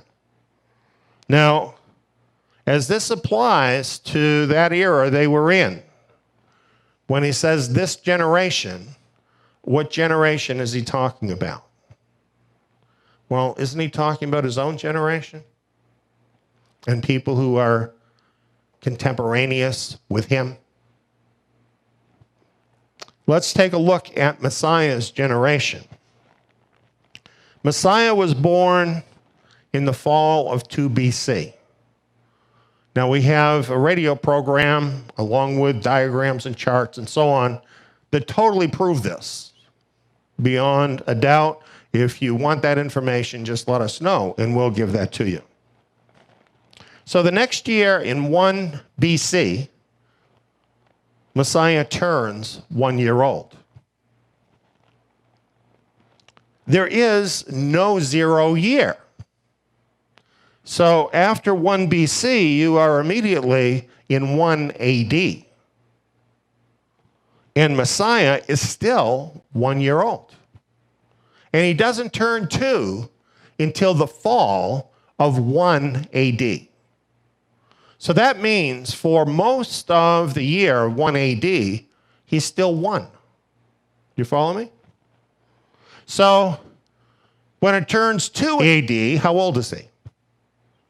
He's 2, right? When he's 3, he turns 3 in the fall of 2 AD. But for most of that year, after he turns 3, it is then going to be 3 AD. As of January, right? The Roman time we're talking about. So down through history, whatever year of our Lord this is, tracks at the beginning of that year with Messiah's birth age. So it's very simple to track the years since Messiah was born. Right now when I'm talking to you, it's 2018. It's not the fall yet. So how old would Messiah be as a man if he was still here? 2018 years old, right? Doesn't that make it easy to figure the time? That means that at age 70, it would be 70 AD. Now, here's another chart that I made up that has some of the important events that happened during that 70-year period, starting with Messiah's birth and ending with the destruction of the city of Jerusalem with its temple.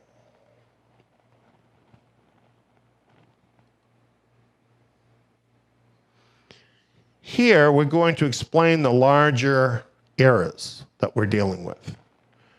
Now, I'm going to start with the previous Jewish era so that you can kind of see how this works. In the previous Jewish era,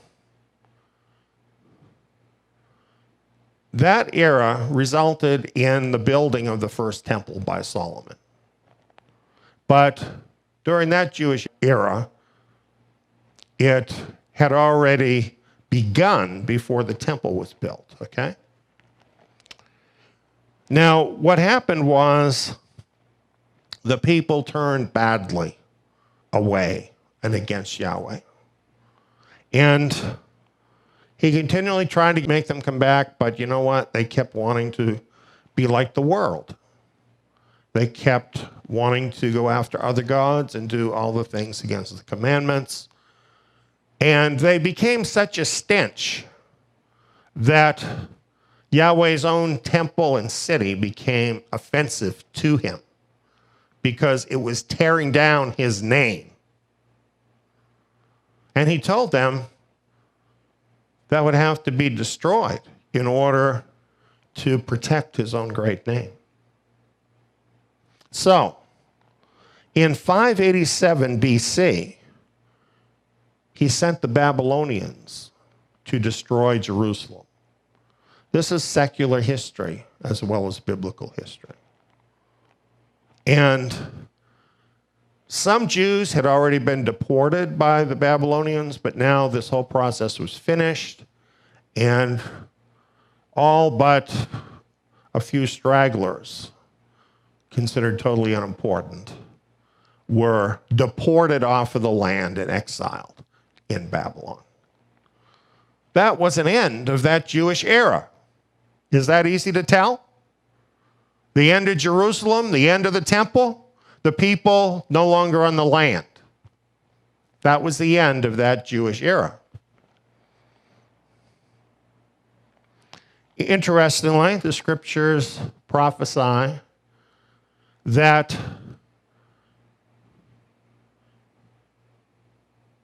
the Israelites, the Jews, would be exiled from the land for one generation, for 70 years. Here's how it worked out. In 539, Babylon fell to the Persians. The Persians were nice to the Jews. Good folks, really. And they said, well, you can send people back to your city. You can rebuild your temple. But you know what? Most of the people didn't want to go. They had gotten used to Babylon, and they liked it. A lot like the believers in the world today, isn't it? How many of them are going to go home with us in the second Exodus? A few, comparatively. A remnant who care more about spiritual things than being like the world. The more things change, the more they stay the same. Do you see what I'm saying about cycles? So anyway, a very small remnant returned. And they encountered lots of difficulties because there were other people there now. You don't just leave for 70 years and not have anybody else move in, right? So they had lots of difficulties trying to regain their place. And eventually they were able to rebuild their temple, which at that time really marked a new beginning of the Jews in Jerusalem. That's what they had been working for. Finally, they accomplished that in 516 BC, after one generation of 70 years. Well, in 516 BC then, it was the beginning of a new Jewish era. And the temple in Jerusalem, and the Jews now having control of that, is what marked the beginning of that era. Are you following me? Jerusalem. That's what we're talking about.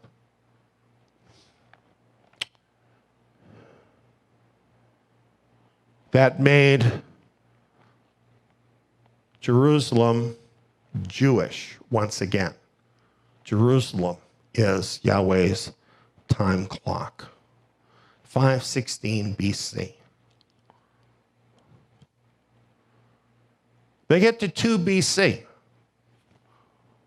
That's a long time later, isn't it? Hundreds of years. There's prophecies telling about the time. We're not getting into all those tonight. But the people were dull. Most of them didn't get what's happening. It took people from the east who weren't even from Jerusalem to know and understand what was going on when Messiah was born in 2 BC. Magi from a distant land in the east saw the signs in the sky and came to Jerusalem seeking the Messiah.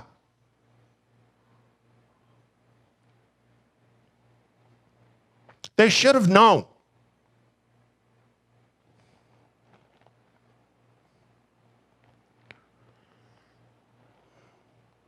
That era continued.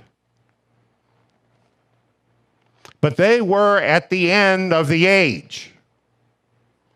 They had arrived at the end of the age. They didn't act like it.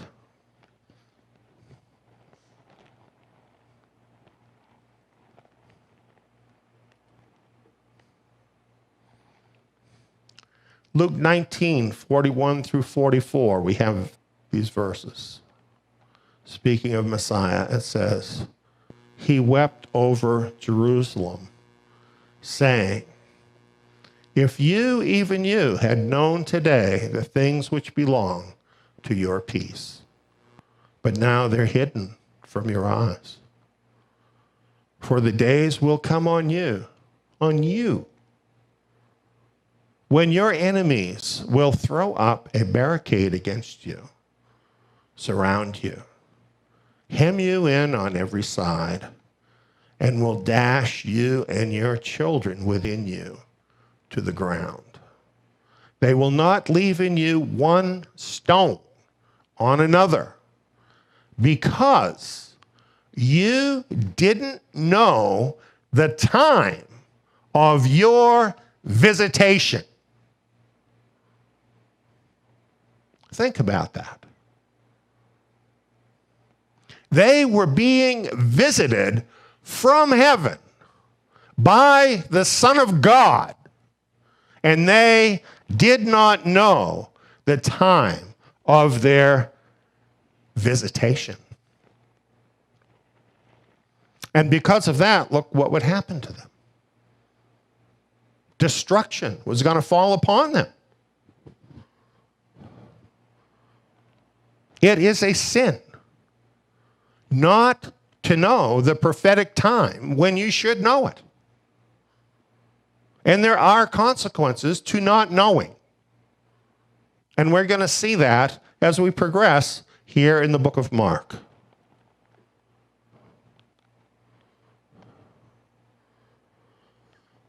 The time of Messiah's visitation, his generation did not pass away until his words had been fulfilled. He said this, most certainly I say to you, this generation will not pass away until all these things happen. Look at this. July 29 and 30, 70 AD. Tish B'Av, the 9th day of the 5th month. The temple was destroyed, followed by the destruction of Jerusalem. This is exactly the same day on the Hebrew calendar that the earlier temple had been destroyed by Babylon. Is that a coincidence? I think not. This occurred within the 70th year of Messiah's generation. Just 2.5 months later, the date flipped, and Messiah would have turned 71. Was his word fulfilled? I think that's quite precise, isn't it?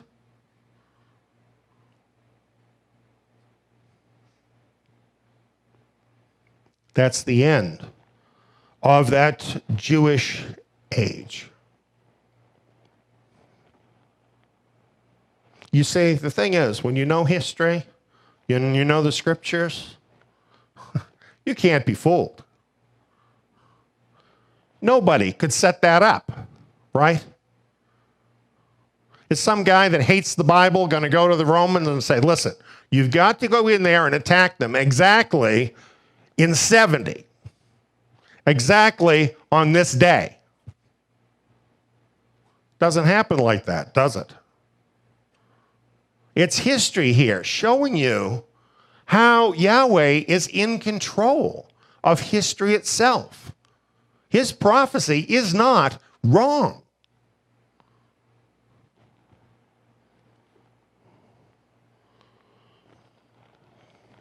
Mark 13:14, when you see the abomination of desolation, spoken of by Daniel the prophet, standing where it ought not, then he says, let the reader understand, then let those who are in Judea flee to the mountains.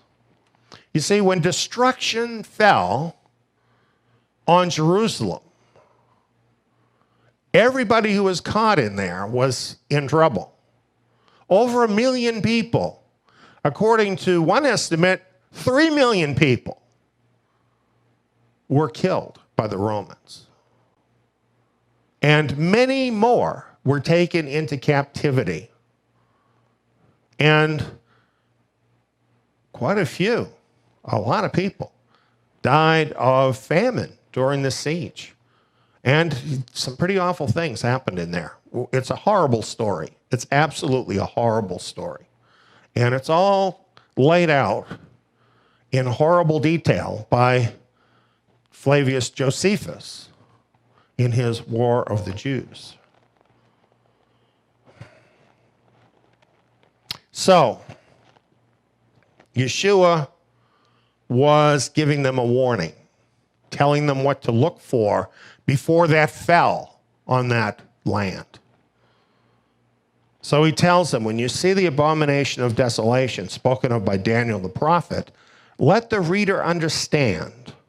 Then let those who are in Judea flee to the mountains. And we already saw in Luke that it says, when you see Jerusalem surrounded by armies.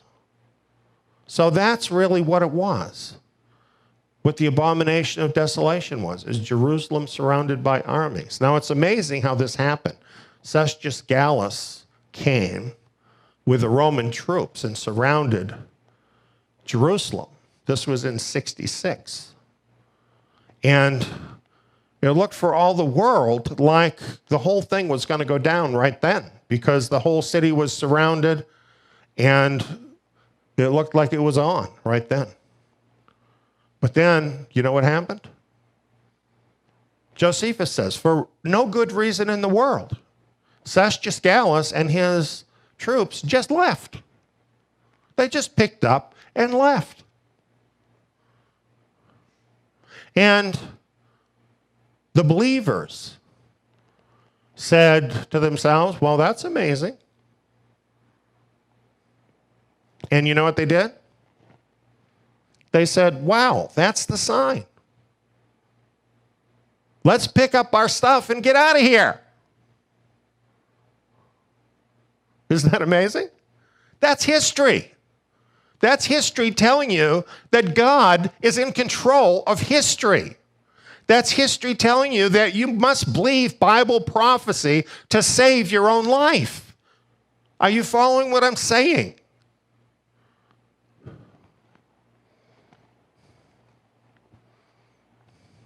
Realize that in this case, the believers had to understand what the abomination of desolation is in this context in the book of Daniel. That's why it says, let the reader understand. The believers had to understand Bible prophecy and act on it to be saved. What about these people that say, well, I don't follow Bible prophecy because nobody can understand that stuff? What would happen if these brothers and sisters had done that? What if they said, oh, Daniel's too deep for me. I can't really spend any time in Daniel. What would have happened to them?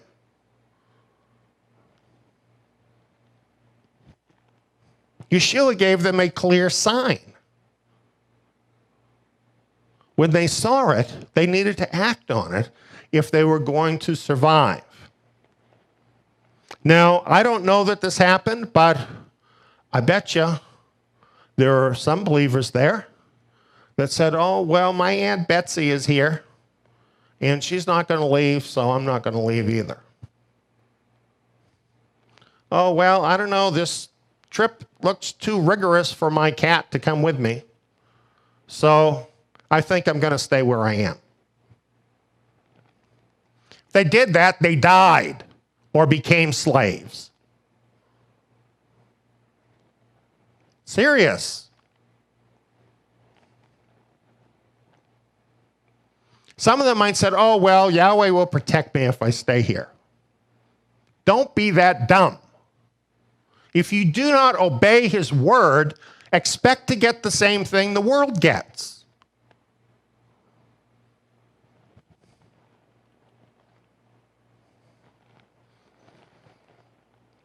Here's proof from history as to what happened. This is from a church historian from the 4th century. So he's writing it from a Gentile Christian perspective. He says, the people, Nazarenes, of the church in Jerusalem were commanded by an oracle given by revelation before the war to those in the city who were worthy of it to depart and dwell in one of the cities of Perea, which they called Pella.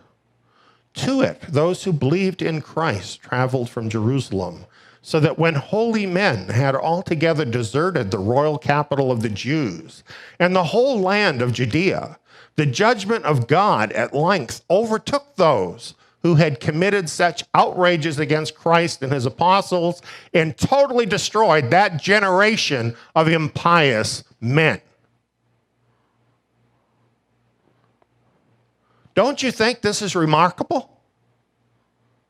Don't you think this is like one of the most important things that ever happened in history? Messiah came. He told them that that generation would see this end of Jerusalem. He gave the sign to his followers, and here we have a historical account that they listened to what he said, they acted on it when they saw the sign, and they were saved, and the rest of Judea suffered this heavy end. Neon lights, right?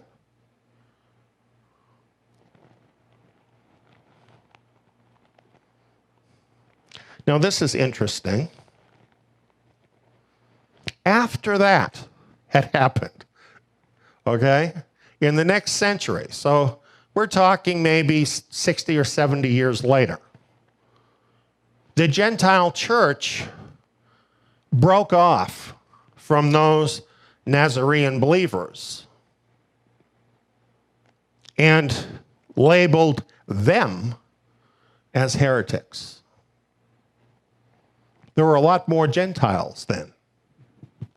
So, you know, people regard the original group as being the heretics and the Christians that broke away as being the continuation. It was actually the very opposite, right? Isn't that interesting? Another church historian wrote this about it. This heresy of the Nazarenes exists in the Decapolis in the region of Pella.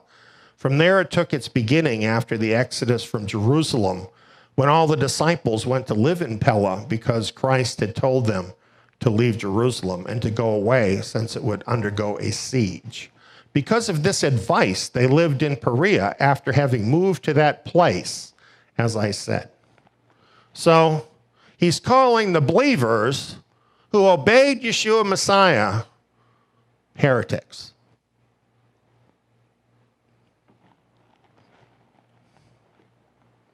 So who are the real heretics? The Nazarenes were the original Messiah followers who were saved by obeying him. The Gentile church broke away from the original group, and what did they give us?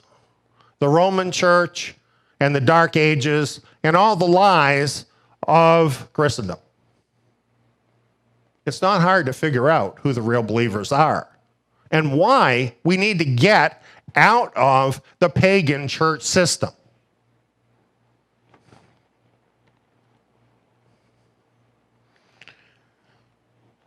Well, that gives you the picture, I think, pretty well of that Jewish age. Now you understand there had been an earlier Jewish age, and that one didn't end well either. There was a generation there for them to get their act together. Then there was another Jewish age. We just talked about the end of that when Messiah came, right? One generation of 70 years, giving them a time to repent, giving those who would listen a chance to be separated out from those who were going to receive the judgment. That's exactly what happened during that time period. And then in the end, kabam. Luke 21 puts it like this. When you see Jerusalem surrounded by armies, then know that its desolation is at hand. Then let those who are in Judea flee to the mountains, where they fled to Pella. This is in the mountains of Syria. Let those who are in the midst of her depart. Let those who are in the country not enter therein. For these are days of vengeance, that all things which are written may be fulfilled. Woe to those who are pregnant and to those who nurse infants in those days. For there will be great distress in the land and wrath to this people. They will fall by the edge of the sword and will be led captive into all the nations.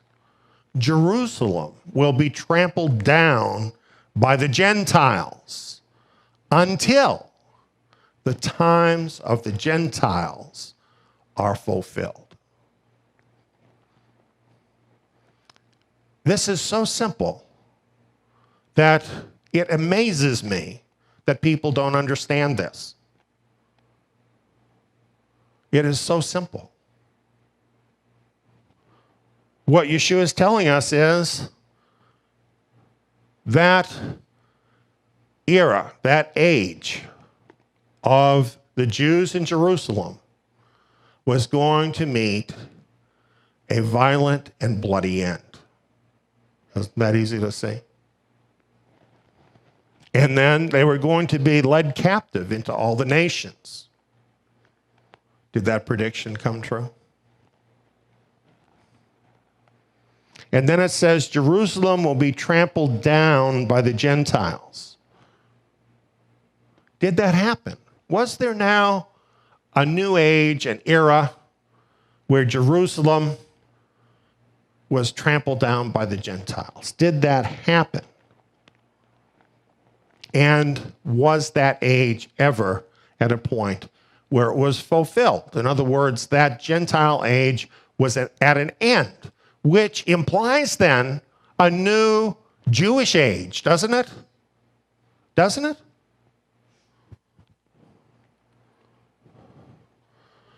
Here's a little chart I put together for you. 70 AD.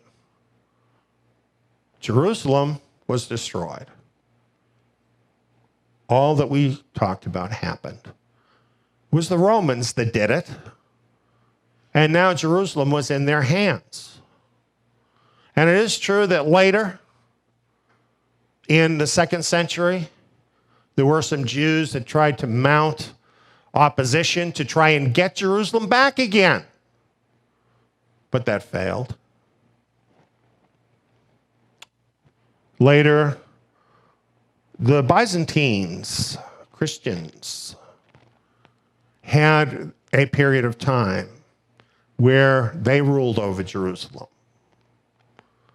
Later, there were Muslim conquests, and this kind of different Muslims did this. And then, of course, there were their Christian crusaders that took back Jerusalem, or I shouldn't say take it back because they never had it, who took Jerusalem.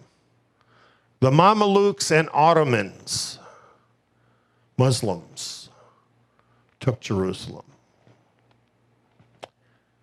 And in 1917, the British took it at the end or near the end of World War I. And finally, in 1948 to 1967, it was under the control of the country of Jordan. Do you see why it uses the language, the times of the Gentiles? Because there were different times here, a lot of different Gentiles. The scriptures are very specific in the word choice. Jerusalem will be trampled down by the Gentiles until the times of the Gentiles are fulfilled. Well, what would you expect to happen when the times of the Gentiles are fulfilled? Knowing the history, wouldn't that mean you have a Jewish Jerusalem again? Times of the Gentiles are over. You have a Jewish Jerusalem again. What we're talking about is the liberation of Jerusalem. June 7th, 1967.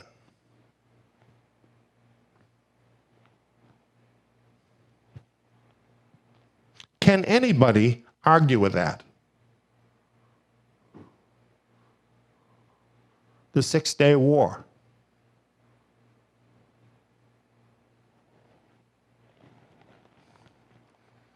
I was a young man when this happened. It was one of the most amazing things anybody had ever seen. It was all over the news. And it truly was incredible.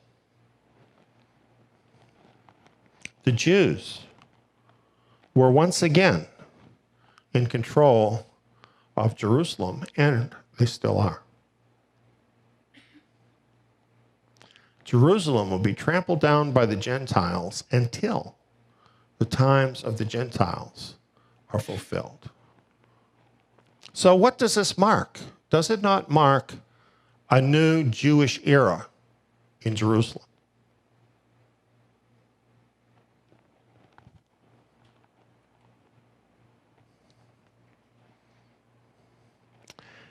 Mark 13 goes on from this point. As a matter of fact, each of these goes on here, but we're looking at Mark's version right now.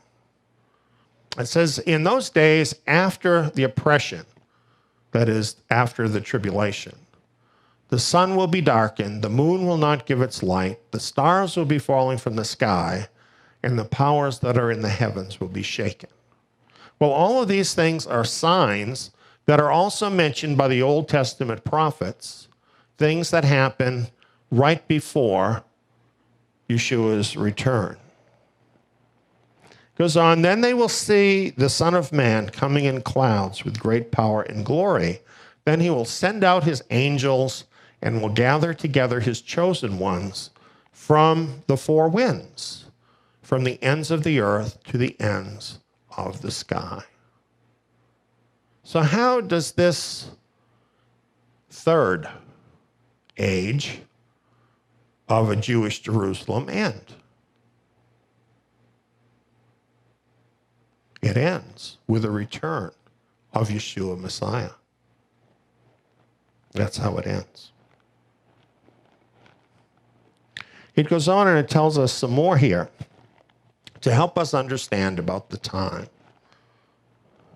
Now, what you're looking at is a picture of an early fig. This is when, in the spring, the leaves are sprouting, blossoms come out, but there are some early figs that are edible. Now, from the fig tree, learn this parable. When the branch has now become tender and puts forth its leaves, you know that the summer is near. Even so, you also, when you see these things coming to pass, know that it is near at the doors.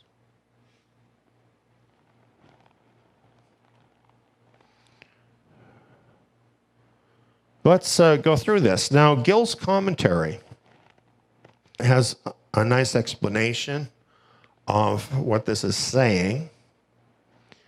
It says, when its branch is yet tender, and Gill writes, through the influence of the sun and the motion of the sap, which was bound up and congealed in the winter season.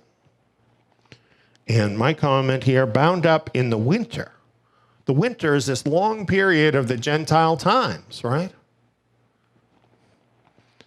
But sap is now flowing. Israel is once again in the land. And puts forth leaves, and Gill writes, from the tender branches, which swell and open and put forth buds, leaves, and fruit. And I put new growth. New growth. Could this be the returning remnant of Israel? And it goes on, you know the summer is nigh, spring being already come. In other words, the fig tree putting forth her green figs is a sign that the winter is past, spring has already come, and summer is at hand. So I think this is where people make a mistake about the fig tree.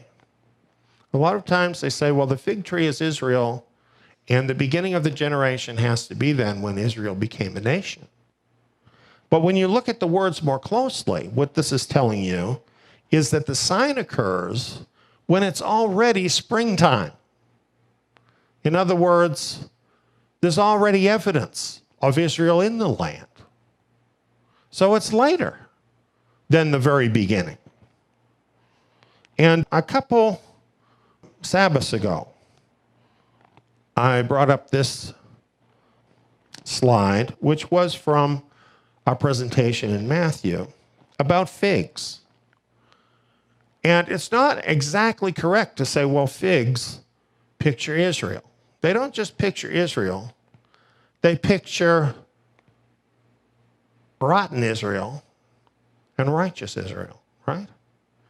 And according to Jeremiah, the good figs are the figs that are the first ripe figs. The spring figs, the ones, by coincidence, that Messiah is talking about in his parable. The first ripe figs we have seen picture the righteous remnant of Israel. So, this portion of Scripture is not exactly talking about what people think it's talking about. It's really talking about the remnant springing up. And this is a late sign. It happens relatively late in the process. It's happening now, and we're pretty late in the process. It's spring. And when this fully happens, when it's finished, summer is near. It's at the doors, it says. In other words, we're there. When the remnant of Israel are raised up and they return to the land, it is a very short period for all of the end time events to tick off very rapidly and for the Messiah to return. Mark 13, 32 and 33. But of that day or that hour, no one knows, not even the angels in heaven, nor the Son, but only the Father. Watch, keep alert, and pray, for you don't know when the time is. Well, we've talked about this before. This phrase, that day or that hour, no one knows, actually refers to one of the feasts, Yom Teruah. We can never know exactly what day it's going to be because it falls at the end of the dark of the moon. And that period can be 2 days or it can be 3 days. So the only way you can know when it comes is by watching. This is all about watching here. This is Yeshua Messiah telling us he's going to come at a feast of trumpets, but it's also him telling us we need to watch. Now he says, you don't know when the time is. Does that mean you can never know when the time is? Interesting question, isn't it?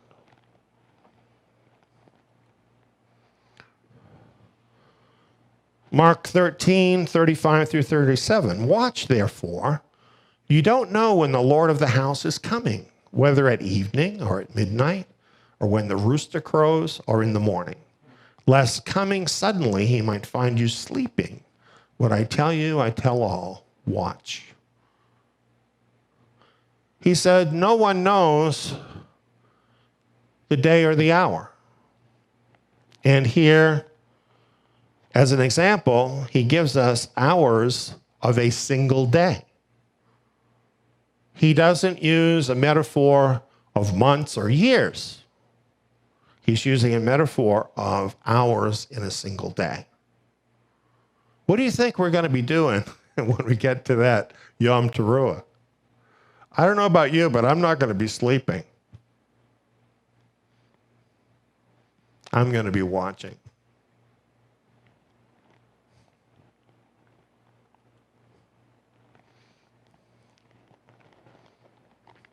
Here's from 1 Thessalonians 5, 2 through 4. For you yourselves know well that the day of the Lord comes like a thief in the night. We heard that from Peter, didn't we? A verse from Peter that was read tonight. For when they are saying peace and safety, then sudden destruction will come on them like birth pangs on a pregnant woman, and they will in no way escape. But you, brothers, aren't in darkness, that the day should overtake you like a thief. Well, this stacks up pretty well with what we saw with Messiah's generation, doesn't it? They had all these signs. They had a particular sign to look for, a prophetic sign. So they didn't know when it was going to happen. But then once they saw the prophetic sign, did they then know it was about to happen? They did, didn't they? You see, for a period of time, people might not know. But then when the prophetic signs happen, then we're going to start to know, aren't we? Look at this. Have you thought about this? The months of anti-Messiah's reign define the time with certainty. When we get there into the tribulation, we know that the anti-Messiah is going to rule for 42 months. This is expressed in prophecy in a number of different places. 3.5 years, 3.5 times, 42 months. It's given to us in different ways so we can know exactly the time. So, when anti-Messiah's reign starts, will we not then know the time when Messiah is going to come? Isn't that a lot like what happened in the first century when they saw the armies? So you see, when he says no one knows, it doesn't mean forever nobody will know. Certainly when it happens, they'll know. Back up 3.5 years, when the Antichrist is in power, they'll know. What about backing up some more? Are there other prophecies that will tell us the time? Not the day or the hour, but the time, so we can be ready. Well, we're not in darkness like the world. It should not catch us like a thief. As we've already seen, not knowing the time is a sin that can get you killed. We will need to know the time.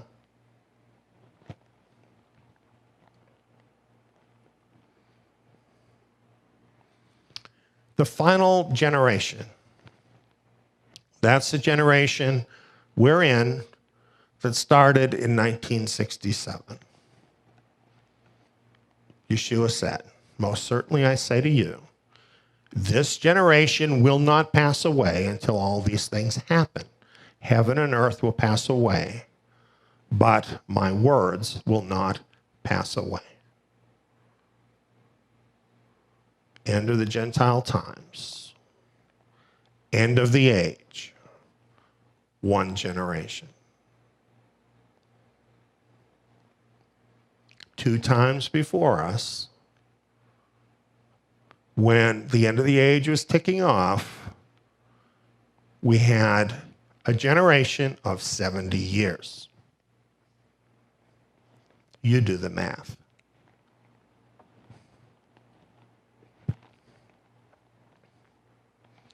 Here's a chart that I adapted a little bit that was from a video that was mentioned tonight. This is a video that was from a presentation in 2015. We have this on DVD and other places, should you want to have it. And I'm not going to explain it all, but what it's showing here is the biblical Shemitah cycles since 1967. And what you have is 10 Shemitah cycles. That's what's showing here, because 10 Shemitah cycles is 70 years. Very interestingly, on each Shemitah year, which is the 7th year, which is a biblically significant time in Yahweh's cycle, he counts time in 7-year cycles. And the 7th year is a Sabbath year, just like the 7th day is a Sabbath day. And these days and years are very significant. And if you look at these Shemitah years through this time period, since 1967, what you find is major events happened relative to Israel. And you also find major events happened relative to the whole world in some cases. The last Shemitah year was 2015. And it was a doozy. It was an amazing year, spiritually speaking. And remember that star I talked about that shone and was the sign that Messiah had come? Well, we had a repeat of that same star in 2015. Just an accident? Just chance? Well, actually not. If you look at my Daniel seminar, which you can view free at the Zion.net website, you'll find out about that Messiah star. And you'll find out what it means. A lot happened in 2015. Well, now we're almost halfway in the next Shemitah cycle. Next Shemitah year is 2022. There's only 2 more after that. And the last one, interestingly, falls upon the very 70th year since 1967.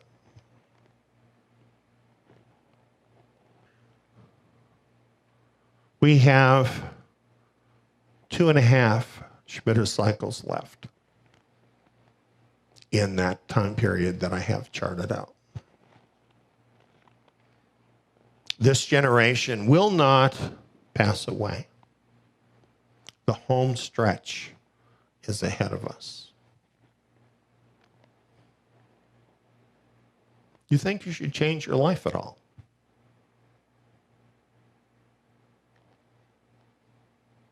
Do you think you should talk to Yahweh about it at all? About what this means for you? If you want to know, he will make that known to you.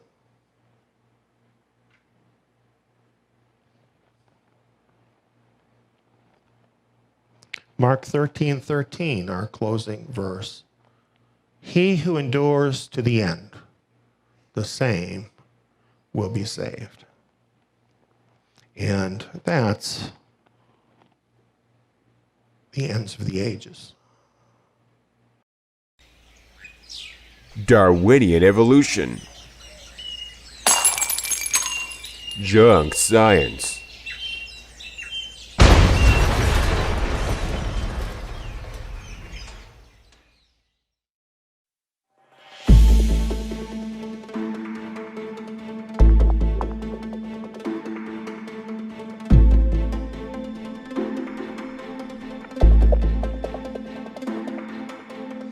we see that Charles Darwin wrote a book, and it was published in 1859.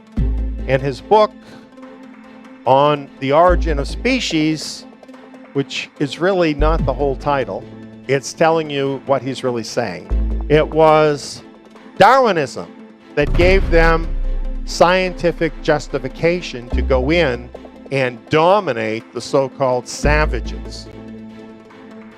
That's what evolution is about.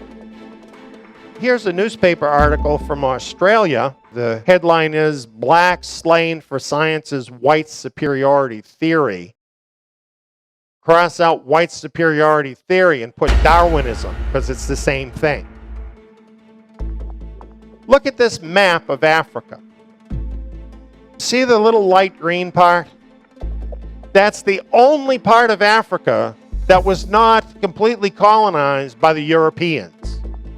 All the other colors you see on there, that's all areas of Africa that were divided up to the different European nations. Why were they there in Africa? To steal everything in Africa.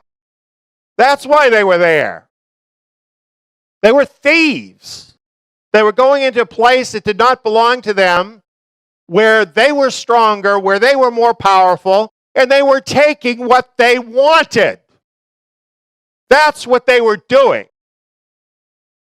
And they needed a moral justification for that in the eyes of the soldiers that they sent to die there to make them rich.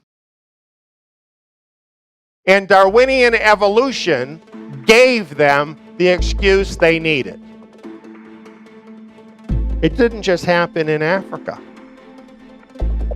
Here in the United States, the indigenous people in America were virtually wiped out. And this too was justified by Darwinian evolution. Often when racist history is cited, such as stories of slavery, colonialism, genocide of indigenous people, or Nazi atrocities, blame is directed towards the Bible and Bible-believing people. However, a closer look at actual documentation points to another culprit behind elitist racist atrocities. That culprit is Darwinian evolution. This obscured fact of history needs and deserves to be revealed. The film, Darwinian Evolution Junk Science, was made to set this record straight. See it today. See Darwinian Evolution Junk Science, www.truthpoint.info.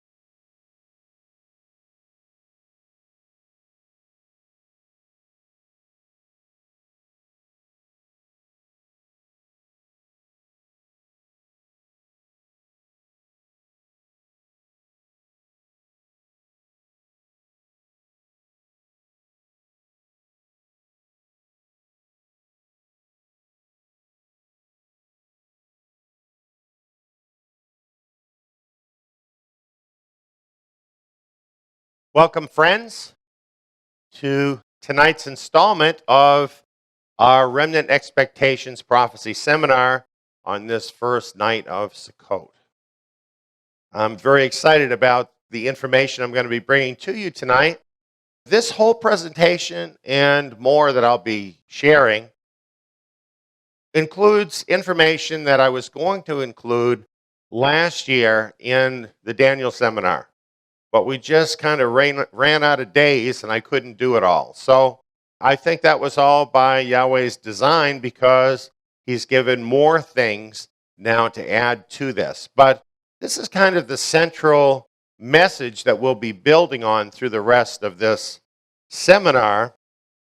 And as you can see here with our title, this is about the tribulation trigger.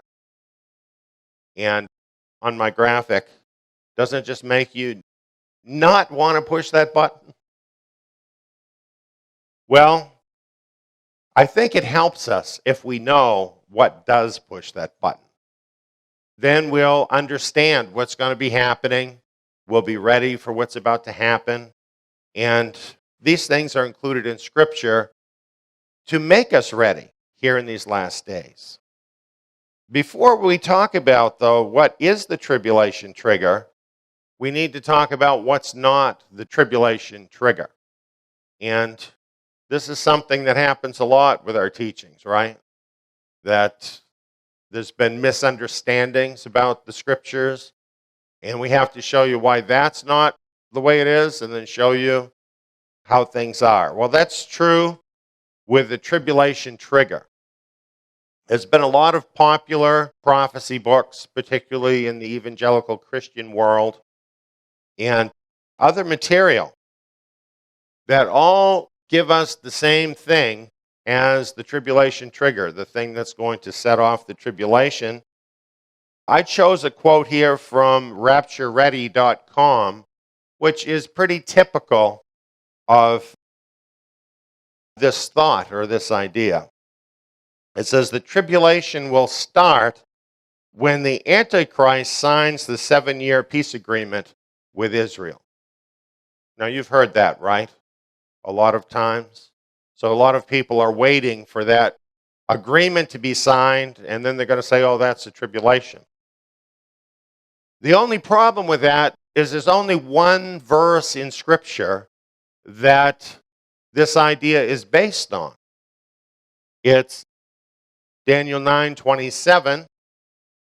He shall confirm the covenant with many for 1 week, and in the midst of the week he shall cause the sacrifice and the oblation to cease, and for the overspreading of abominations he shall make it desolate, even until the consummation, and that determined shall be poured upon the desolate. That's not quite so clear as there's going to be a 7-year peace treaty. And the truth is, this doesn't mean what they think it means. And it's the only verse they've got to suggest this. So let me tell you now, the tribulation trigger is not a 7-year peace treaty with the Antichrist. It isn't. Now, if you were with me for the Daniel seminar, or you've seen the video since then you might know that we did an in-depth teaching on Daniel chapter 8, and we really had some brand new revelation and material that I went over in a very detailed way with you, which demonstrated that it would be some months in to the tribulation period before the Antichrist would arise. So that being the case, the idea that the Antichrist will make a 7-year treaty with Israel at the beginning of the 7-year tribulation is impossible because the Antichrist will not have arisen at that time. So, bottom line about that is there will be no Antichrist treaty with Israel at the start of the tribulation to trigger the tribulation. There's really other things of far more importance spiritually that trigger the start of the Great Tribulation. I've talked about some of those things in the earlier messages that we've had this 7th month. And We're going to talk about more of this now. So now we're talking about the secret plans of a great warfare revealed to Daniel. And this is really what we're talking about when we talk about Daniel 10:1 through 12:1. The very first verse sets the stage for the rest of this discussion. And it says, in the 3rd year of Cyrus, king of Persia, a thing was revealed to Daniel, whose name was called Belshazzar. And the thing was true, even a great warfare. And he understood the thing and had understanding of the vision. That gets missed, strangely. But that's what this whole vision is about, this great warfare that was revealed to Daniel. Here it goes on in Daniel chapter 10, verse 2 through 3. In those days, I, Daniel, was mourning 3 whole Sabbath cycles. I ate no pleasant bread, neither came flesh nor wine into my mouth, neither did I anoint myself at all until 3 whole Sabbath cycles were fulfilled. So just think about this. He had this revelation of a great warfare, and it immediately put him into a total state of fasting for 21 days. So this should tell us that the great warfare he was seeing was against Israel. Because why else would he be fasting like this, except that it was his nation that was really in the crosshairs of this great warfare. Because we're covering so much material tonight, I'm not going to read all the verses tonight, especially here in Daniel chapter 10. I'm going to the highlights, but you can perhaps read this later along with this information in mind, and I think it'll help you understand it better. But as you read along in Daniel 10, what you find is that Yahweh sent an angel to Daniel as a result of his prayers. And the angel spoke to him and said, from the first day that you set your heart to understand and to humble yourself before your Elohim, your words were heard, and I have come for your word's sake. So Daniel did not need to fast and pray for 21 days. The truth is, Daniel said it, and Yahweh heard it and sent forth an angel. But it's 21 days later before the angel's there. And the angel is explaining to him why he was delayed. Now, I just think that's kind of funny. An angel coming to you and telling you, well, gee, I'm sorry that I was delayed. Don't you think that's kind of strange? But anyway, this is what happened. And he explains it. He says, the prince of the kingdom of Persia withstood me 21 days. But behold, Michael, one of the chief princes, came to help me, that I not be detained there with the kings of Persia. So, apparently the chief prince involved here was the spirit prince of Persia, but then he mentions these others too, that he's calling the kings of Persia. These may have also been spirit entities within that particular hierarchy there in Persia. So it looks like the leader and some of his main enforcers got together to ambush this angel from getting to Daniel. But then he says, Michael, one of the chief princes, came to help me.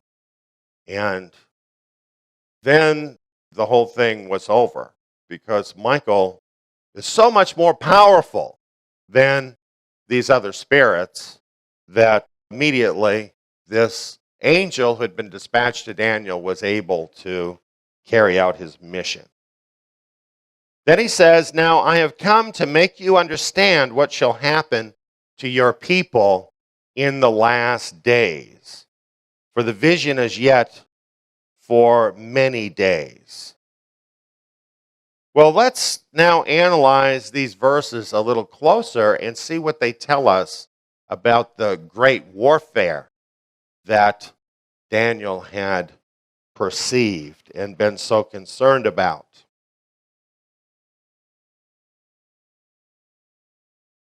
The angel said, "I have come for your word's sake." This indicates to us that the angel is delivering a message about the thing that Daniel was concerned about, that Daniel was praying about. And of course, that's the great warfare. That's why the angel came. In verse 13, he said, "But the prince of the kingdom of Persia withstood me 21 days. Well, why were these demonic entities in heavenly places trying to hold back that angel? They didn't want their war plans to be revealed. They didn't want you and I to know the things that are written down in these verses. Because there is a great warfare going on. And Daniel chapter 10 allows us to look into the heavenly places and to see where that warfare actually happens. It's going on in the heavenly places. And really, the chief enemy is Israel. Why is that? Because the enemy knows, just as we know, Yahweh has determined that Israel will be his instrument to bring about his kingdom in the earth. So to stop his kingdom, what do they need to stop? Where is the weakest link in the chain?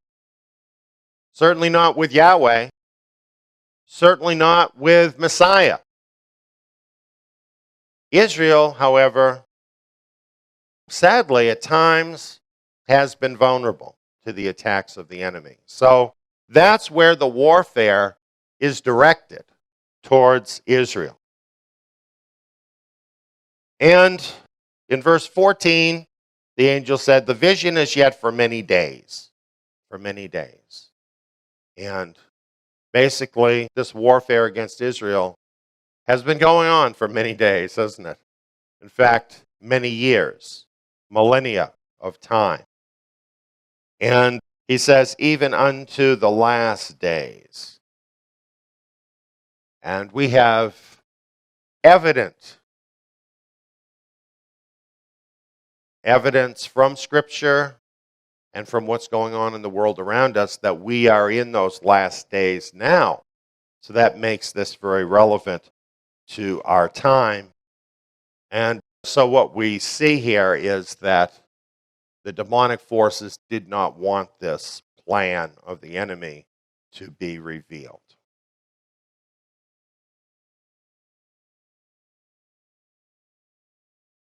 Well, looking here at this great warfare, this long-term plan, we find that two time periods are covered in Daniel chapter 10 through 12. For many days indicates time going past through history. And then in the last days is that particular point in time, just before the end of this age, the time of the end. So what is the plan of the enemy that is going to be exposed here? Well, it looks something like this. This is the enemy plan in a nutshell. And the nut they want to crack is Israel.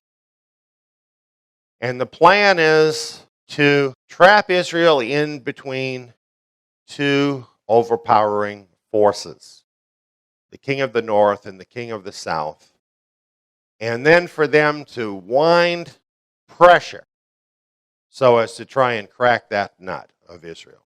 That's basically what this is about. So now let us look at the development and intrigues of the kings of the north and kings of the south. This takes us into Daniel chapter 11, where this narration now of the angel begins. What we find here is it starts out with a contest between Persia and Greece. Verse 2 says, "Behold, there shall stand up yet 3 kings in Persia, and the 4th shall be far richer than they all. And when he's grown strong through his riches, he shall stir up all against the realm of Greece." Well, this actually happened. And by the way, all of this is meant to move things towards the plan. We haven't even gotten to the plan yet. There's 3 kings of Persia, and then the 4th. The 4th is Xerxes, known in the scriptures as Ahasuerus, found in the book of Esther. And it mentions that he's far richer than the other kings. And this was known to be true, that he was far richer. As a matter of fact, he was so wealthy that according to one historian, he had so great an abundance of riches in his kingdom that although rivers were dried up by his numerous armies, yet his wealth remained unexhausted. He had an incredible army. According to a Greek historian, he had an army that was over 5 million people. And you know, today an army of 5 million people would certainly get your attention, wouldn't it? And it says he shall stir up all against the realm of Greece, and that's just what happened. He basically took everything he had, all these armies, and brought them against Greece. However, what he didn't figure on was this guy, a young man named today Alexander the Great. He had to earn that last part of the title, the Great. And he did that through his really amazing victories in war. Daniel 11:3 mentions him, saying, "A mighty king shall stand up, who shall rule with great dominion and do according to his will." Amazingly, he overcame these massive armies of the Persians with far less men.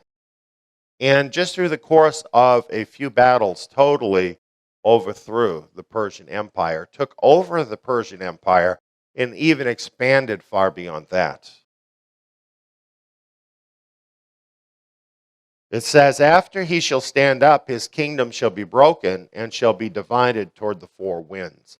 I have here a map of the kingdom of Alexander. And as you can see, it covers very vast areas, all the way from India, all the way over into Europe. Huge. And all the way down into Egypt. Very incredibly huge empire. And he conquered all of that by the time he was 32 years old. And he died unexpectedly at 32. And when he did, the scripture even tells us what happened, that his kingdom would be divided towards the 4 winds. It goes on here and says, "His kingdom shall be divided not to his posterity and not according to his dominion." This is very unusual. You know, you just think about an emperor who conquered these vast lands. Certainly he would make arrangements for perhaps a son of his or someone in the family, or perhaps if there was none there, prominent people, to carry on his empire. But Alexander didn't do that. Perhaps it's because he was so young. Maybe he thought he would live a lot longer. Whatever the reason, it happened exactly as this angel said many years in advance to Daniel. So what happened at his death is the kingdom was divided to the four winds, just like the angel said. At first, it looked a lot like this, the way that it was divided up between four of his generals. But then there was infighting among the generals. And basically, the Seleucid Empire took over pretty much the whole top part there. So with the Seleucids on the top, and then the Ptolemies in Egypt down on the bottom. Now the next verse, verse 5 and 6 mentions the daughter of the king of the south shall come to the king of the north to make an agreement. Now this is the first time in the narrative that it mentions the king of the south and the king of the north. Notice context here. It had just been talking about Alexander's empire, told us how it was going to be broken up. So when it's saying the north and the south, it's really talking about the king of the northern part of Alexander's empire and the king of the southern part of Alexander's empire. It's talking about a regional thing. This is one of the reasons why this cannot be talking about the Antichrist and a global government, right?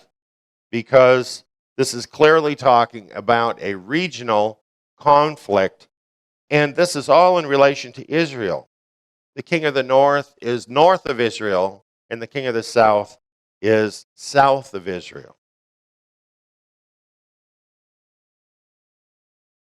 Now we have a pretty long section, all the way to verse 39.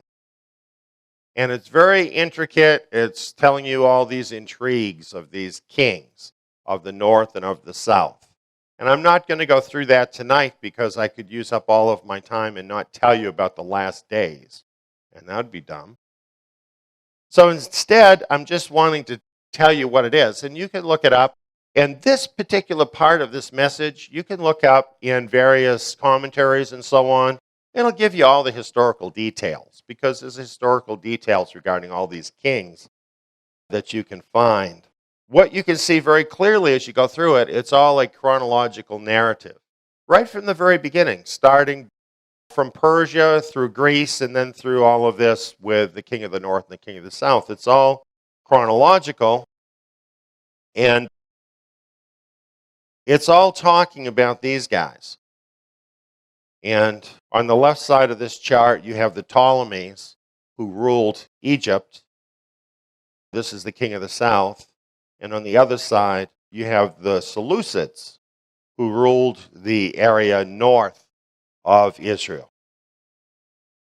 And it goes through the intrigues between them all along because realize each of them wanted to expand their kingdom. So if they could, they wanted to get some of the territory that belonged to the other. That's really what they were doing. Unfortunately, and this was the real plan, Israel was trapped in between them.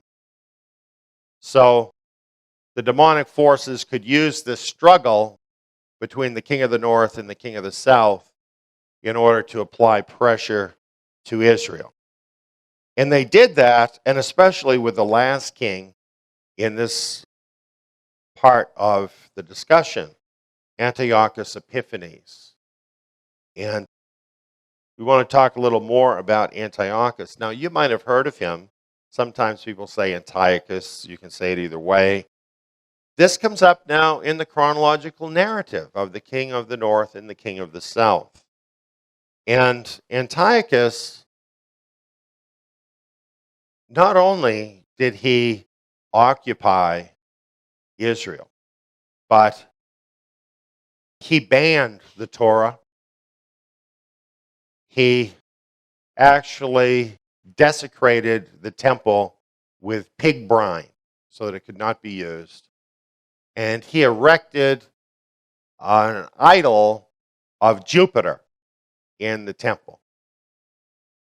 So as you can imagine, Yahweh didn't really like this guy very much. But you know, when things happen, very often Yahweh allows those things to happen to test his people as to what are they going to do. And the story about this is found in the books of Maccabees. The high priest and his sons, the Maccabees, raised up basically an effort, a resistance against the armies of Antiochus, and it was costly. It was costly for them. It was costly for the rest of the people. But they actually managed to overcome that army and to reclaim the temple, to cleanse the temple, and to reinstitute the temple. That's what Hanukkah is all about.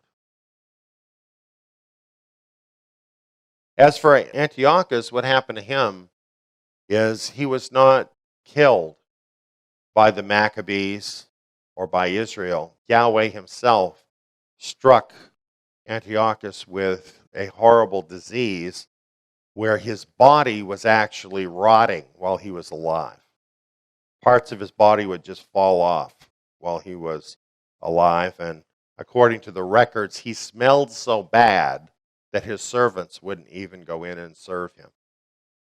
So this is what happened to him. And of course, then he died.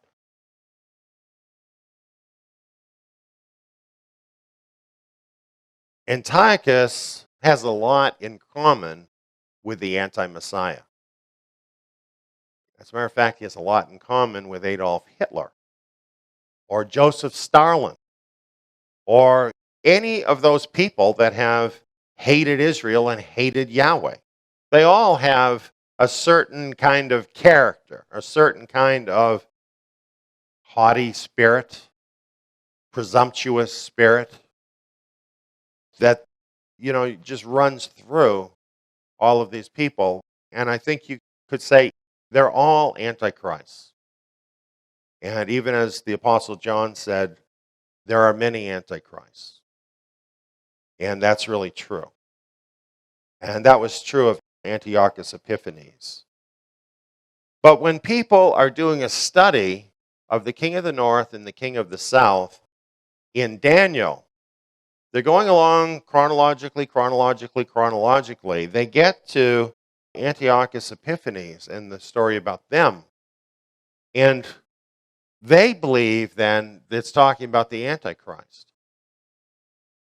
But the truth is, it doesn't leave the chronological narrative. So from a chronological perspective, Antiochus Epiphanes is the last in this particular chronological series about the ancient Seleucids and the Ptolemies. Now, the fact that people latch onto this and say, well, this is the Antichrist, then what they do is they read it as the Antichrist through the rest of the material, and that's how they come to the wrong conclusion that it's talking about the Antichrist, even though the Antichrist hasn't arisen yet. Now, I'm not talking about an Antichrist. I'm talking about the Antichrist or anti-Messiah that is the last one to plague Israel. He hasn't arisen yet. So this is why people make a mistake here. Some people, though, they just make a mistake because they just pick things out of a hat. I mean, I've seen, for example, back in time a ways when there were two great powers in the world, the United States and the Soviet Union. Some people said then that what you'd find a lot in books back then is that, oh, well, the Soviet Union is the king of the North and the United States is the king of the South. And of course, that couldn't be true anymore because there is no Soviet Union now. But they do that kind of thing, and a lot of other guesses. But actually, if we're going to know what it really is, you have to be consistent with the scriptures. It's talking about a specific geographical area. That's what it's talking about. And there's no justification for leaving that. And this is the area north and south of the land of Israel.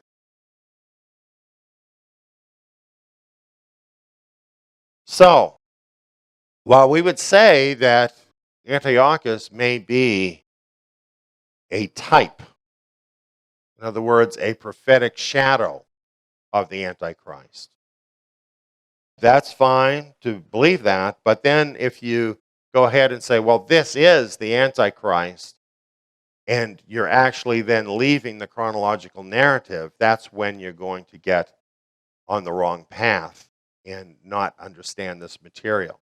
Now, personally, I think in the book of Daniel, this is how Yahweh sealed up the book. He has a lot of these little logical fallacies in there that, well, what he puts in is not a logical fallacy, but he knows how people think, and he knows that that's going to be how they see that. And so there's a lot of these kinds of little logical traps through the book of Daniel that has actually kept people from understanding what it really means until it was his time to reveal the truth. That's why these things are in there. But if we just understand that the Antichrist or the Anti-Messiah is not even going to arise until we're in the tribulation, then it's pretty easy then to understand this cannot be, and chronologically speaking, the Antichrist that we're talking about here as the king of the south or as the king of the north.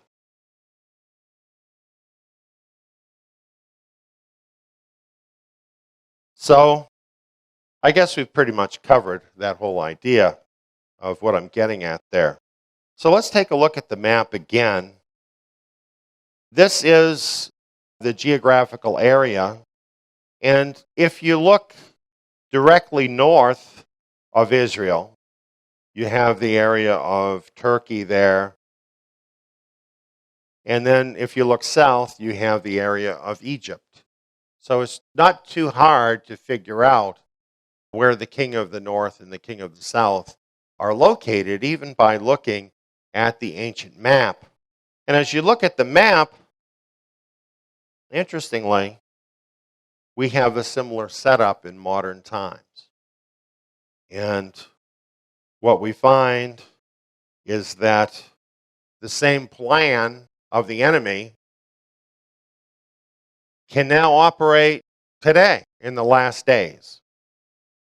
And there are these two powers, and this is being developed right now in order to squeeze Israel in the middle. And as you look in the Middle East and you see all the turmoil and so on there, what you can picture is these great demonic spirits up there twisting, applying pressure to this vice in order to come to that place where they can break Israel. This is their plan.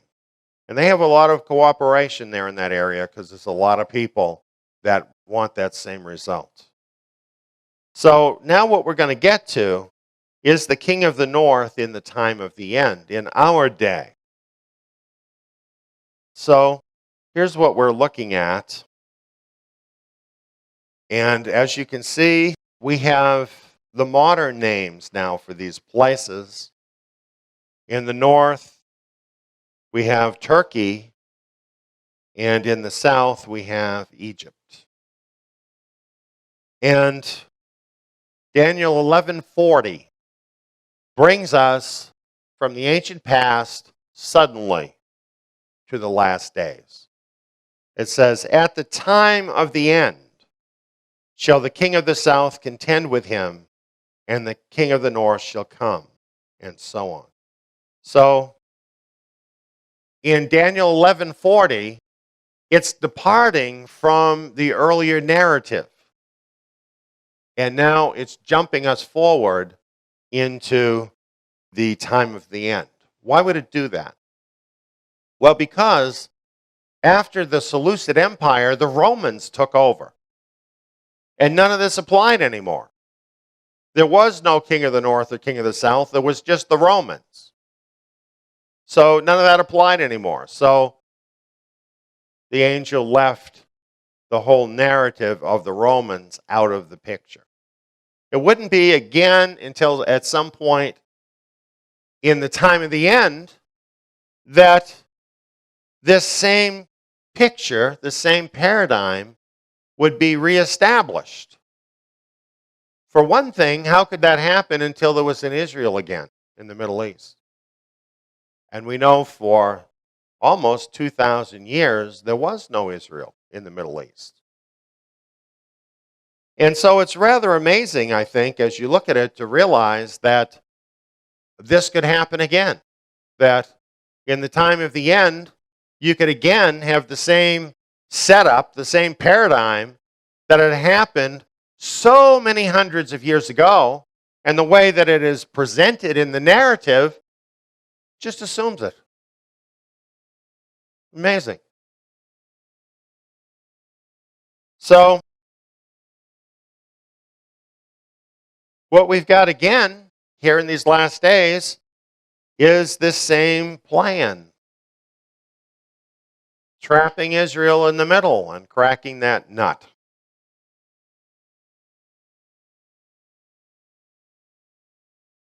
Daniel 11:40 says, "At the time of the end shall the king of the south contend with him, and the king of the north shall come."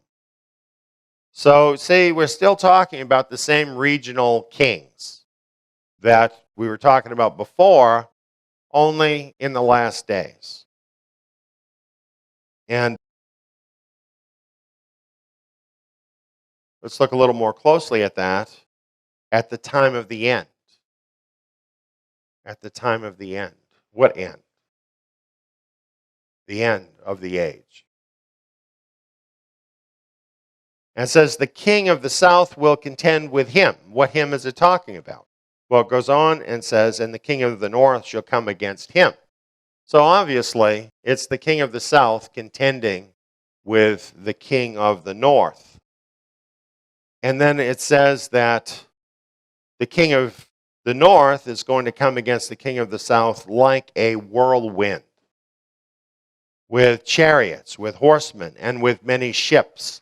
And he shall enter into the countries and shall overflow and pass through. A lot of information here in one verse.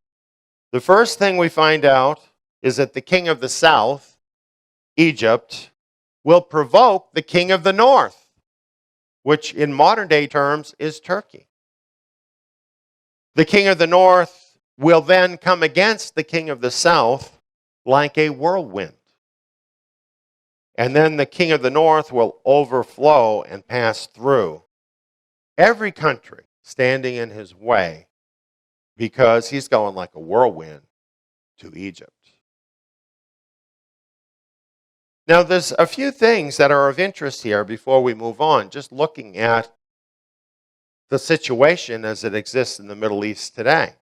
What you've got going on in the Middle East right now is a war between the Sunnis and the Shia. It's not this. You can't really expect that right now you're going to see this happening. Because Turkey, they're Sunnis. The Egyptians are Sunnis.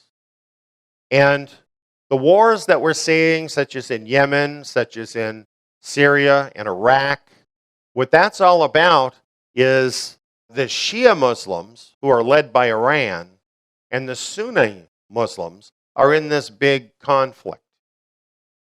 And that's what's happening. So it doesn't really fit the picture of the king of the north and the king of the south. But that's all going to change.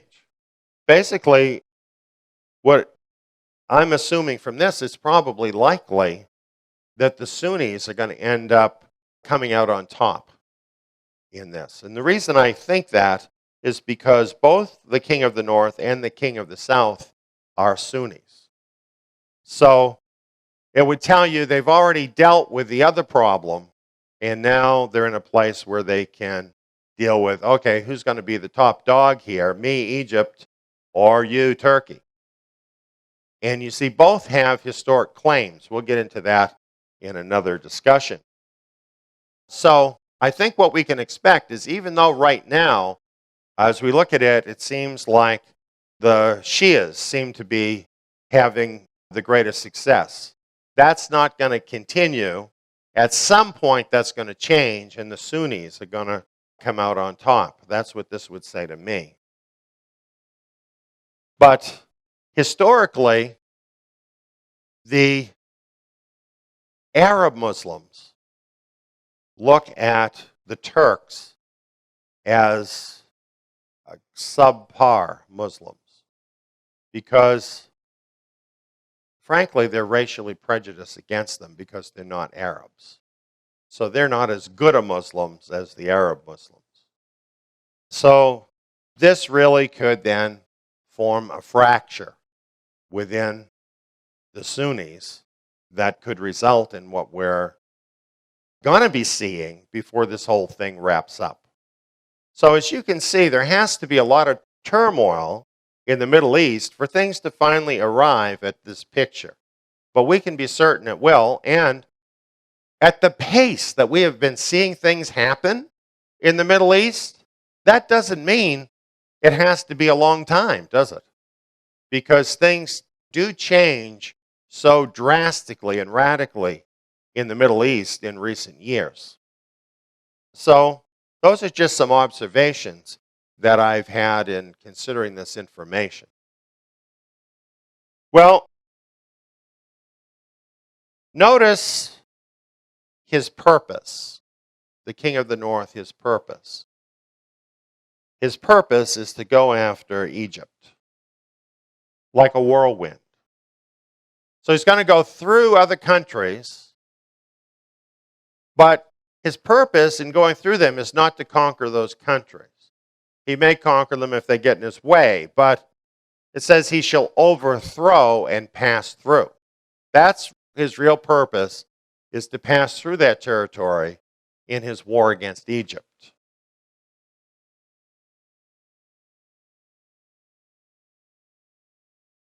It says he shall enter by the glorious land. That's the most direct route. Go right down through Israel. If you're moving like a whirlwind, you're not going to do that. You're going to do that. And that's what he's going to do. Abundant countries shall waver.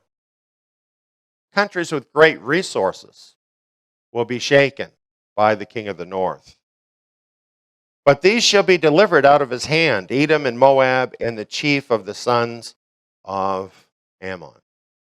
And I talked about that in my Jordan message. And we presently have that up on the website. If you want to see that, I'll tell you the reasons why the king of the north is passing by these areas. And that fits into the prophetic picture. It says, he shall stretch forth his hand to seize countries, and the land of Egypt shall not escape. But he shall rule over the treasures of gold and of silver, and over all the precious things of Egypt. And the Libyans and the Ethiopians shall follow at his heels. Now I find that interesting because Ezekiel chapter 37 specifically mentions the Ethiopians and the Libyans with Gog. Rather interesting. So it's going to look something like this.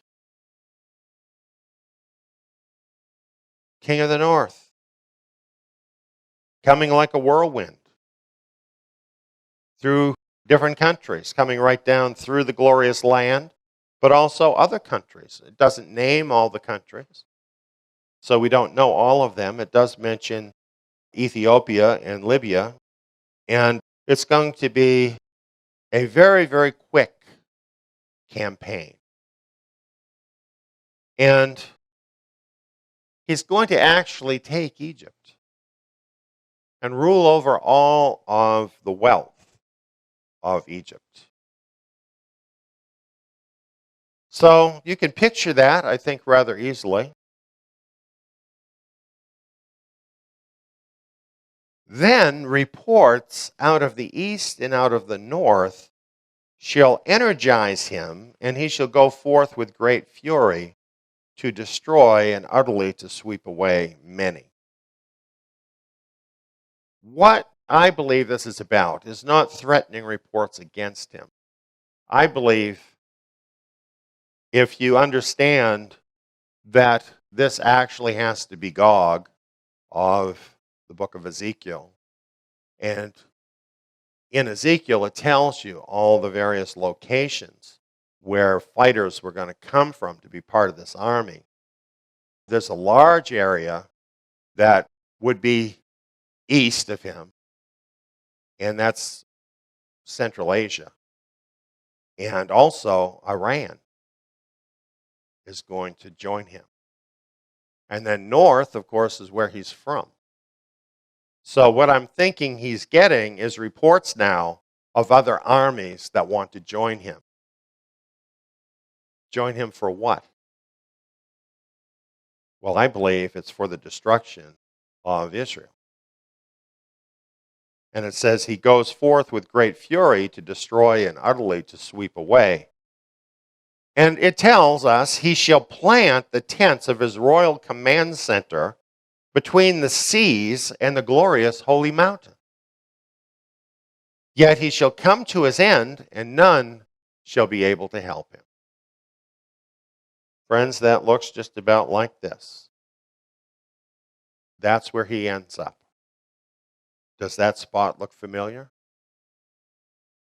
You know, when we talked about Gog in Ezekiel 38 and 39, this is where Gog ends up. We talked about the great army of locusts in the book of Joel, chapter 2. That's where that army ends up, where they're destroyed. And this is where the king of the north ends up, between the seas and the glorious holy mountain. And it says, the king of the north shall come to his end. Doesn't tell us how. Not here. We have to go to these other verses. Now, this narration has different facts in it than what we have found in some other places. And so there might be some questions about that. But I'm going to include some of that, answers to some of that, in the next message. So you want to come to that. But clearly, these are all kind of different viewpoints from the scriptures of the same event that happens right at the end of the time of the end, just moving into the Great Tribulation. And this is the attack of Gog. So what happens? They find out that Israel is a nut they can't crack. You'd expect that little nut to break, but instead, the king of the north is shattered. And we know that it's Yahweh himself who is going to do that. Destroy the enemy's plan. So, of course, when he destroys their plan, they're going to be so discouraged they're going to stop attacking Israel, right? No. What this is going to mean is that now we pull out all the stops. That's why it's the Great Tribulation. When this plan fails, they're going to go at ludicrous speed, to quote one of my movie memories. They're just going to pull out all the stops, is what's going to happen, and that's what we call the Great Tribulation. As a matter of fact, it's kind of interesting here. This verse, the last verse of chapter 11, tells us about the king of the north coming to his end. And the first verse of Daniel chapter 12, which is part of the same narrative, says this: At that time shall Michael stand up, the great prince who stands for the sons of your people. And there shall be a time of trouble, such as never was since there was a nation, even to that same time. And at that time your people shall be delivered, everyone who shall be found written in the book. Realizing that this is in chronological order, when it says, at that time shall Michael stand up, it's saying at the time that the king of the north is destroyed. And then he says, that's when the time of trouble will happen. Like, that's not trouble? Right? That's not trouble, having this huge army right there on your doorstep about to destroy you? I think if he's saying that after that there's going to be a time of trouble that's the worst ever, you can bet that the Great Tribulation is going to be a tremendous time of trial for everyone. And that's just really the warm-up for it when that happens. But as we've talked in some of our earlier presentations, there are reasons why this is happening this way. Because, for one thing, the threat from the king of the north against Israel is really going to be the event that it's going to bring so many Israelis to repentance and to real faith. We know that this is going to be followed by a tremendous outpouring of the Holy Spirit.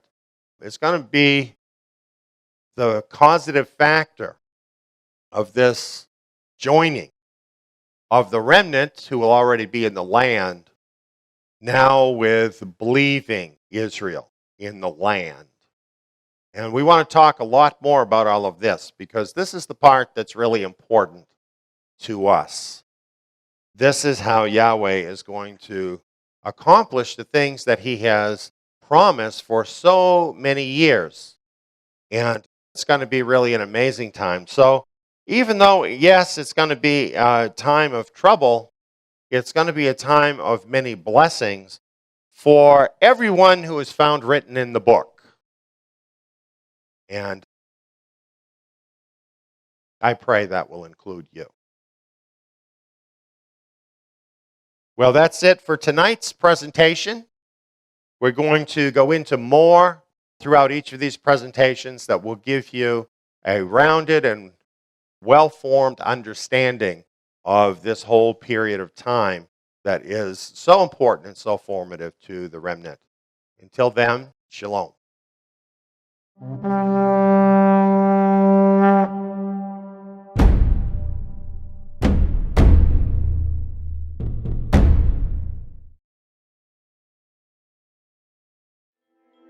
Prophetic Fulfillments Just Ahead is a seminar by Eliyahu Ben David on Bible prophecy concerning the scattered remnant of Israel, featuring 7 hours of Bible prophecy, plus bonus content. Understand prophecy about the last days. Discover lost truth about the remnant. Order your copy today at truthpoint.info.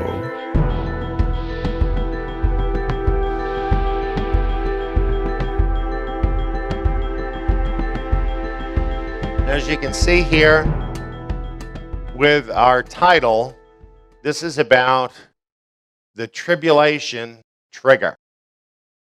And on my graphic, doesn't it just make you not want to push that button?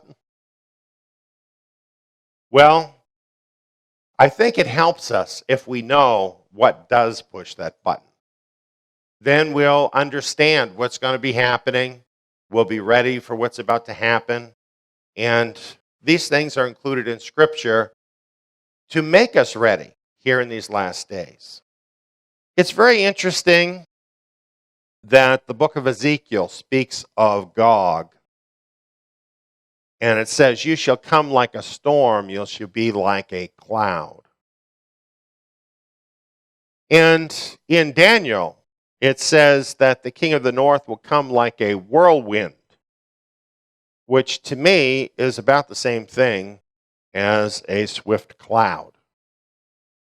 And in Isaiah here, where it mentions a swift cloud, the word cloud actually means darkness. And it's reminiscent to me of Joel chapter 2, where it talks about Gog as a locust horde. And when a locust horde comes, it's like a cloud that fills the sky. It connects these celestial events with the great day of his wrath. So, the great day of his judgment has been ongoing, but now the great day of his wrath begins, where he's actually pouring out vengeance upon the wicked.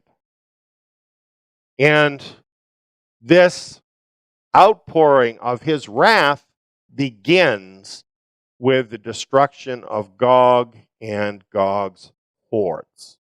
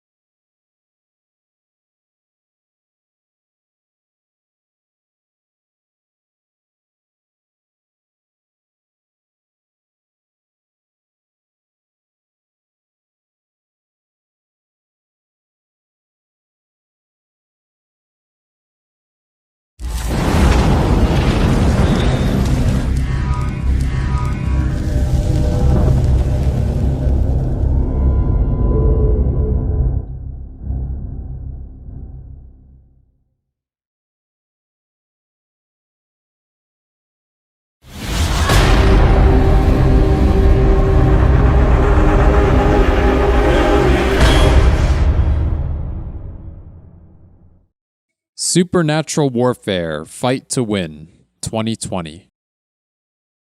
This is a fresh edit of last year's New Year message. Current events make this message even more relevant right now.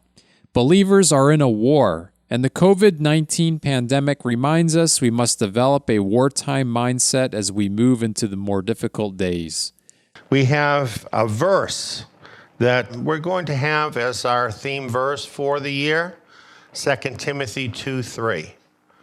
You therefore must endure hardship as a good soldier of Messiah Yeshua. You know, I couldn't find one with kittens and bunnies in it, so I chose this one instead. No, this is not the message that most people want to be hearing, is it? To endure hardship.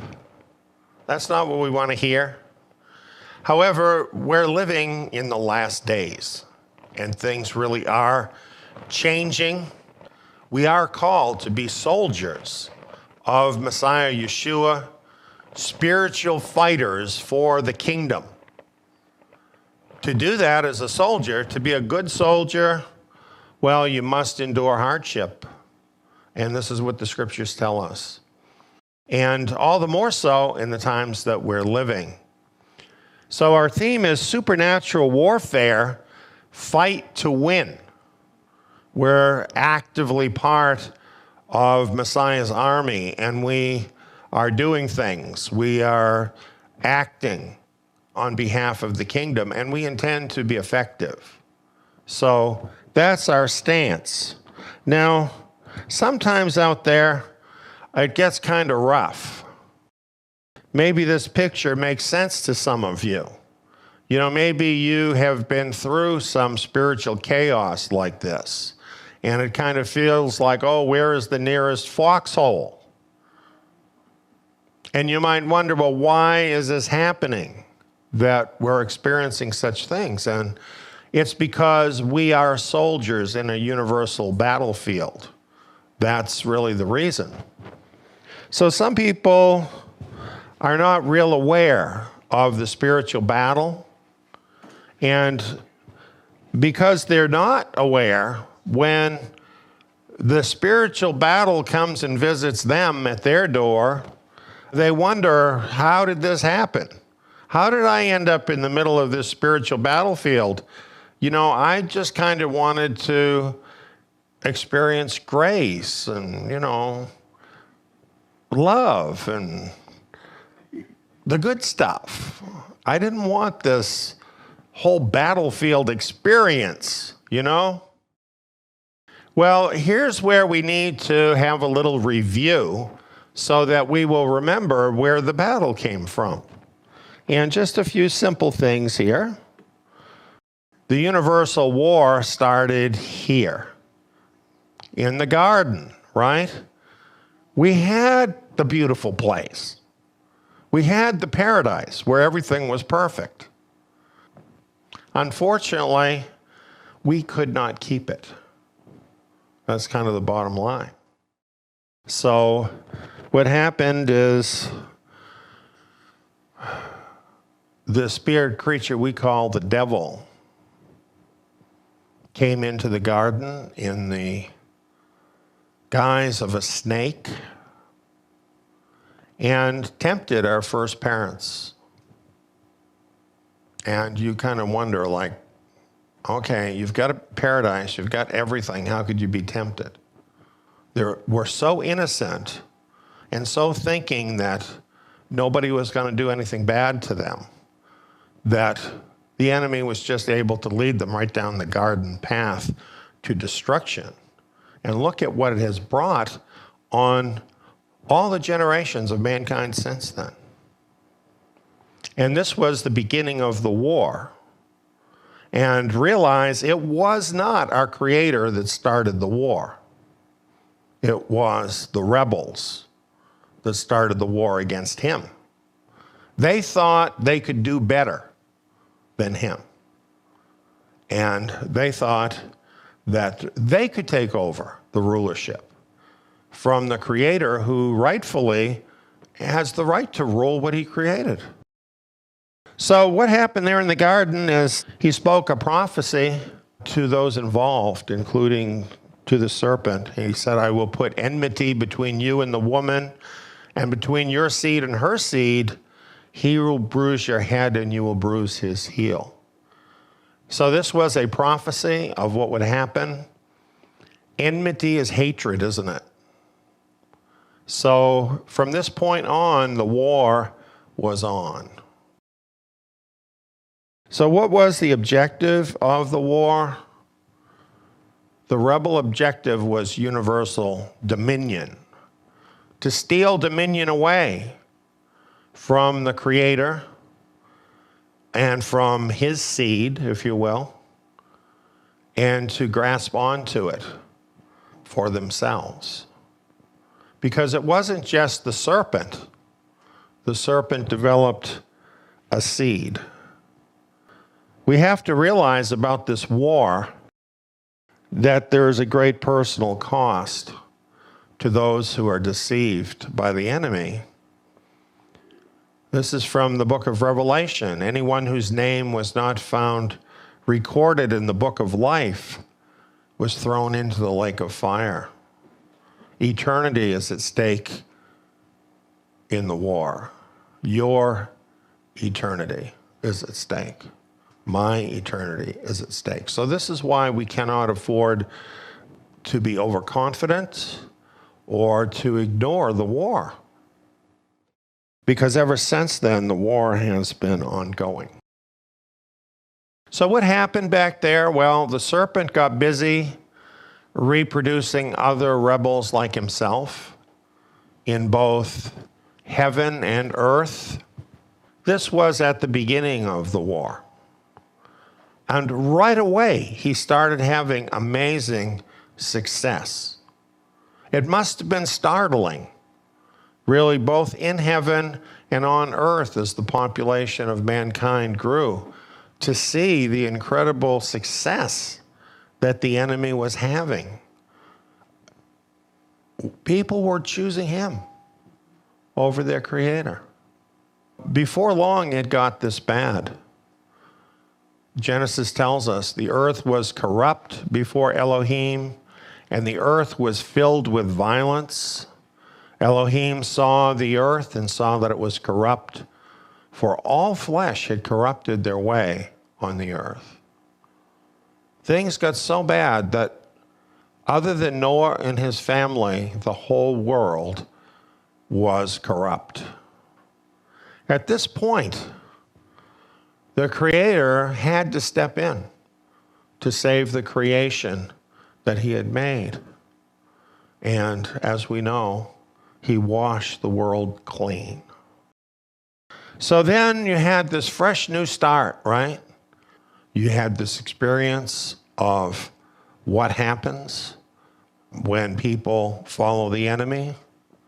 So what you would think would happen is that things would be different after the flood. And as people came about on the earth, they would fear the true God. Actually, it got just as bad again as it was before the flood. There weren't so many people in the world yet. There was, however, a large population who were all gathered in the same area. They resented the flood, in fact. And they resented that the Creator would intervene in the way that he did. There were instigators that were raised up by the enemy who maligned the Creator, and they chose to follow the enemy and to follow the other fallen ones that were with him. And they decided to turn their back on their Creator, literally to ignore him, and maybe he would go away. And they built a tower. The purpose of the tower was to commune with evil spirits. So if you think of this, this is the fathers and mothers of the entire human race that turned their back on the Creator. And Romans 1:28 is talking about this when it says, just as they did not see fit to acknowledge God any longer, God gave them over to a depraved mind to do those things which are not proper. So from this time forward, because of this choice of mankind, the devil and those with him have had rulership over the earth. They are, in fact, ruling over the earth. However, the Creator has not given up his right to rule. So at times when he's needed to do it, he intervenes. And there's really a war between these spiritual powers. And I think it's good to note that when we look at the flood, we realize that our Father in heaven, who is all-powerful, could just wipe out the enemy. But as we see from that first prophecy in the garden, that was not his way. He was going to allow this war to actually move forward through time to come to its conclusion, to give every person an opportunity to choose which side they want to be on. Many times people don't know that they're choosing, but they are, by the things they're doing in their life and the things they're not doing.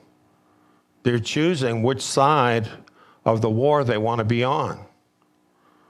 And of course, the enemy of mankind continues to do what he did in the garden. He wants to close the eyes of people to what the truth is, to the Creator, and instead lull them into a false sense of security, to cause them to become totally absorbed with their own selves, their own feelings, their own desires. And this is what most people fall into. That's really sad that that's true. However, there have been some that have had their eyes open and choose the other side in the war, the side of the Creator. But it is a war if you choose that. And you need to know that going in. You need to understand as a believer that you're at war and that you're fighting for something. And that's very important to understand. After this happened and the whole world rejected our Creator, he made a counter move. This is all like a big chess game. And he made a counter move of creating one nation for himself out of all the nations of the world. All the other nations, they belonged to these other evil spirit gods.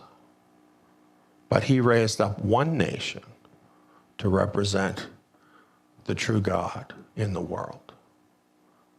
And we know he did this through the seed of Abraham, Isaac, and Jacob, whose name was changed to Israel, which name means he will rule as God.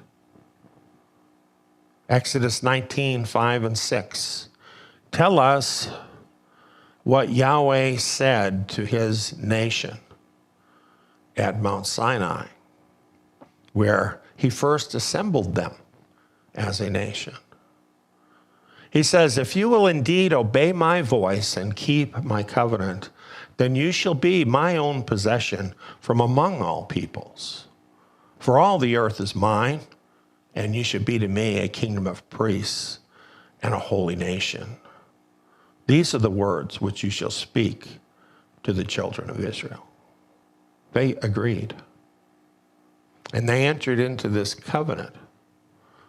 It's easy to say you're going to do something. Over time, it's harder to do it. The nation of Israel has had a very mixed history, and we all know that. We can read about it in the pages of the scriptures. But we see here what the deal was, because this is the deal. If we obey his voice and we keep his covenant, then we can be a kingdom of priests and a holy nation. This is conditional. It's conditioned on keeping the covenant and obedience. So what it turns out is that not all who claim to be Israel are Israel according to these terms. The ones that are the true Israel, which the scriptures refer to as the remnant of Israel, are the remnant who are faithful to the covenant, who obey his voice. And unfortunately, in most every generation, but not all, that's been a minority of Israel. After this time, it became apparent who the woman was that he was talking about in Genesis 3:15. The woman is the woman Israel. In Revelation chapter 12, it gives us this picture of a woman about to give birth with a crown of 12 stars, indicating the 12 tribes of Israel. She was in pain, laboring to give birth, and as we read on, she does in fact give birth. This is the woman and her seed that it's talking about. The woman gave us a champion, the Son of the living God. The Lion, who is of the tribe of Judah, the root of David, has overcome. We've been spending a lot of time walking with him through the Gospels in his life. We have seen his amazing courage facing up to the evil ones. We have seen his laser-like focus on the truth and his ability to stand by the truth no matter what was happening in his life. We saw him actually defeat the enemy by being willing to be defeated. Now, isn't that an interesting concept?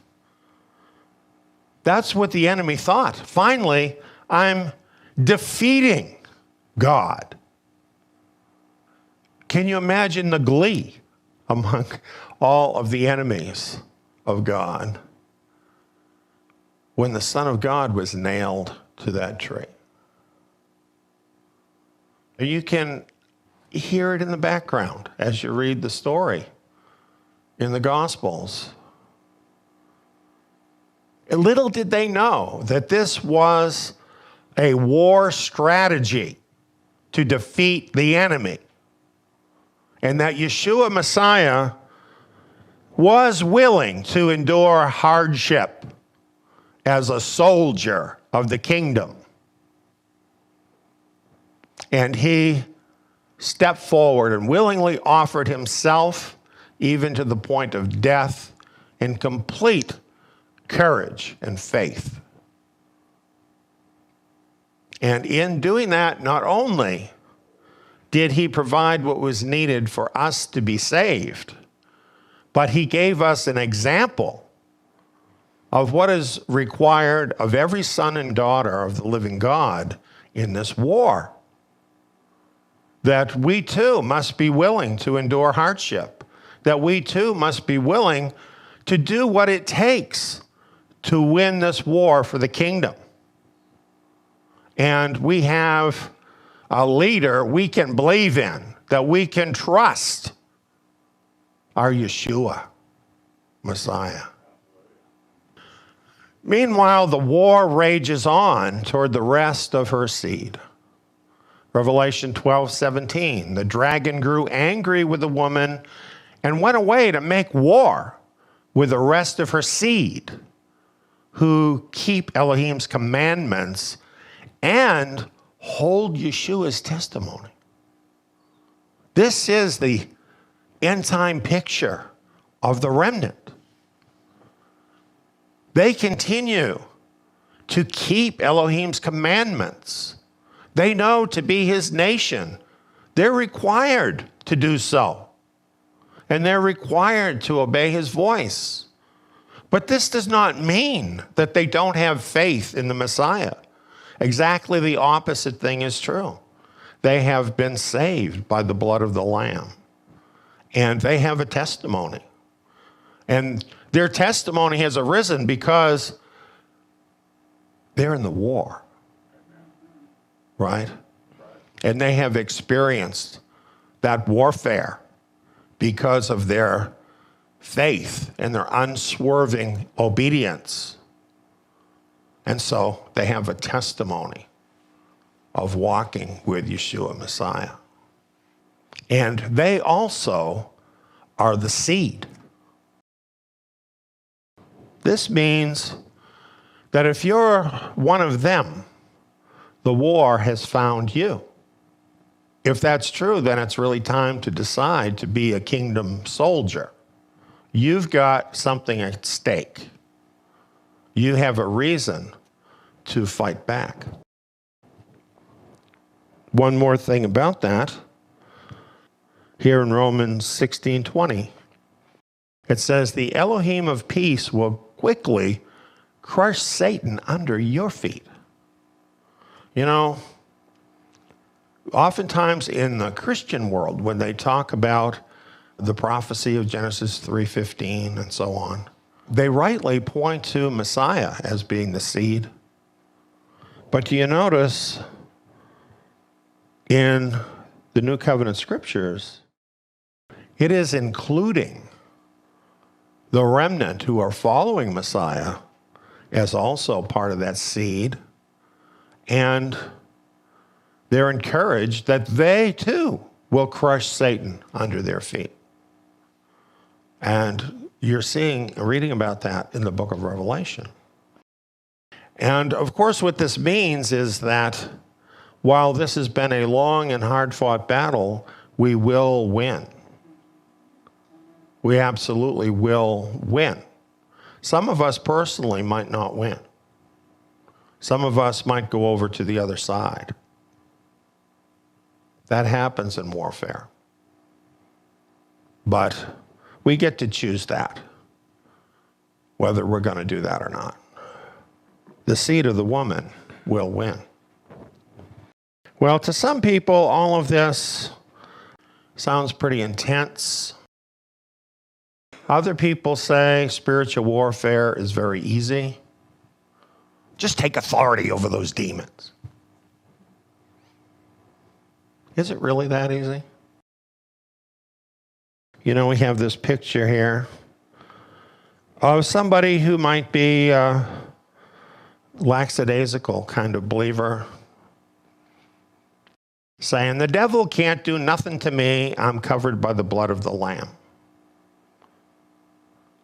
And what are you doing for him? I guess that would be my question. Here's the thing about folks like this. You know, we care about them and we want them to wake up. Because if they have this attitude, sooner or later what's going to happen is they're going to find that attitude will not cut it. And it's going to hurt on the day that happens. Here's some examples of what I'm talking about. Here are some very famous preachers: Finis Dake, Oral Roberts, Kenneth Hagin, Catherine Coleman, Amy Semple McPherson. They all have something in common. They all went around telling everybody that all believers should be completely healed of every disease, never should be sick. And put a lot of guilt on people, too, because they got sick. And yet, every one of them all died with diseased bodies. Now, I'm not saying God can't heal you, but I'm saying don't oversimplify the truth. Because if you do and you get overconfident, you can very easily be proven a liar. And that's what happened to these people. So we're looking at a war here, and wars are not easy, and there's casualties in war. By all means, take your enemy seriously. The scripture says, be sober and self-controlled, be watchful. Your adversary, the devil, walks around like a roaring lion, seeking whom he may devour. He is actively looking to devour believers. And believers are told in the scripture to be sober, to be self-controlled, to be watchful of this. So the attitude of the devil who is not a scriptural attitude. It definitely is not a winning attitude.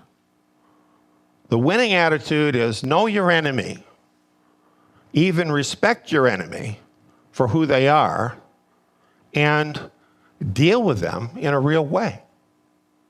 Besides the devil himself as an enemy, we must remember the devil has lots of help. And Yeshua said, you will be hated by all men for my name's sake. Remember, the whole world went over to the devil's side. So he's got lots of help. And in this particular presentation, we're not going into the spiritual side of this very much. You know, the side of deliverance from demonic spirits and so on. In this discussion, we are really concerned with this part of the spiritual battle, of how he uses people to attack us. You know, you do have authority over the spirits. You can cast out demons all day long. You can't cast out people very well. And they can do things to you that demonic spirits aren't able to do. So this is really the part of the spiritual battle that we're looking at right now. We have to realize about this that hatred is ratcheting up towards believers. And this is foretold for this time period, and we are seeing it. Yeshua said, "You will be hated by all men for my name's sake." And this is increasing. You know, in 2015, we put out this DVD. And in this DVD, it reveals that the fifth seal of Revelation has been opened. What that means is unprecedented persecution would soon be coming on believers around the globe. Now, when we put that out, some people said, surely you're overstating the case, that this can't really be the fifth seal being opened. But then by 2018, we had this headline: Christian persecution and genocide is worse now than any time in history, the report says. And if you're awake, you know this is true, because we have reports about this, and all around the globe, this is true. And persecution is heating up, and here we're talking about what you might refer to as hot persecution, you know, involving death, prison, things like this. This requires something of us. This means that we need to start preparing ourselves now for the persecution that in many cases is already here in some forms, but which is going to be intensifying.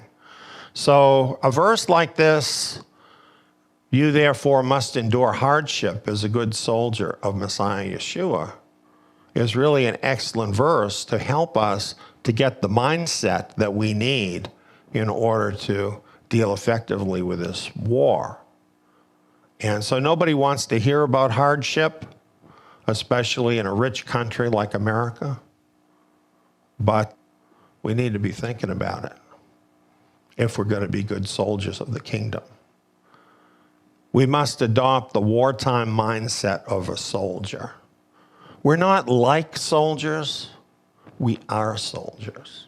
Do you know the difference?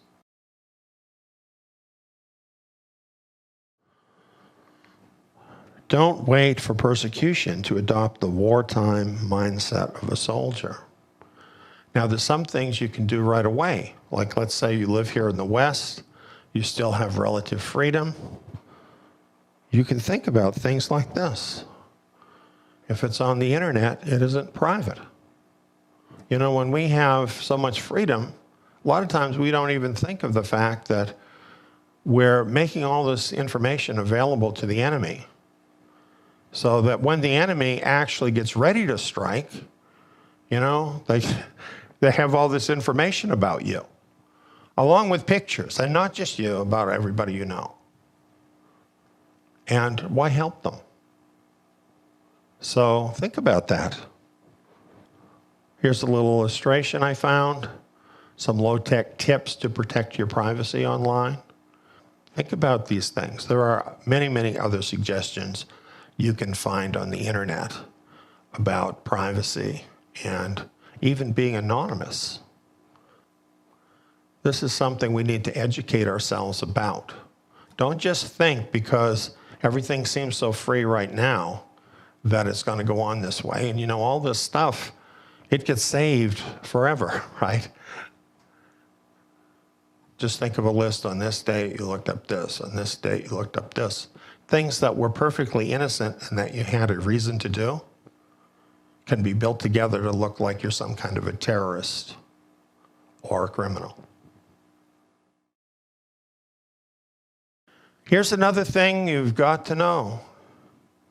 Being too trusting can hurt you or even kill you.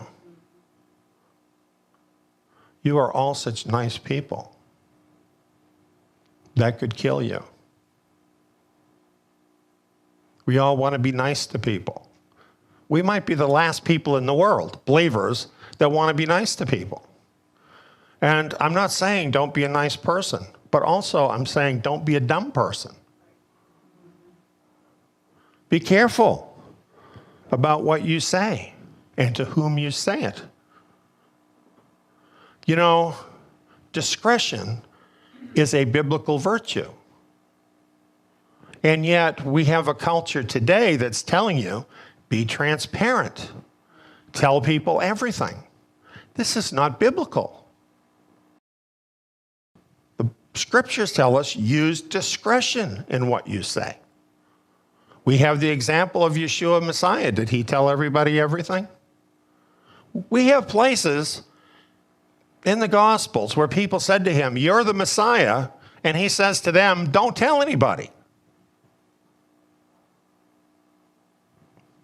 Discretion is really essential, and we need to start praying and asking to get that gift of discretion in our speech. Here's a big reason why I'm talking about this. Betrayal will become the greatest threat to your life. I'm not saying it might. I'm telling you absolutely, it's going to. It is going to get there. Matthew 24 is talking about this very time period that we're coming up on. And he said, then they will deliver you up to oppression and will kill you. You will be hated by all of the nations for my name's sake. Then many will stumble and will deliver up one another and will hate one another. That's talking about believers or professed believers. They're going to stumble and they're going to betray one another. There's nothing you can do to stop that from happening. But you do need to learn to use discretion. You have no idea the evil that lies in the heart of your friends. You don't know which ones, though. So this is why it is so vital for us to learn discretion.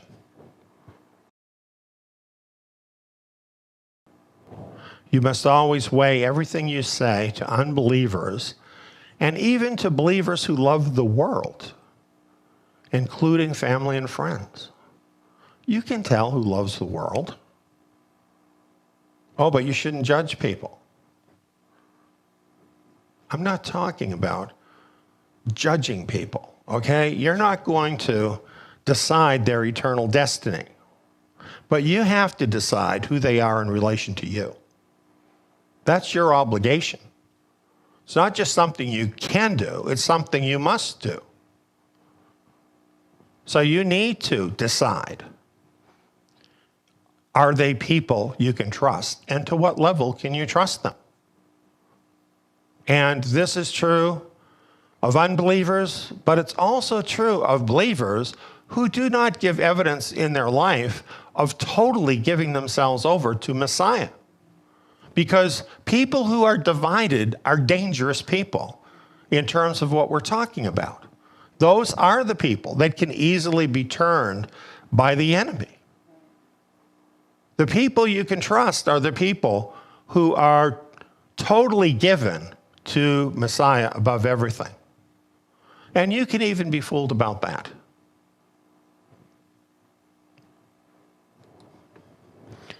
The Word is our standard. The scriptures talk about this in the book of Psalms. It says, blessed is the man who doesn't walk in the counsel of the wicked, nor stand in the way of sinners, nor sit in the seat of scoffers. But his delight is in Yahweh's Torah. On his Torah he meditates day and night. So you see, if you hang out with wicked people, which wicked people are people that do not keep the commandments, people who are choosing to be sinners. We know in one sense we're all sinners, right? Because we're born in sin. That's not what this is talking about. This is people who choose to be sinners. And we're living in a time where people do that. And not only that, they call their sin good. talking about people like that, or sit in the seat of scoffers. If you sit with people and talk with people and accept them scoffing at God and at His Word, you're sitting in the wrong place and you need to get up and get out. Now, some people might hear this and say, yes, but what about witnessing to people? Witnessing to people is not being friends with the world. It's an entirely different thing. You're not bringing them in to your inner world and revealing all your secrets and everything about your life to people you're witnessing to who are unbelievers. You have an object in mind, and that is to share Messiah with them. You are a blessed person if you make these distinctions. We need to discriminate on the basis of the scriptures. That's what the psalm here is telling us about. We must do this. And especially as we come into times of persecution where we know we've already been warned here as to what's going to happen. Should we not use some wisdom in our associations with people? So that's really a word to the wise. The scriptures give us direction in many places to make these kinds of decisions. And as we look into a person's life who has some doorway into our sphere, sometimes we wonder, is this person of the devil or are they of God? You know, sometimes you see some stuff on one side that screams devil, devil, devil. But on the other side, you see things that, oh, well, they're trying to be nice. You know, maybe they're open, and we want to help them. So how do we decide what we're going to do with this person? Well, 1 John says this, in this the children of God are revealed, and the children of the devil. Whoever doesn't do righteousness is not of God. Neither is he who doesn't love his brother. And I believe that these are indications that are given to us to help us to discern who we're talking to and what level of trust we can put in given individuals. So this is what we need to do and start doing it. This is part of our mindset makeover that we need, is discipline yourself to allow the Word and the Spirit to control your every word. You know, we can't afford anymore to just be running off at the mouth because we like to talk. We need to be measuring our words. Yeshua said that every word will be judged. So, you know, speaking at all is a pretty risky thing to be doing, if you think about that. So think about your words. Think about what you say and why you're saying it, that your words might be upbuilding to those people that need that encouragement, people that need the truth. Don't ever run down your brothers and sisters to other people. There might be something about one of your brothers and sisters you don't like. Do not vent to other brothers and sisters. That's just evil and wrong. You can do tremendous harm, and particularly in times of persecution, which are coming up, where you have to depend on every person, because people all know each other in any kind of a community of believers. If you start making enemies with other believers, that is going to come back on you in a really bad way. So don't do that. Just a word to the wise about that.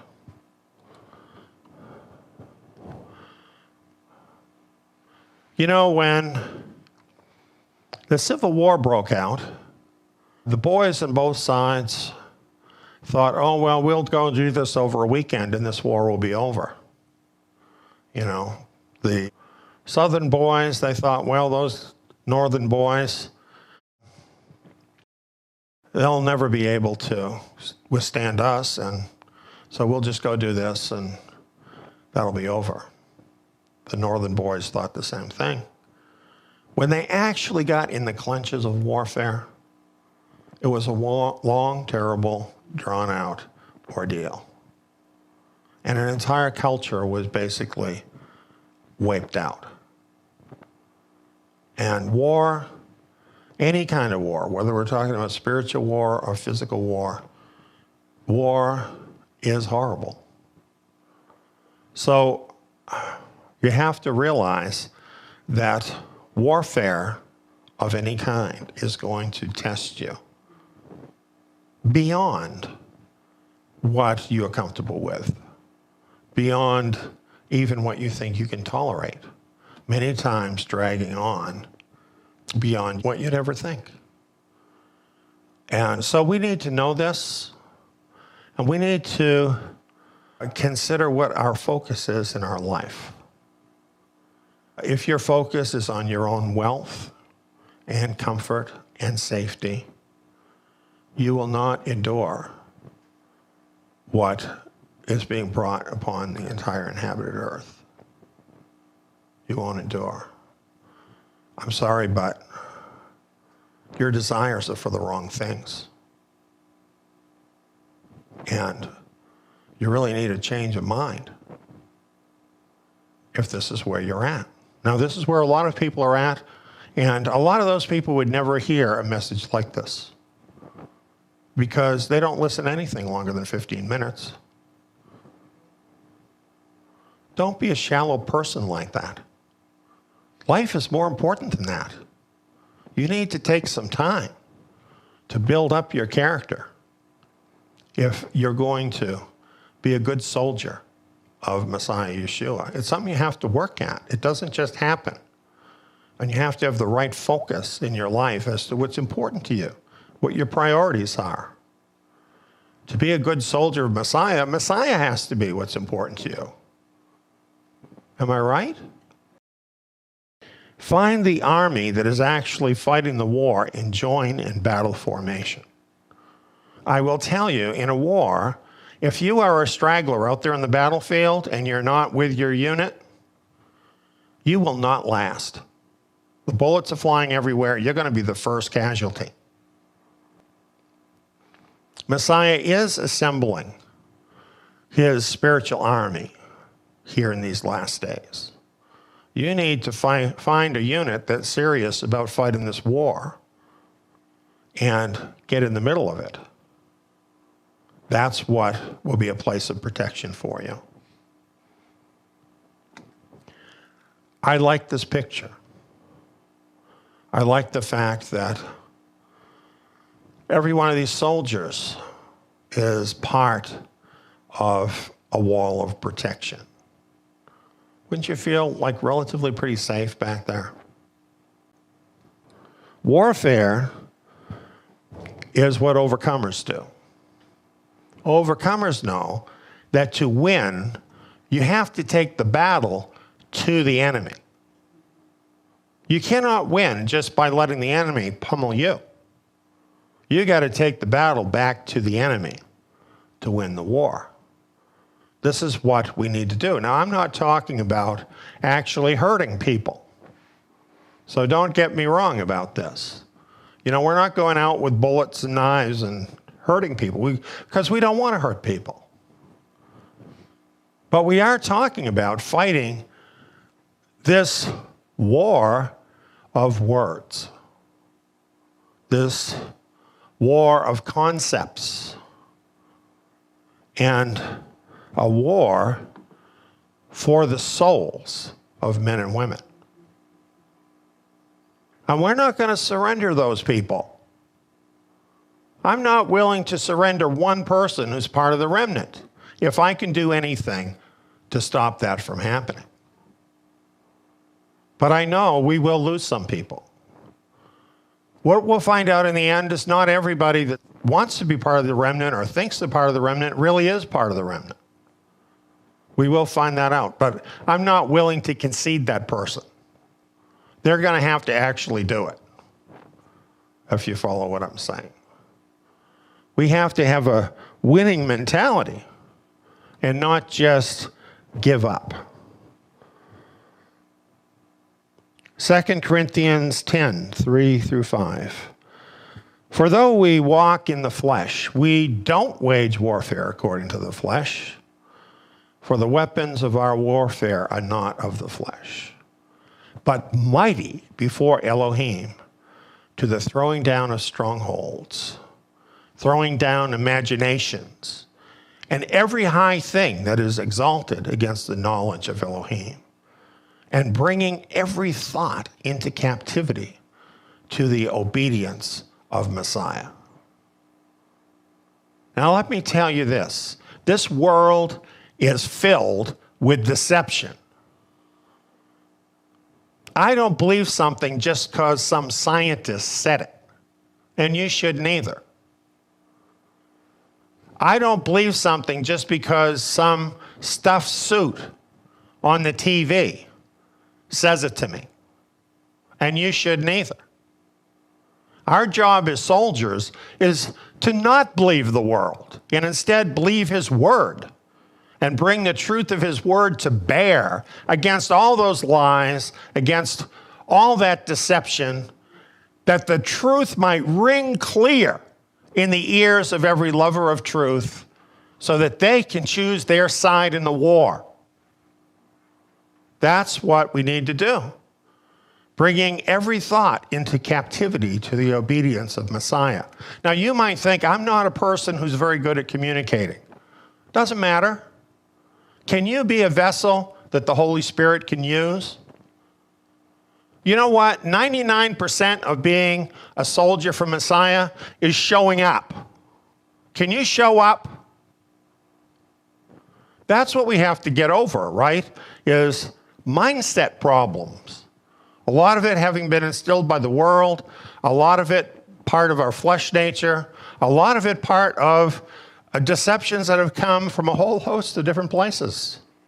And we have to break through that and let his word inform us and actually be changed by his word. Our priorities changed, our goals in life changed, everything about us changed into the mindset of a soldier.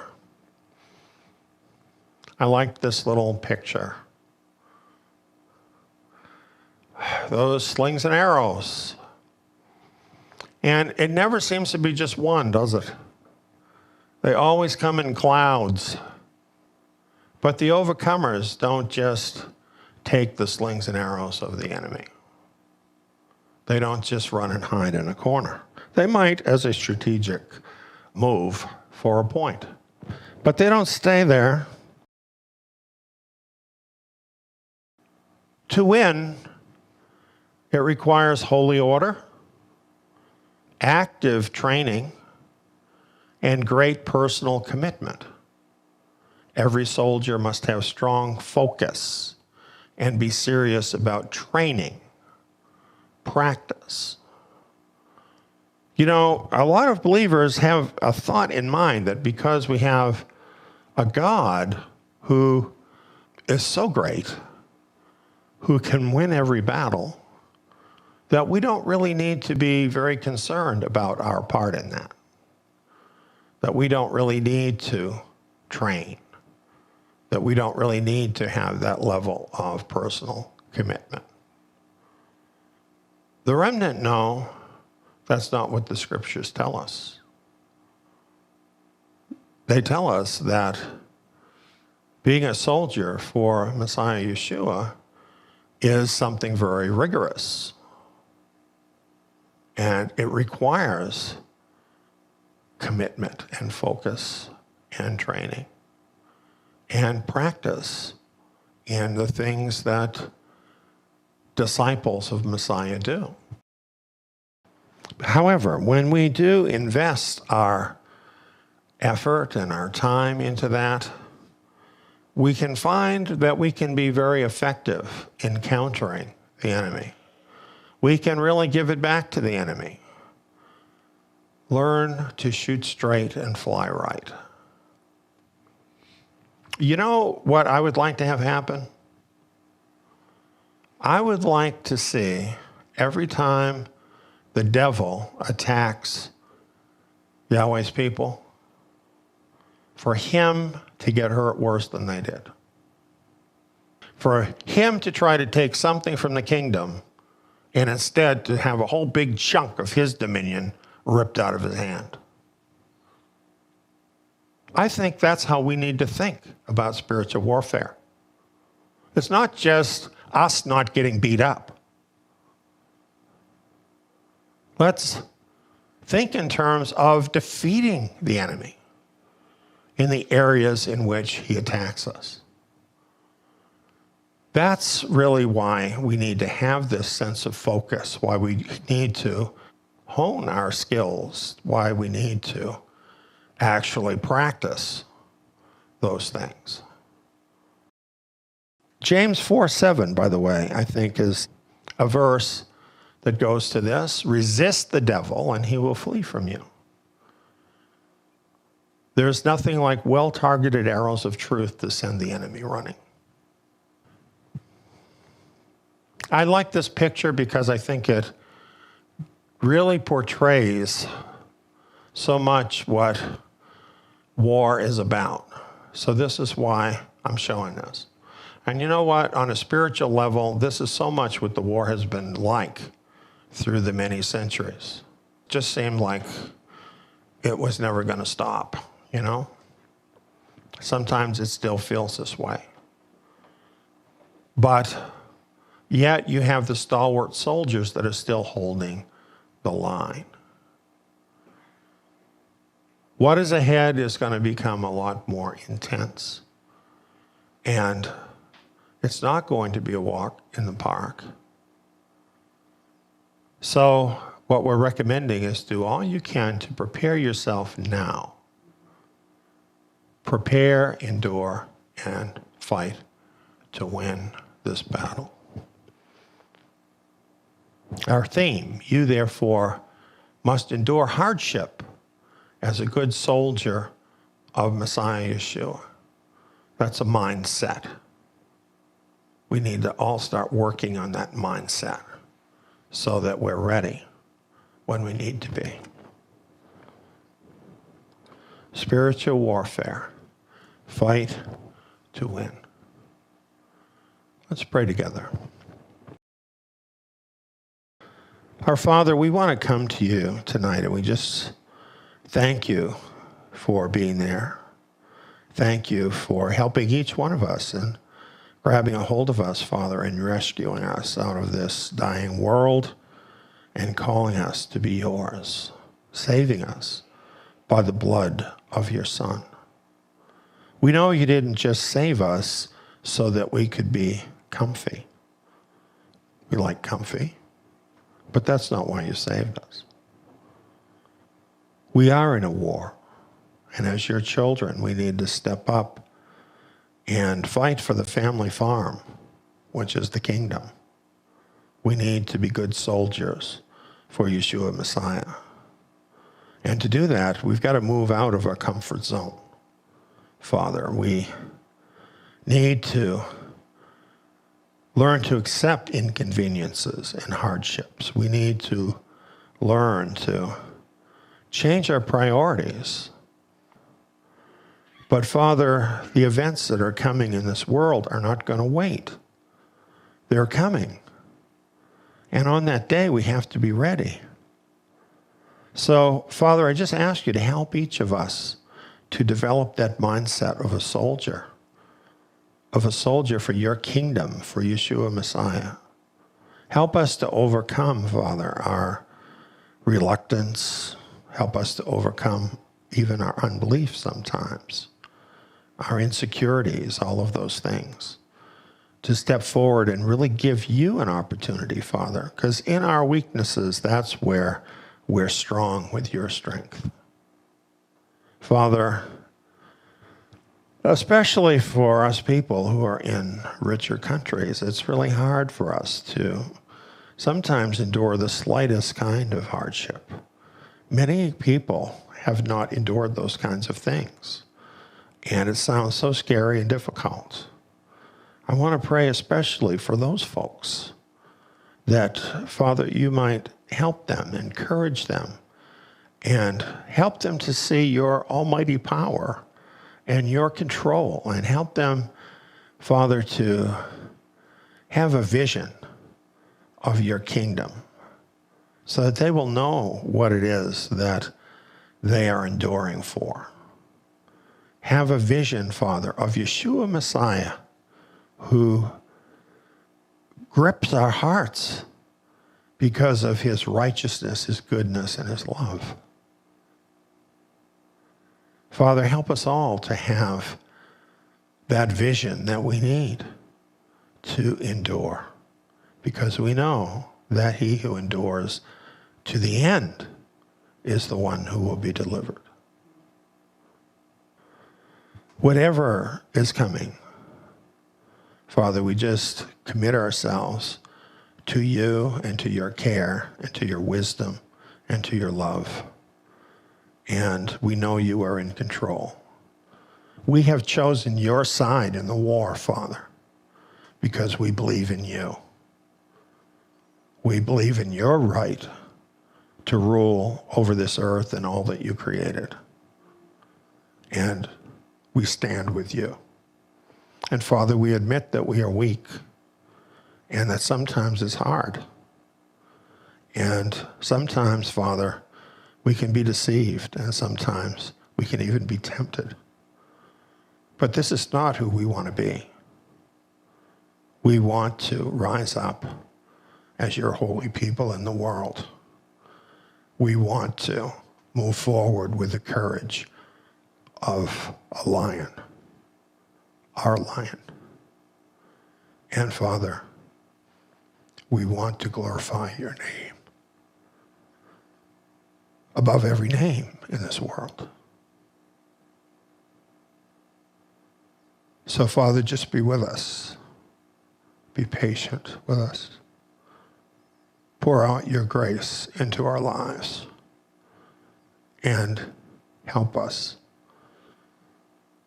to change our minds, to change our hearts, and to put our focus fully on your Son and on your kingdom. Father, we pray these things in the name of Yeshua, our mighty King. Amen. Thanks for watching. For a lot more from the scripture for these last days, sign up free at zion.net/register. That is TSIYON.net/register.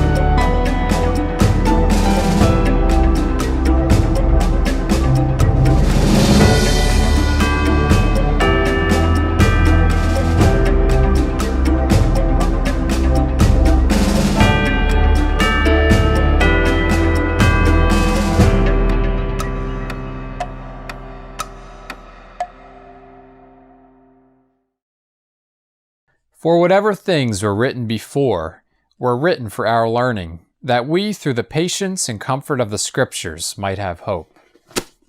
You know, the apostles, they were Torah scholars. This is why I'm doing Zion Academy.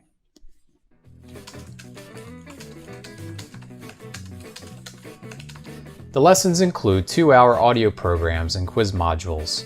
All the lessons in the Torah can be applied to us today.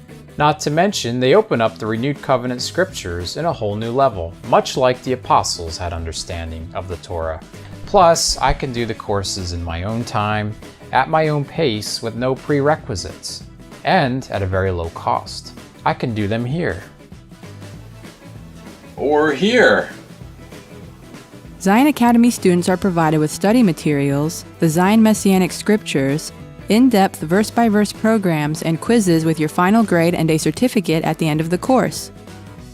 Zion Academy also offers assignments for students who would like to opt in to take part in the Zion Tabernacle live Shabbat meetings. Become immersed in the Torah. Find out how you can become a Zion Academy student at zion.org.